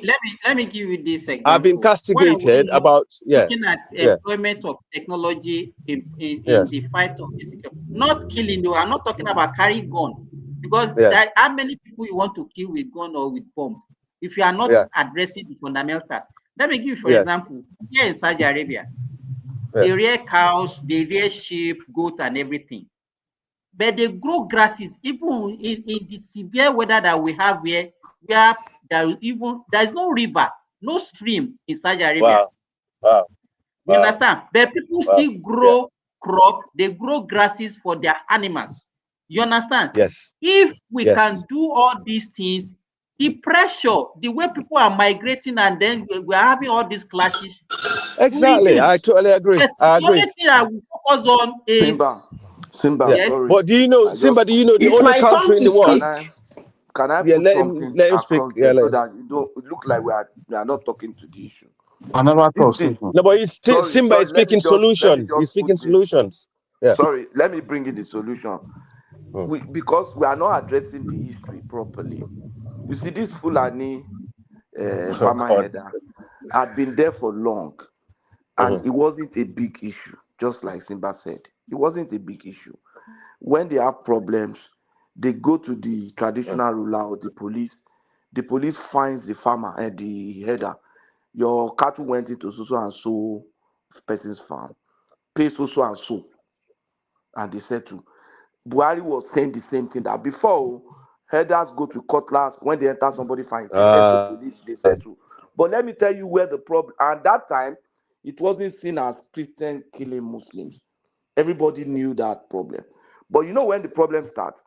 Do you remember this? Do you know this Ahmad Gumi? You will not appreciate the problem with Ahmad Gumi except you go back to his father. No. Abubakar Gumi was a disciple of Ahmadu Bello, but he was an extremist. Ahmadu Bello was the one checking him then. But when Ahmadu Bello died, he introduced a strand of his own kind of Islam. They called them Izala. That Izala, he did with the Wahhabis. Izala, yeah. He did it with the Wahhabis in Saudi. They established that brand of Islam, and they were stretching to the extremists. They were going after different scholars that had a moderate view. And he was, because he was an articulate person, and he actually also studied in Saudi, he was able to rally himself and was able to control, was at the forefront of it, was the most prominent, at the point became the most prominent scholar. There is a Jubri Martins in Lagos, was another prominent Islamic scholars. That's the father of Jubri Martins Kuye. But this man subdued Jubri Martins, because Jubri Martin to him was moderate and Jubri Martin was an Ahmadiyya. So the Izala group became so prominent. And one of the things that Izala said was that Abaka Gumi said that over his dead body will a non-Muslim ever rule Nigeria. And that was their focus. He said it on TV. That is wrong. That's wrong, because Nigeria is a secular state. No, it's let not me Muslim finish. state. I'm telling you what happened in Nigeria. I'm not telling you something that somebody cooked. You are not here to prove him wrong, because the Muslims that were present in that time, I was a young child, didn't make this statement that he's wrong. They all kept quiet. That kind of statement will start, you are programming some people's mindset. Patoski, when was that? In the 80s now. Go and Google it. I've heard about it several times. True. So even this man said it. Everybody can This spill man, anything no. now. Is it? This tweet that one man brought here. He wrote a book to. He said it.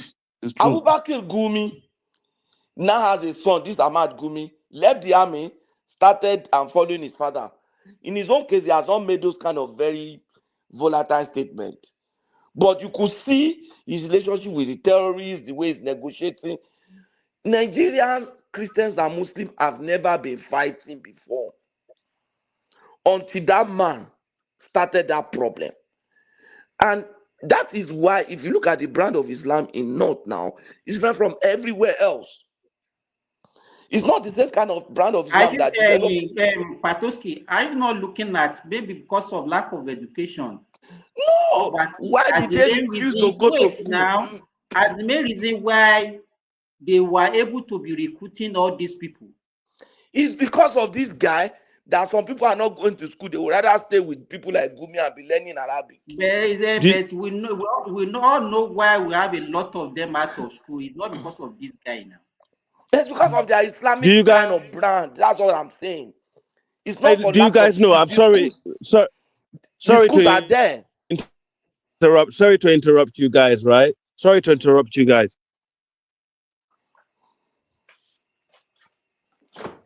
We are hearing you. I thought you wanted to talk. But that's why you are saying sorry. Do you have you guys? You are breaking. I heard about Sheikh Umar Bamba. No, with Sheikh Have you heard about Sheikh Umar Bamba? Yes, Senegal, right? No. Let's talk about Nigeria. Leave all those Senegal, Guinea people. We are talking about what happened. Have you guys heard? Spain is peaceful now. Why are you bringing Spain? Sheikh Umar Bamba. Sheikh Umar Bamba is worship. It's not relevant to us. Along the black. Bamba is not relevant to us. Let's go to Nigeria. The Nigeria issue, the Fulani. We have Fulani issue in Nigeria. The jihadist Fulani. We are talking they want to wipe us out.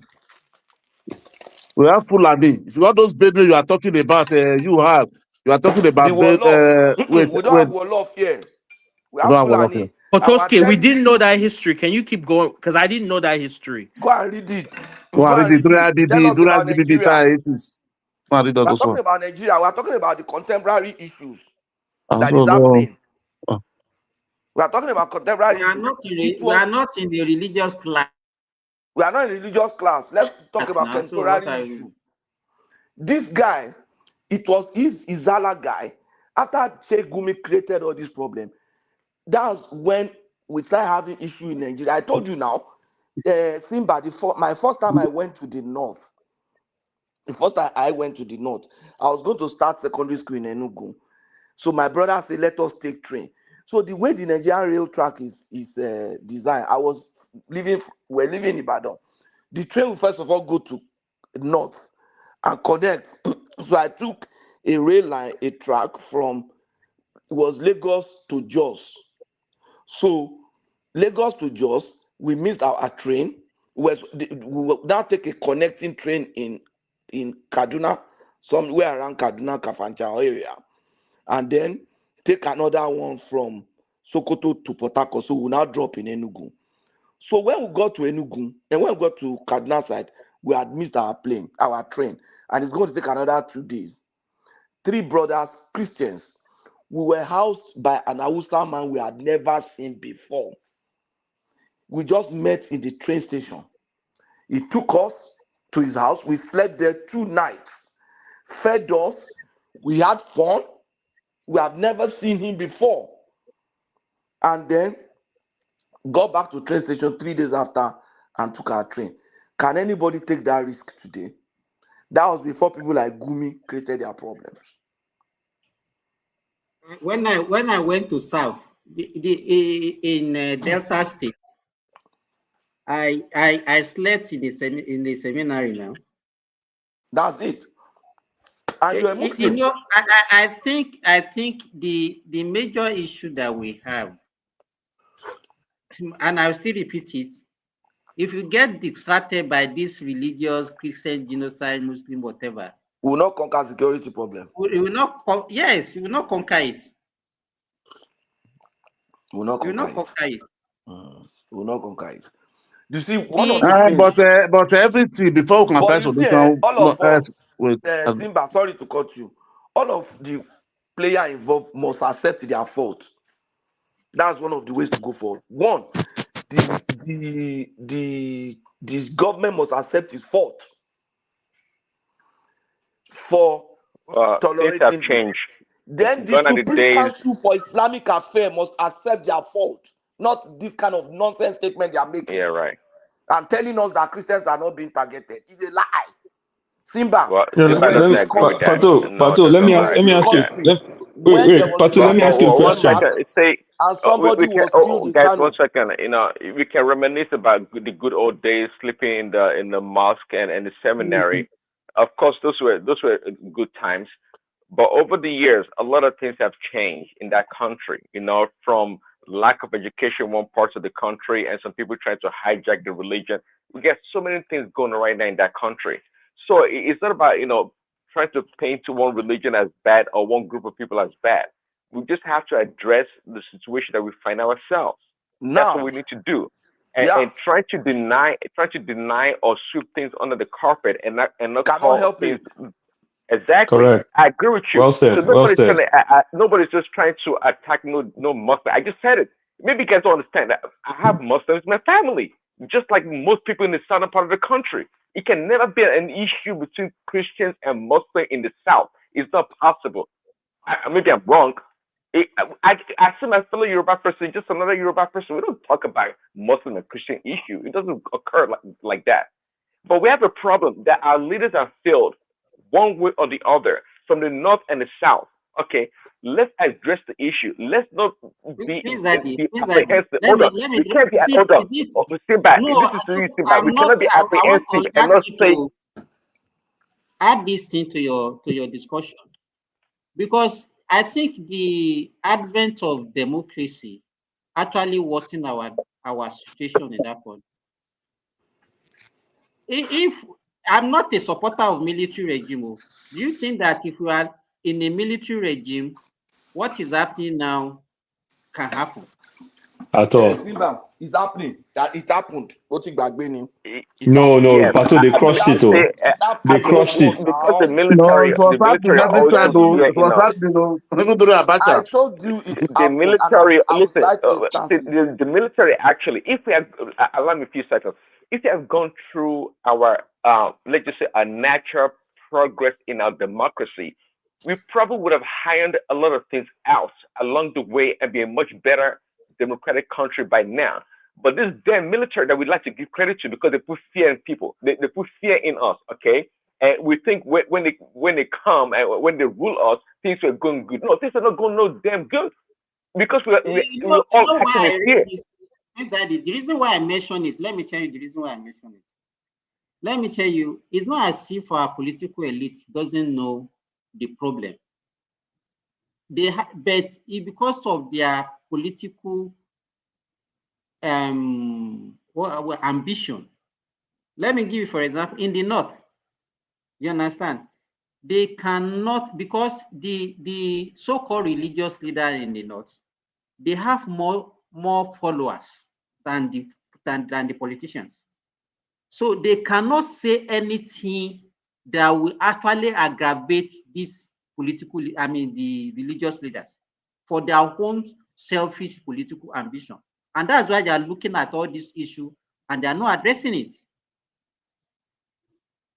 Let me tell they're you, playing politics with it. It's right. They were able to conquer extremism in the Gulf states because they are not practicing democracy.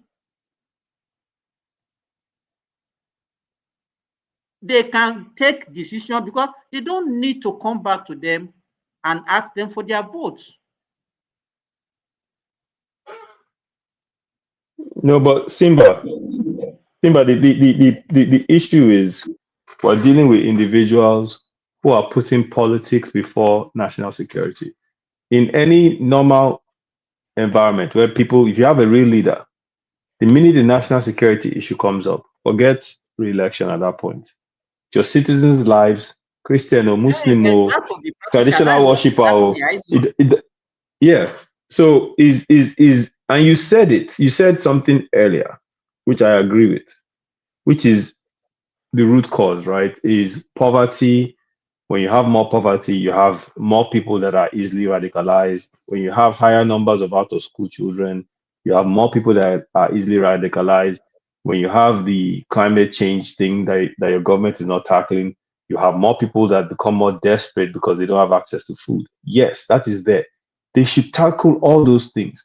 But at the same time, you have to provide security as you are tackling those things because those things are more long term for your government. If your government says, okay, we're going to provide good schools in all of the areas in Northwest, whether it's Zamfara or Katsina, and we're going to also provide access to local farms so people can have access to food to eat.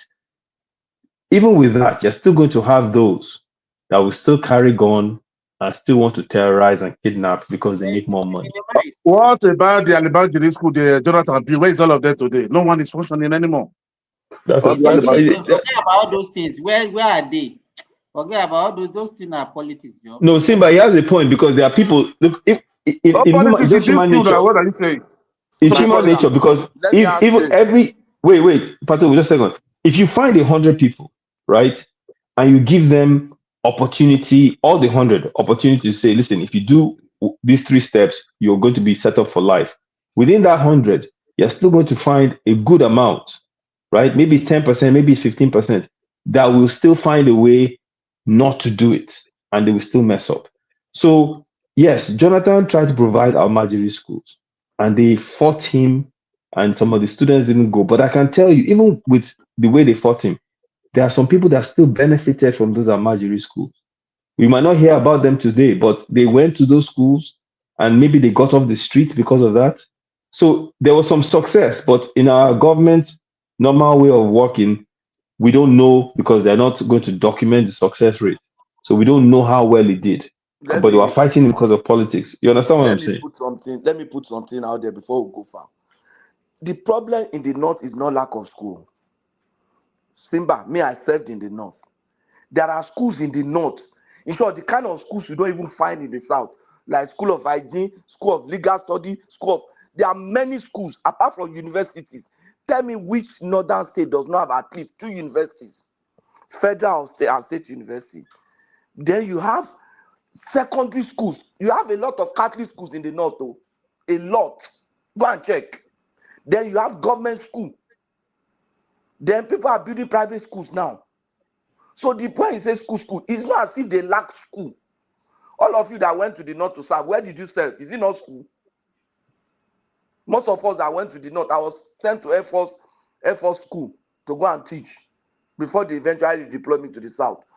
A lot of schools, there are schools. The north is not missing, it's not lacking school, and very good school too. ABU is one of the best universities in Nigeria. Or do you have University of tell me, or any state in the north that doesn't have at least 2 universities? You have University of Transport there now. You have Nigeria Army has its own university, and Nigeria Air Force has its own university, all in the north. Which do you have any military university in the south? Aviation, all is there. NDA is in the north. Nigeria's got aviation is in the north. It's not lack of school. Let me tell you, sorry, Simba, let me say this. I think you people are the one, educated people like you, are the one that can solve that problem. When I'm saying it, they will say it because they're Christian.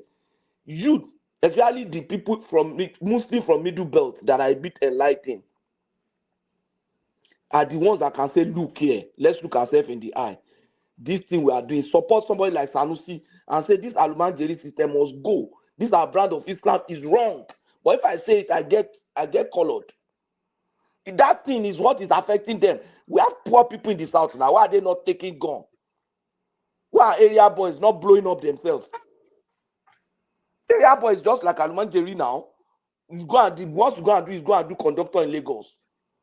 All those boys that went to do conductor in Lagos, Amoto Stanley, want to do Mogboro. The highest they can do is smoke, go and do conductor. Not tie bomb on themselves and blow themselves up. They are Ileke, what do Ileke boys? Many there. No, those ones not even be Ileke. Ileke, you know, say Ileke for Southwest. You go Ileke, you go back to your father's house. But what looks like Alumanjeri in Lagos, in the Southwest, is Omonta area boy. Where be say run come off for house. You go there sleep on that bridge. You go there smoke Igbo. You go do conductor for money. You go back to Igbo. That's what is close to Alumanjeri. Why are those boys not blowing themselves up? Because there's no Islam that radicalizes them. If you have a radical Islam in any society, it's going to destroy it. And if I'm saying it now, some people go the verse. But it's the truth.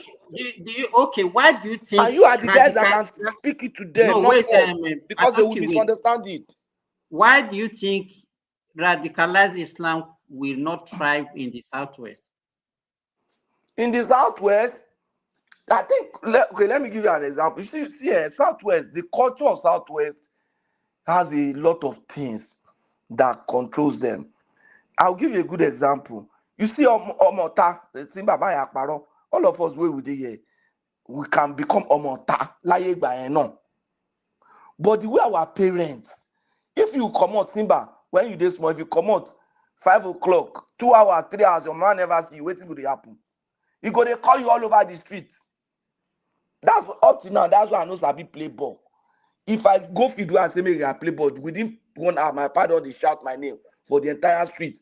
And once they hear my name, Ojo, they call me that time. Once the neighbor hear Ojo, inside go raise them, Ojo, the next person go shout, Ojo, your papa, they call you, your papa, let me tell you, so the culture is what protected us. Education is not only what you learn from the 4 walls of the classroom. You understand what I'm saying?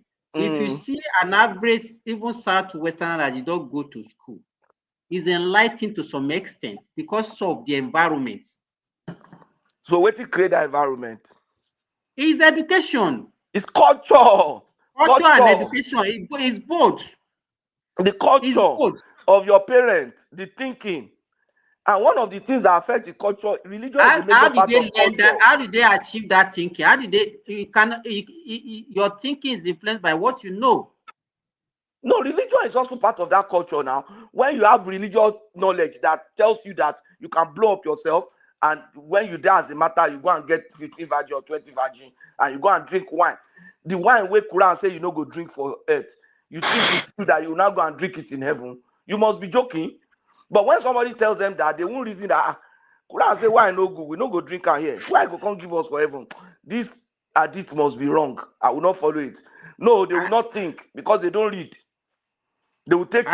I don't know the kind I don't know how Islam got to the north, but the kind of Islam that we practice in the Southwest, I could remember, if you understand, Even when people are doing wedding, you see Muslim going to mosque, Christian going to whatever. Everybody will mingle and they will do it together. So I don't know where this so-called the Northern Islam or whatever they are practicing. Well, the history of Islam in Yoruba land is trade, knowledge.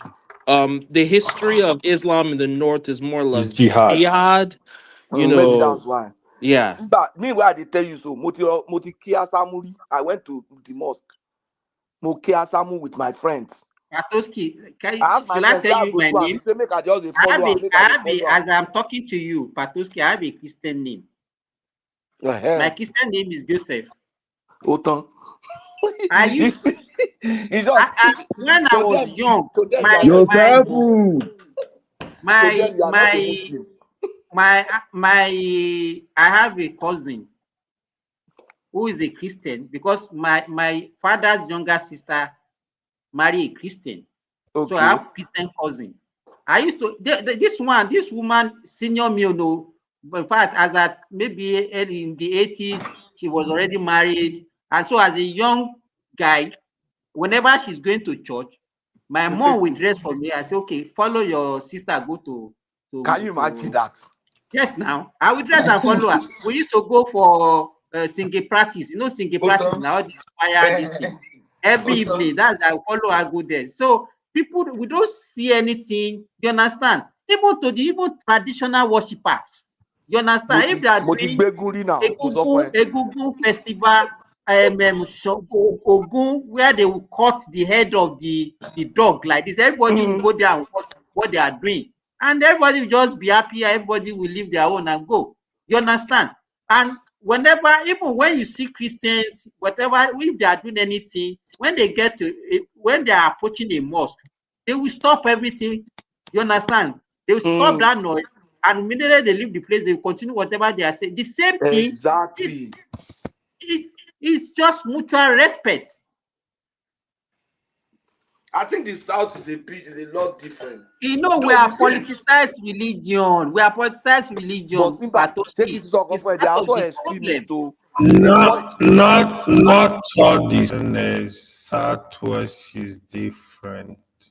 Parent of religion. I don't know.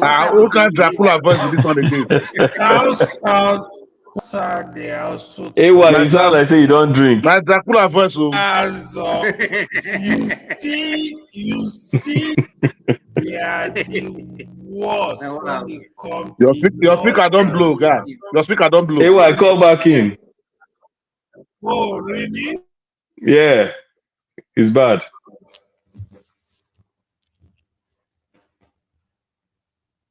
Hello. Okay. Okay. So you can go ahead. No. What you guys are saying is true. I remember when I used to be in Lagos. Every time during Salah, my Yoruba Muslim friends, I'll go to their houses to eat. You know, even then they will be toasting girls that are Christian. No problem. I mean, this thing that is happening now is not Nigerian. If we all look at what has been happening, even in the north, we never really used to have. I mean, we would have pockets of it, but the way it is now, it has never been like that before. It seemed like it got more and more radicalized in that region of the country. For whatever reason, I don't know. Maybe we need to. Sure that some people are not trying to use it to achieve their own selfish goals. It's possible, but you know, it's hard. We don't know now, you know. But I know the thing is, even when we used to have Metasini, and if you recall, even the case that Lamido Sanusi got into when they had to send him to Lagos because Abacha would have killed him. Those things happened, but very, very rarely. They happen in small pockets. It's not like now.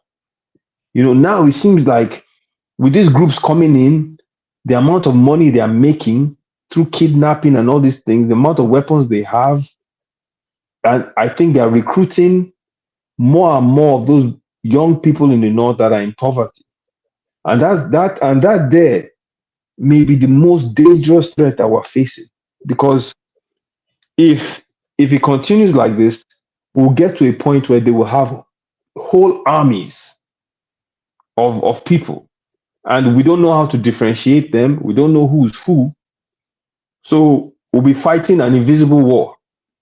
And that's why, when I say things like, someone like the Sultan of Sokoto, who is the Islamic leader in the country, has to be able to speak openly about this, but he doesn't. You rarely hear him say anything. You understand? So that is the part that frustrates me. Sorry, because they are afraid of those, because they are afraid. Hold on, because they are afraid, just like our leaders and our politicians. Yes, they are afraid. Everybody's afraid, Let me including say, Allah is afraid too. let me add to what Aizo said, please. I think my speaker is good now, right? So what Aizo said now, when we were growing up, I used to go to the farm, right? I'm not a Jebo like a lot of you here. When we meet Fulani people, Fulani Katorera in the farm, you are happy, trust me. Sometimes they actually give you fruit, they give you animal, they give you stuff, like you are happy. What Aizo said now, this Fulani that are really doing this damage, this kidnapping, I think most of them, they move it to Nigeria from West Africa countries. Then you have some of the Fulani on ground, they actually collaborate, because that's why giving this to religious coalition is more dangerous, because some of the kidnapping going on even in the South, we know how to do evil things before. But some of the kidnapping going on in the South, they are still these Fulani people. Because one of the advantages, they know Nigeria bushes. They know the bush. They can go through Kaduna and come out from Benin. They know all the route. This is the truth. And there is something Simba was saying, you guys were not taking very seriously. When it comes to Boko Haram, it's different. It's as a result of ignorance and lack of education. When you are calling the North, it's not that the Northerners are not educated. Even the core North, go and check the leaders in the North. Go into their family, go and study them. They are all well educated. Majority, you see them going to some of the best schools in the world. This is a fact. On a lack of education in the core North, I will blame it on the Northern leaders. They are the problem, because in my own assessment of the situation is, I think they do need to have control of the commoners, and they don't know in the long run it's not going to benefit anybody. Like somebody was saying that they have good schools. Actually, it's true. When I serve in Zamfara State, I serve in Aliguso School.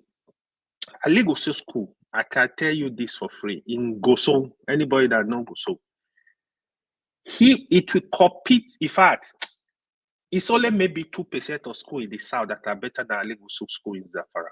Aliguso built that school. If you see their computer lab, you will not believe. If you see their physics lab, you will not believe.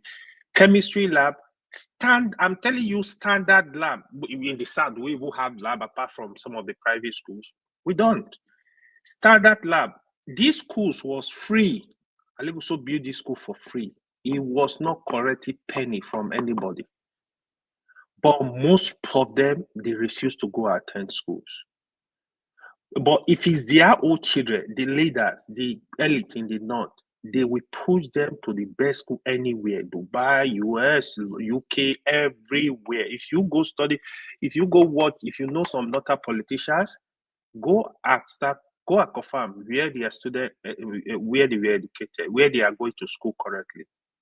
So in the Southwest, for example, one of the advantages why the Yorubas still really put Awolowo very high is because how he encouraged education in the Southwest. Awolowo was telling the Southwesterners, listen, the children of the poor you refuse to train, allow to go to school, there will be problem to your children. That is what you see that is going on in the North now.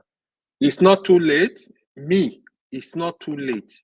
Because what we are seeing now is a child's play. You see all this riot, like say, for example, the Lagos riot, the N0C1D riot, you see in the South. I was telling people, I said, the only reason that riot did not survive, the Northerners were not involved. If a riot break out from the North, oh man, this politician, they will see hell. Because now the number of uneducated people roaming the street is way too much. They are sitting on the keg of gunpowder. This is just the fact. You know, the insecurity you are seeing, because people are too idle. People are roaming the street. No education, no hope. A friend of mine once said to me, he said, if you see somebody does not have a hope, that person can do anything. You that is a graduate, you might be suffering, you might be thinking, oh, tomorrow God can bless me, I will have a good job. Oh, maybe you are having a business. God can pull a contract away for me, I will have a contract, I will make money. You are talking of people that don't know what to eat in the next minute, in the next day, the next week. So it's really a problem. The Northerners need to really sit up. The leaders, I will blame them for whatever is going on in the North. I will blame them. So if this is not a bad religion, we might put in religion, because the Muslim country, they are some of the best country in the world. Go to Dubai, go to Saudi, go to even Iran. You hear they tell you all the story. Iran have the highest number of female engineers in the world, all over in the world. Iran, you see, because they are not looking at, when they go to all these countries, they see what, go and see Saudi investment in AI, for example. Go and see the UAE, what they are doing with technology. Like, everybody is up. I don't attribute this thing to religion. I think they somehow, the northern leaders, they need to really like encourage both Western, and if they want to do Islamic education, you can merge both together. Like I heard Aizo was talking about the Al-Majiri schools. They could have worked with Goodluck Jonathan or whoever the next president, the governors, let them build Al-Majiri schools that are standard schools. Okay, leave the street. In fact, make a law. What is Al-Majiri? Those young children roaming the street, go arrest their parents. We have a country where people do what they like, because there is a lot of incentive going Thank on. you. Yeah. Thank you. Yeah. Let me tell you this. Here now, if I admit a child, a school age child in the hospital now, the first thing that you hear their parents asking for, even before you discharge, is for me to write a sick leave for them, because they have number of days that they can miss school. If you miss more than that number of days, if the child miss more than that, the parent will be arrested and jailed. Yeah. So these are the people that are this is where the Islam came from. You understand?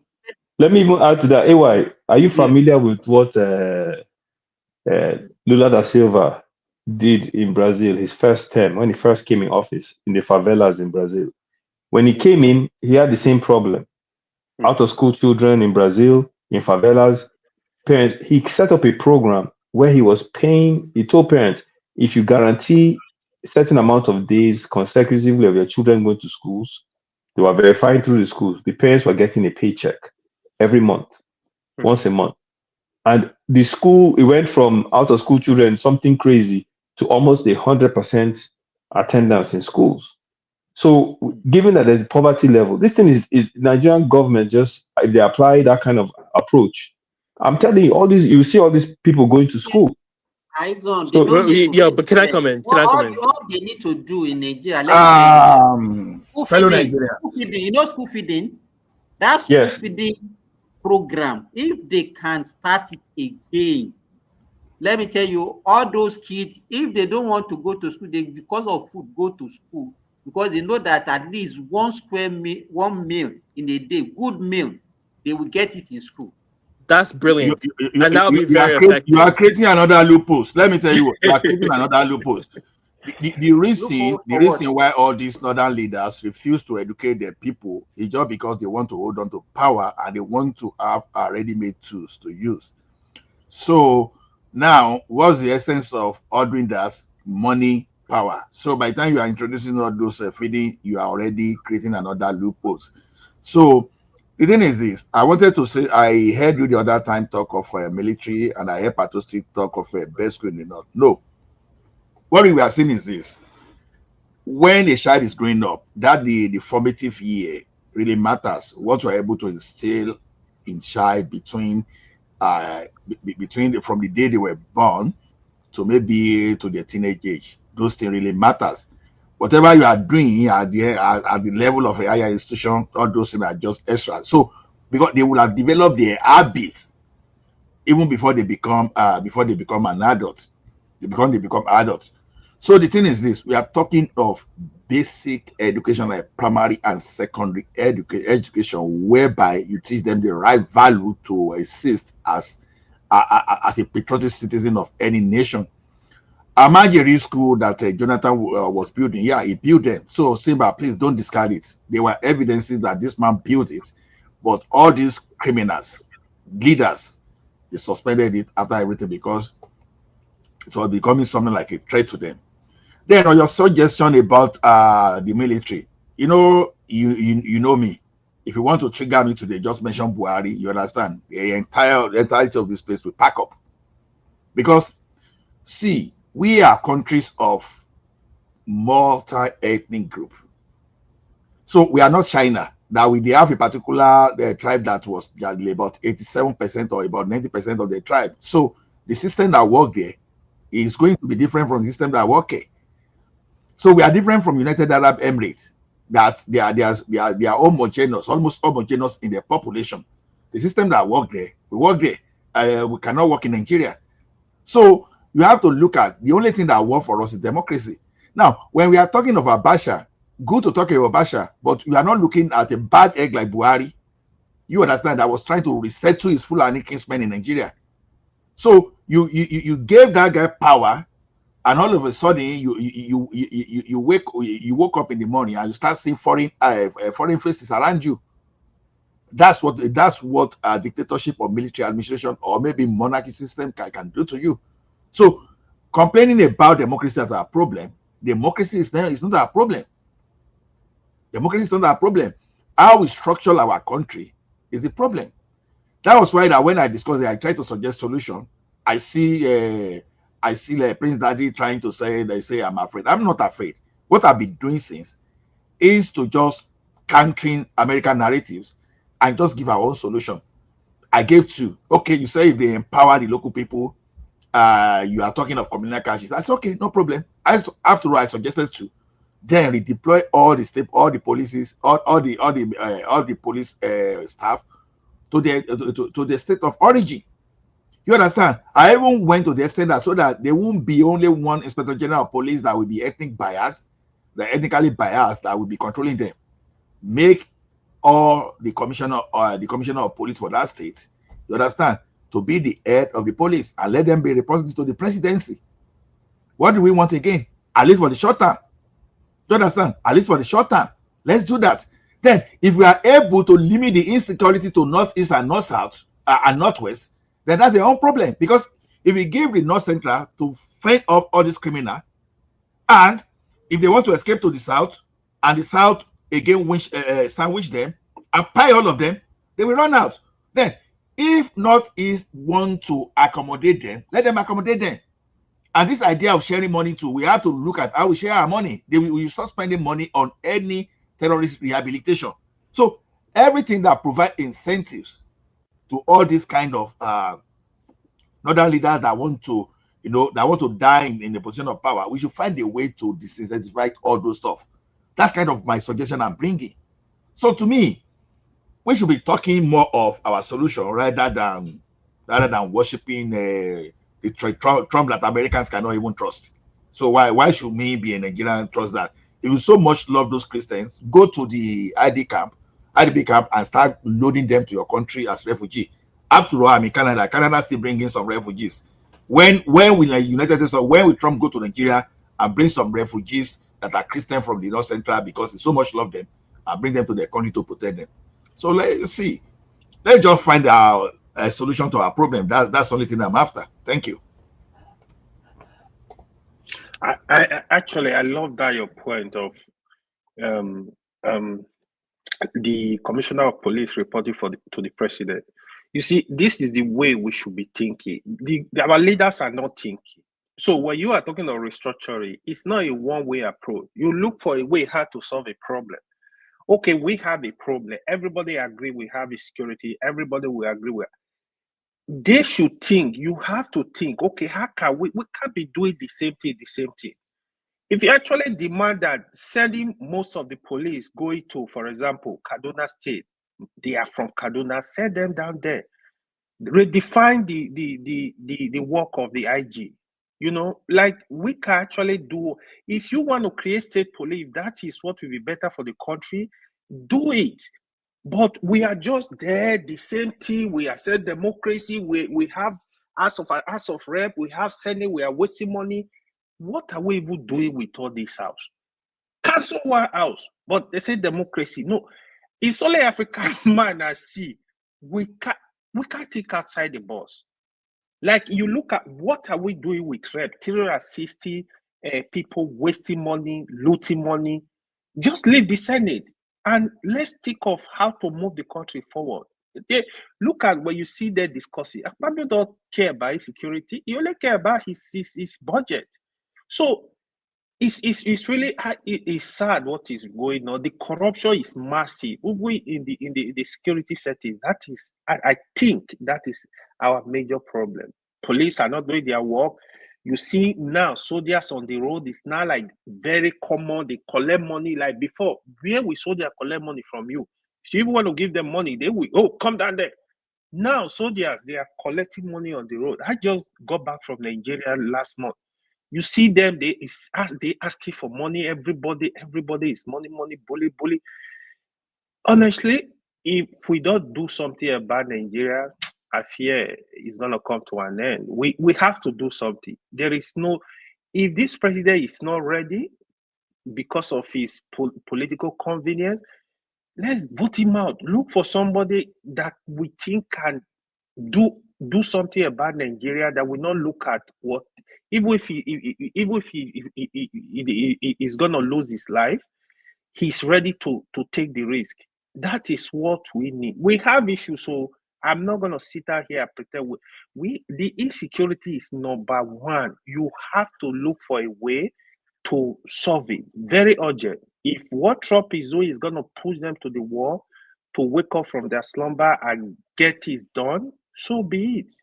We have issues. It's too much. The madness is. Now you are driving on the road. A driver that was driving me, for example, he was gonna tell you, "Oh, last week they kidnapped here at this spot. Oh, they were soldier 1 kilometer away." It's like norm. They take kidnapping now. It's like normal thing. So it's more like, yeah, I saw that they almost tried to stop me. Then I ran away. I escaped. I revised. You think this is fib? Like the way they say it, they don't know your heart want to run out, but they're telling you like it's so funny. It's like we don't know what is going on. They just stop a bus, they take everybody, line them up inside the bush, and they will just go. Even when you call the soldier, call the police, they can't do anything about it. They can't say, okay, let's curb this bush, let's see how we can help these people. So that is the state where we are, of which if I want to live in Nigeria today, you have to protect yourself. You have to, because even the police you want to carry, the military, you don't even trust them. You have to look for a way to protect yourself. I know one rich man. Now, one of the driver that took me around, he said, if he is traveling now, he doesn't even use military because he's scared. He will use like the normal taxi, like you will not even know it's inside that car. He will just sit there at the back. So it's not funny. We should not be look for a way to fight ourselves. The Nigerian people need to put pressure on the government. Let them wake up and look for a way to solve, to protect Nigerians. That's the way I see it. It's very irritating, to be honest. Thank you. Remy. Osimba is there anyway.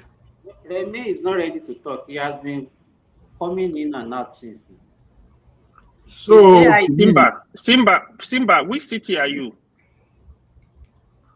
You want to arrest me? If you don't want to say, it's okay. No, the You want reason to I was arrest me? asking him. No, the reason I was asking me, if you go to Saudi, right? I said, even at 2 a.m., you see children and women. They are playing. There was hotel I was living in Saudi last time I went to Saudi. You will see them, even 2 a.m., you see children running around. You see women sitting down. Like, I'm like, this is the kind of Nigeria I want to have, where we used to have this kind of stuff, where they will send when we were little. 2 kilometers, you will walk and go drop a message. Now you can't even send a child to go outside and bring you something. You have to be protected. We used to walk to school, like nobody will take us to school. You go to school and come back. Anyway, life here, because of their weather. Right. They live a night life here now. Yeah, I know. You see everybody moving around freely. You see what we said over is this: anything that can capture the mind of the people, the power brokers, the politicians, they use that thing, they weaponize it to manipulate the people. Right. That's where religion falls to. That's where media falls to. Sure, God bless you. That's what I wanted to say. And the power of programming. Simba, I want to ask you a question. Sorry. In Saudi, their Quranic school, how is it organized? Can you just go and start a Quranic There's nothing like Quranic school in Saudi. They go all those Islamic countries, even those ones that use Sharia, they are not. I'm talking of the good one anyway. I'm talking of UAE, Qatar. I'm talking of Saudi Arabia. I'm not talking of. Since I've been here, let me tell you one thing. Since I've been here, I've never seen any place where they are doing pitching. Like and that I've never one. seen it, and there is nothing like a Quranic school. Everybody goes to conventional school. So where do you learn Quran? So Abisimba, where do you learn Quran if you want to learn Quran? Let me tell you, it's part of the curriculum. It's part of what you learn in school. Patoski, let me tell you, even when we were growing up, even in the Southwest, the same school that we attended for normal education, I'm talking about Western education, is that same school that will go back in the evening for Quranic school. And we even have classes. We have primary 1, primary 2, primary 3, also in Quranic school. In Oshogbo there, in Oshun. Even a lot of those schools in Nigeria, never in Lagos now. They're everywhere. They're everywhere. I think what Nigerians should be doing now is this: when we are to identify all these leaders, let some of us that are here start pushing this agenda. And you know the funny thing, sorry Ola for cutting you short. The teacher that was teaching us then was employed by the community. You understand, Muslim community, and he gets salary. So it's not that kind of almonjiri kind of thing that you say, okay, you send. We go like 2 or 3 hours, and everybody goes back to their houses. That's good. Because you know why? I heard Patoski the other time too. You understand? He's good at Patoski. He said, see, Patoski, I understand what you are saying, that okay, whether Christians have been targeted, there is a likelihood of that. Nobody is denying that. But this is the point I want you to take this thing. Okay, if you say that okay, Plateau is 90% of Christians, and some people that think they fail to establish the Emirates during that Madame Fodio jihad. Now, if they think, okay, they still want to move to that place and enthrone the Emirates. Meanwhile, there are reasons behind this Emirates. It's not because they want to make the people to be okay spiritually by bringing their religion. No. It's either the resources in terms of fertile land or the resources that is under the ground. Now, they look at it. Okay, you have a 10% Muslim somewhere, and you know that you've already used a religion to control before.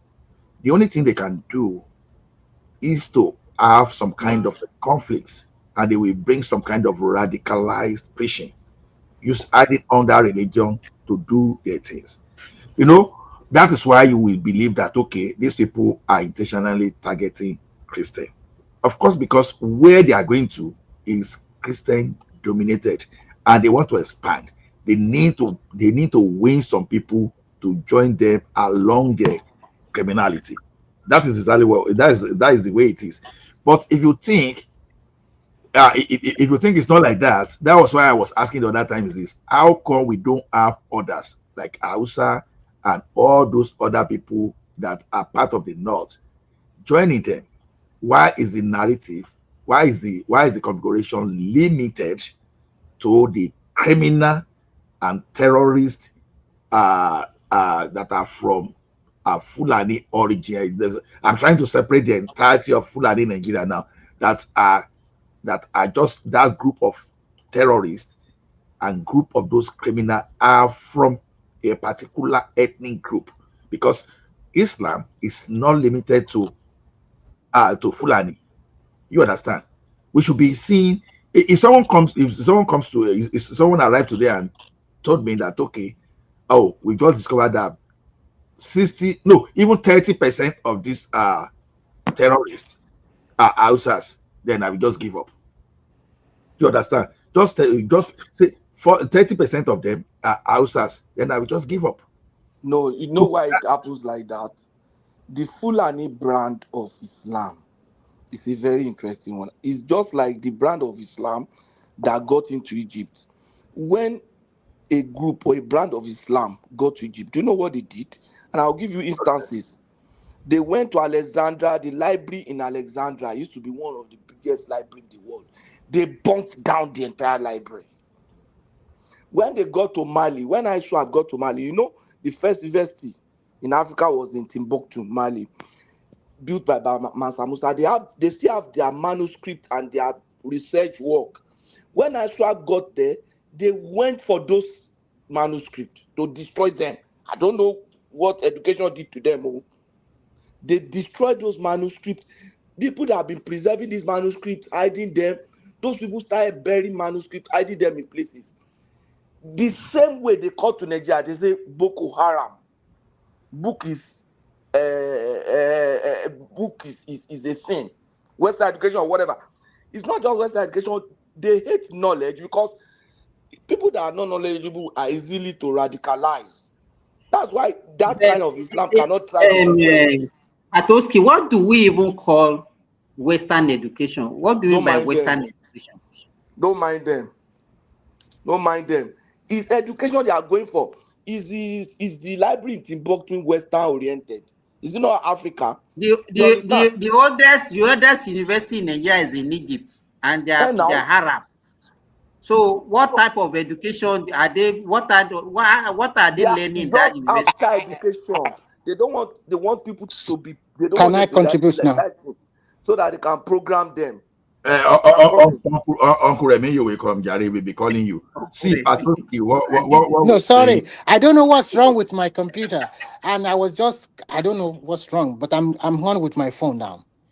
No, you bought a very cheap computer. You're asking me what's wrong with the computer. No, who told you? I'm using my book. What do you guys, send me $1,500 now. I will sell you a computer that you will use for the next. Give me the name. I said send $1,500. Why should I send $1,500? My computer is more expensive. To buy computer now when you are using a fake computer. I'm not using a fake computer. Customize it so that you see what you have caused. Why did you bring him in again? He has been in out of this place now. No, you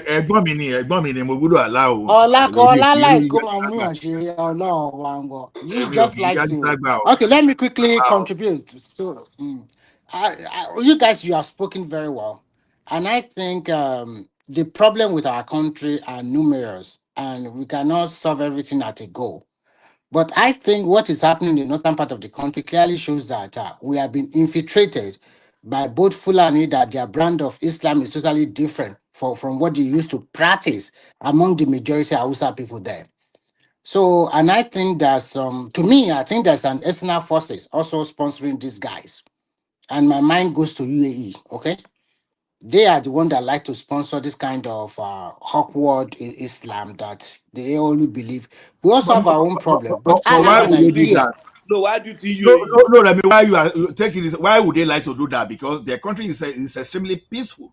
Why would they do that? And they are even supporting us in our fight. So the same question we can also ask the Western world why they also want to destabilize some developing country too. No, I mean, because So, these were the people that first listed those sponsors of terror in Nigeria. If you say they are sponsoring them, why did United Arab Emirates now took time to publish the name and sending even the name to our authorities in Nigeria? Exactly. If you say Qatar, so that is that I said my mind If goes you- to them. The reason why I said if my you say mind goes to them Qatar, because I I'll read say the yes. report. No, listen. I read the report that they said their hand also some part of them their hand is into this kind of sponsor or this kind of weird Islamic or some yes their hand is also there. But I'm thinking about a suggestion because I'm thinking about when you move from state to state, you must register your residency immediately. If you can no matter where you come from, immediately you move from Kano to Oyo, you must register your residency. So by registering your residency, we can know what's your name, where are you coming from, where are you Why are you living not in talking that about state. something that is practicable? How do you? Have we Is gotten that to is that that not level is in that not Nigeria? practicable? Is it not How is practicable it in Nigeria? practicable? Remy, that's Why if you not? want to live. That's if you It's want to live practicable. permanently in that state. Let me Now, tell you one thing. If I just change address only in the same city, if I just change address only, it's a must for me to even Yes, update now. my driver license. no, but Online, Remy, we Because have not we don't even Remy, know how hold many on. people we Sorry, have. We don't Remy. even know who is who in That's if you Nigeria. move. No, Remy, that's if you move to relocate to that state. If you are just going there that's for what I'm 2 days saying. to blow up your place, they don't need to be staying there now. They only need intelligence, then go there and go out. So what would that registration do? But How will you no. know If To they come are somebody and coming buy to inside your your the bush? to come and buy Now your those seed in your place. what about how will you know somebody that entered the bush? How will you know? Somebody that just came in, entered the bush, did his work. The people in our world, did they register in Ondo State? no? They are That from is why I Kogi said State now. that is why I said we are talking about solution. We have a That big solution can be Exactly. problem in We substantive. have to Yoruba. It's brainstorm. not, it will work. We have, no, You have I to agree with brainstorm. Remy. We have to brainstorm. No, that means simply in the brainstorm session. I agree with you. Please, let's continue. No, I'm not joking. I'm not joking. It's not the matter of No, last we are time. supposed to brainstorm and Don't tell you mind that will that. not Don't work. mind Baba Simba Bring another one. and Patosi. They are the Bring another Methuselahs. one. Okay. No, Okay, I'll bring don't. another one. I want to bring another one. I want to No, bring. another one is a resource control. No. Another one I want to bring is going to be weird, religion. but I think we also need it. It's high time we started carrying gun, license gun. Oh, but that one said no go work. Let me give you another reason. But why is everything not going to work? This one will not work. That one will not. What will work? If you say If you carry have my gun, gun with everybody, me, nobody will that means just all come. of us will kill ourselves and die. That is Okay, Patoski, let me give an example of why even it does not necessarily, it can even be private security. You know, I support private security, the deployment of our police, all those stuff. Now I have a friend that have a 1,200 hectares of land that he uses to do cassava. You understand? He employed 4 policemen. You understand? Those 4 policemen are running shift in his farmland. Do you know that they've never come to attack this guy? But so when it was time for this guy to renew his this thing, you understand? They didn't renew for him, but fortunately for him, he was able to get about 1,600 hectares of land from another area. Now the question is this: that guy, while he was farming, he brought some kind of stability there because of his own idea of security around his farmland. You understand? By engaging for actually it was 6 policemen. Sorry, it was 6 policemen. They were having some kind of duty change. So now that environment was beginning to stable. Throughout those periods, nobody entered his farm, and there used to be some kind of attack around those areas. But when he brought in security to that place, they avoided his area. So the question is this: why didn't they renew for that such kind of guy? You should be asking yourself question. So it simply means some people seems to enjoy this insecurity, you know. So I agree with you, Remy. The only thing is this: don't license individual with gun in the yard, because let me tell you one thing, even from this forum alone, we are alone. If you license gun, I say make everybody show face. God save us if we have 2 people left at the end of the day. You understand? Yeah. So that's the kind of But person we are. I know one person that will not use the gun, and it's Elder Pastor Patoski. So we have just told you that it won't work. Yeah, I know. We are just trying. You guys, We are just trying to look at. Brainstorm. What can Okay, you we are say? just looking. You guys Remy? have talked about state. Let me talk. Sorry, Simba. Please. You guys have talked about state policing, which I totally agree with. That would work. You. And I think what I want to say now is this. I think the leaders, the political leader, especially in the Northwest and Northeast, I think they are the root cause of this problem. The reason No, why I but say so Remy, is let me ask you, why is it difficult? Why is it taking this long for Tinubu to push state police? Look at the way he pushed the tax reform. Even when the North were opposing it, he was able to manage it and push through. Why is it actually the difficult problem for they're him? having about state Even police. Patoski, pending that times every deployment is not something. The other, this is one of the reasons we blame the like of Jonathan. They are low hanging. You understand? Even the deployment of those police, restructuring within the police. Okay, everybody move to your state of origin. It's not something. I know some people may want to shout, "Oh, tribalism." You go and shout tribalism when they redeploy your state police to your state now. First of all, redeploy the police to the states. Yes. You understand? But do you know a state like Bayelsa forever. might be under police, so because they don't have enough people in the police. Let them go and get more men now. And that's how it's supposed to be. If state like Bayelsa don't have police, then they can employ private security.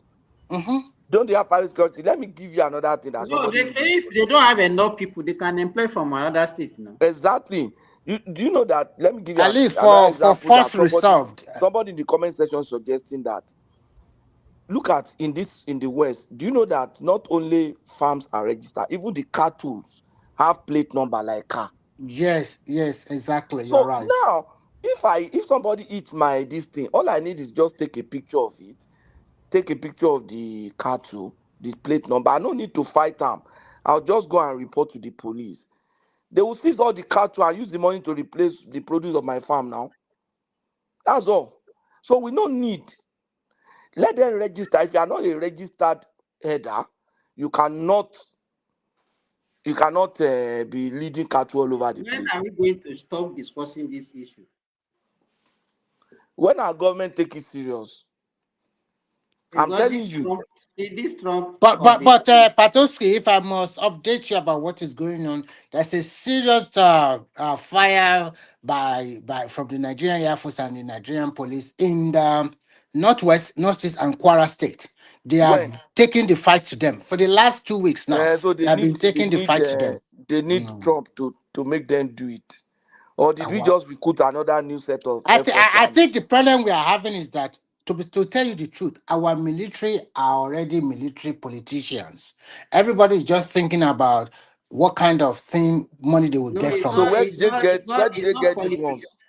I think they are making money from it. That's just it. Yeah, they are making money from it, and sometimes they deliberately slow down or deliberately let them have this insurgency so that they can get money into their own pocket. I think what we must do as a first thing is this. But if you said, okay, you are sending soldier only from Borno to come and maintain security, I doubt whether they will do it very well because they cannot kill their own people. And if we send people from the southwest to go and maintain security in the northern part of the country, if they started buying them, they will shout tribalism. So, in fact, I don't know. To me, when I read, they will buy their own people. Because if their own people are the one find their cousin, find their they will okay. So that one. So I think at the end of the day, for Lagos, all those boys where they rob for Lagos, I want to Jutas and they know Yoruba boys. Why would they Of not course, say they are now. Instant justice. Instant justice. What can you people say about election in Anambra State? Yes, that one is I bet you can ask Patoski. He's obedient, halfway. I'm not obedient to. I'm just kidding. I'm just pulling your leg. No, it's sympathize. Is a sympathizer. He sympathize with them sometimes. I sympathize. But actually, that result clearly shows that there is no opposition in Nigeria. Anambra. In Anambra, even when you look at the election result itself, I was thinking that maybe Labour Party will probably came second. But look at the result; they don't have nothing. Do you know that Obi lost in his polling unit? Even the candidate of LP also lost in his polling unit. They lost that big way. ADC doesn't have candidates, right? They have, APC, but APC they came third second, now. APC came second, PDP came third. I don't know what ADC or LP, I don't know their positions. No, PDP came third. PDP 1,000. Okay, PDP came third, 1,400, yeah. AAC, Shewere Party, the woman, the lady, got about 20-something vote. That YPP lady trial would beat the Labour Party, beat SDP, beat this thing. YPP is very strong in Anambra. It was a part of that Umba that passed away. So they were quite so they were the one that the 3 district there. Yes, what is Obi doing, for God's sake? What is he doing? Obi already ran out of steam. Now. That's a different case. Now, he's already ran out of steam. Nothing to do anymore. Obi is not on the ballot. Yes, now because if you remember 2022, the same way you people say, well, when they do the Osun election, you get 2,700. They say, see Labour Party, 2,700 people that want to win. No. But at the end of the day, something. What I want to tell you is that this is post 2023 election. This is not before 2023 election. Post 2023 election, we must have been seeing the strength of Obi now. After they don't have candidates. Let me finish. You understand what I'm trying to say? No. I'm trying to talk about. They have one in ABC, one in Labour Party, both kind Confusion Party with that one. No. What I'm trying to say, candidates in Labour Party. They have candidates. That's what I'm saying. They have the Labour Party. They have the ABC too. What he's saying is that this is not a reflection of Obi performance. But I do not agree with him. No, let me finish. He's saying that this is not going to be the reflection of an Obi performance in 2027. That's what he's saying. And he's saying the truth. Because that's how you were making Obi will not even win one state. One Emeka or Bishop was No. I am not talking. I am not talking about that. Like you guys, though. No. Tinubu knows Obi na threat, though. No. I'm not politicians today. Everybody know Obi is the only threat. That is why they have not even announced a party. So everybody is party. Where is the party? No. Let Obi announce party. They will destroy before that day. And just choose Atiku. Can I say my own? Because they beg Obi make it their life. The issue is, I understand what people are saying, but why is Obi not? Is not demonstrating a leadership. Obedient told you before. Let me say this. Wait, Obedient told you right from the beginning. They are not Labour Party. They are only for Obi. Let me say this. What I'm looking at is not what you guys are looking at. I am looking at a person that came third with over 6 million votes in 2023. And this is in the next 1 year or 1.5 years, we are going to have another presidential election.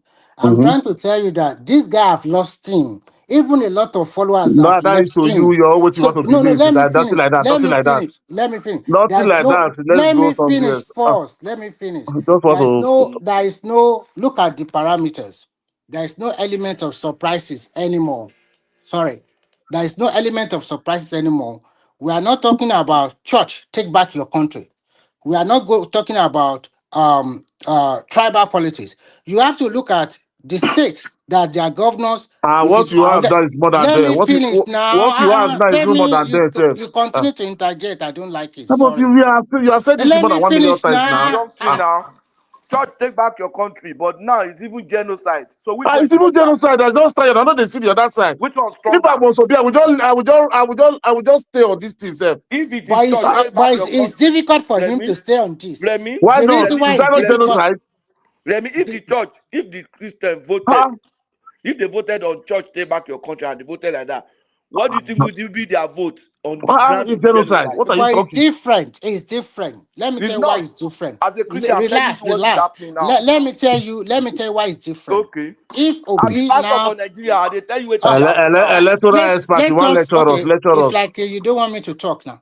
It's different. If Obi capitalize on what is going on now, that means majority of the vote in Nigeria always come from the northern part of the country, and predominantly they are Muslim. That means Obi is pitting himself against the majority of the northern candidate. That is what he said. Don't lie. Don't forget that one. That is like Adamawa have Christian. Taraba has 70%.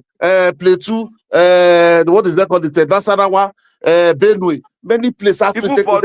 No, Nasarawa have more Muslim. So what are you talking? Leave that one. No. You are just okay. The way you are looking at it, you are looking at it in a you are not looking at it anyway. You are just looking at it in a tribal way. Or, you will not. Okay, go ahead. Say whatever you want after you are looking at. Forget we do ourselves here. No, go ahead. When you finish, I will say my own. You are looking it in a hatred way. Finish, not any other thing. You don't want to see the truth. The truth is I'm there. not looking at it. I'm not looking at it from the hatred way at all. I'm not looking at it from the hatred. What I'm trying to tell you is this: it's very difficult for both Atiku. Listen, it's very difficult for both Atiku and Obi to use what is happening now as a campaign slogan. It's very difficult. That's number one. Why is it difficult? You're talking about politics. I'll tell you why it's difficult. Because that mean you are supporting divisiveness in that country. Which are the divisiveness? When Tinubu was going to, you see now, this thing I don't like. This is they don't use them. Tinubu no use them. Tinubu don't use them. Tinubu use.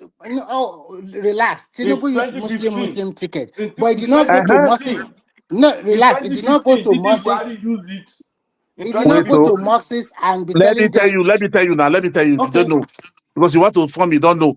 Tinubu, we are seeing the gather all clerics gather together and say this is Muslim in the north. This is Muslim. We must support it. It's a jihadist. Should we take discussion to the background now? Should we? Okay. Oh, they won't allow you to talk. We have 3 moderators and everybody. Should we go to the background so that we can? Let's go now. We can scatter ground.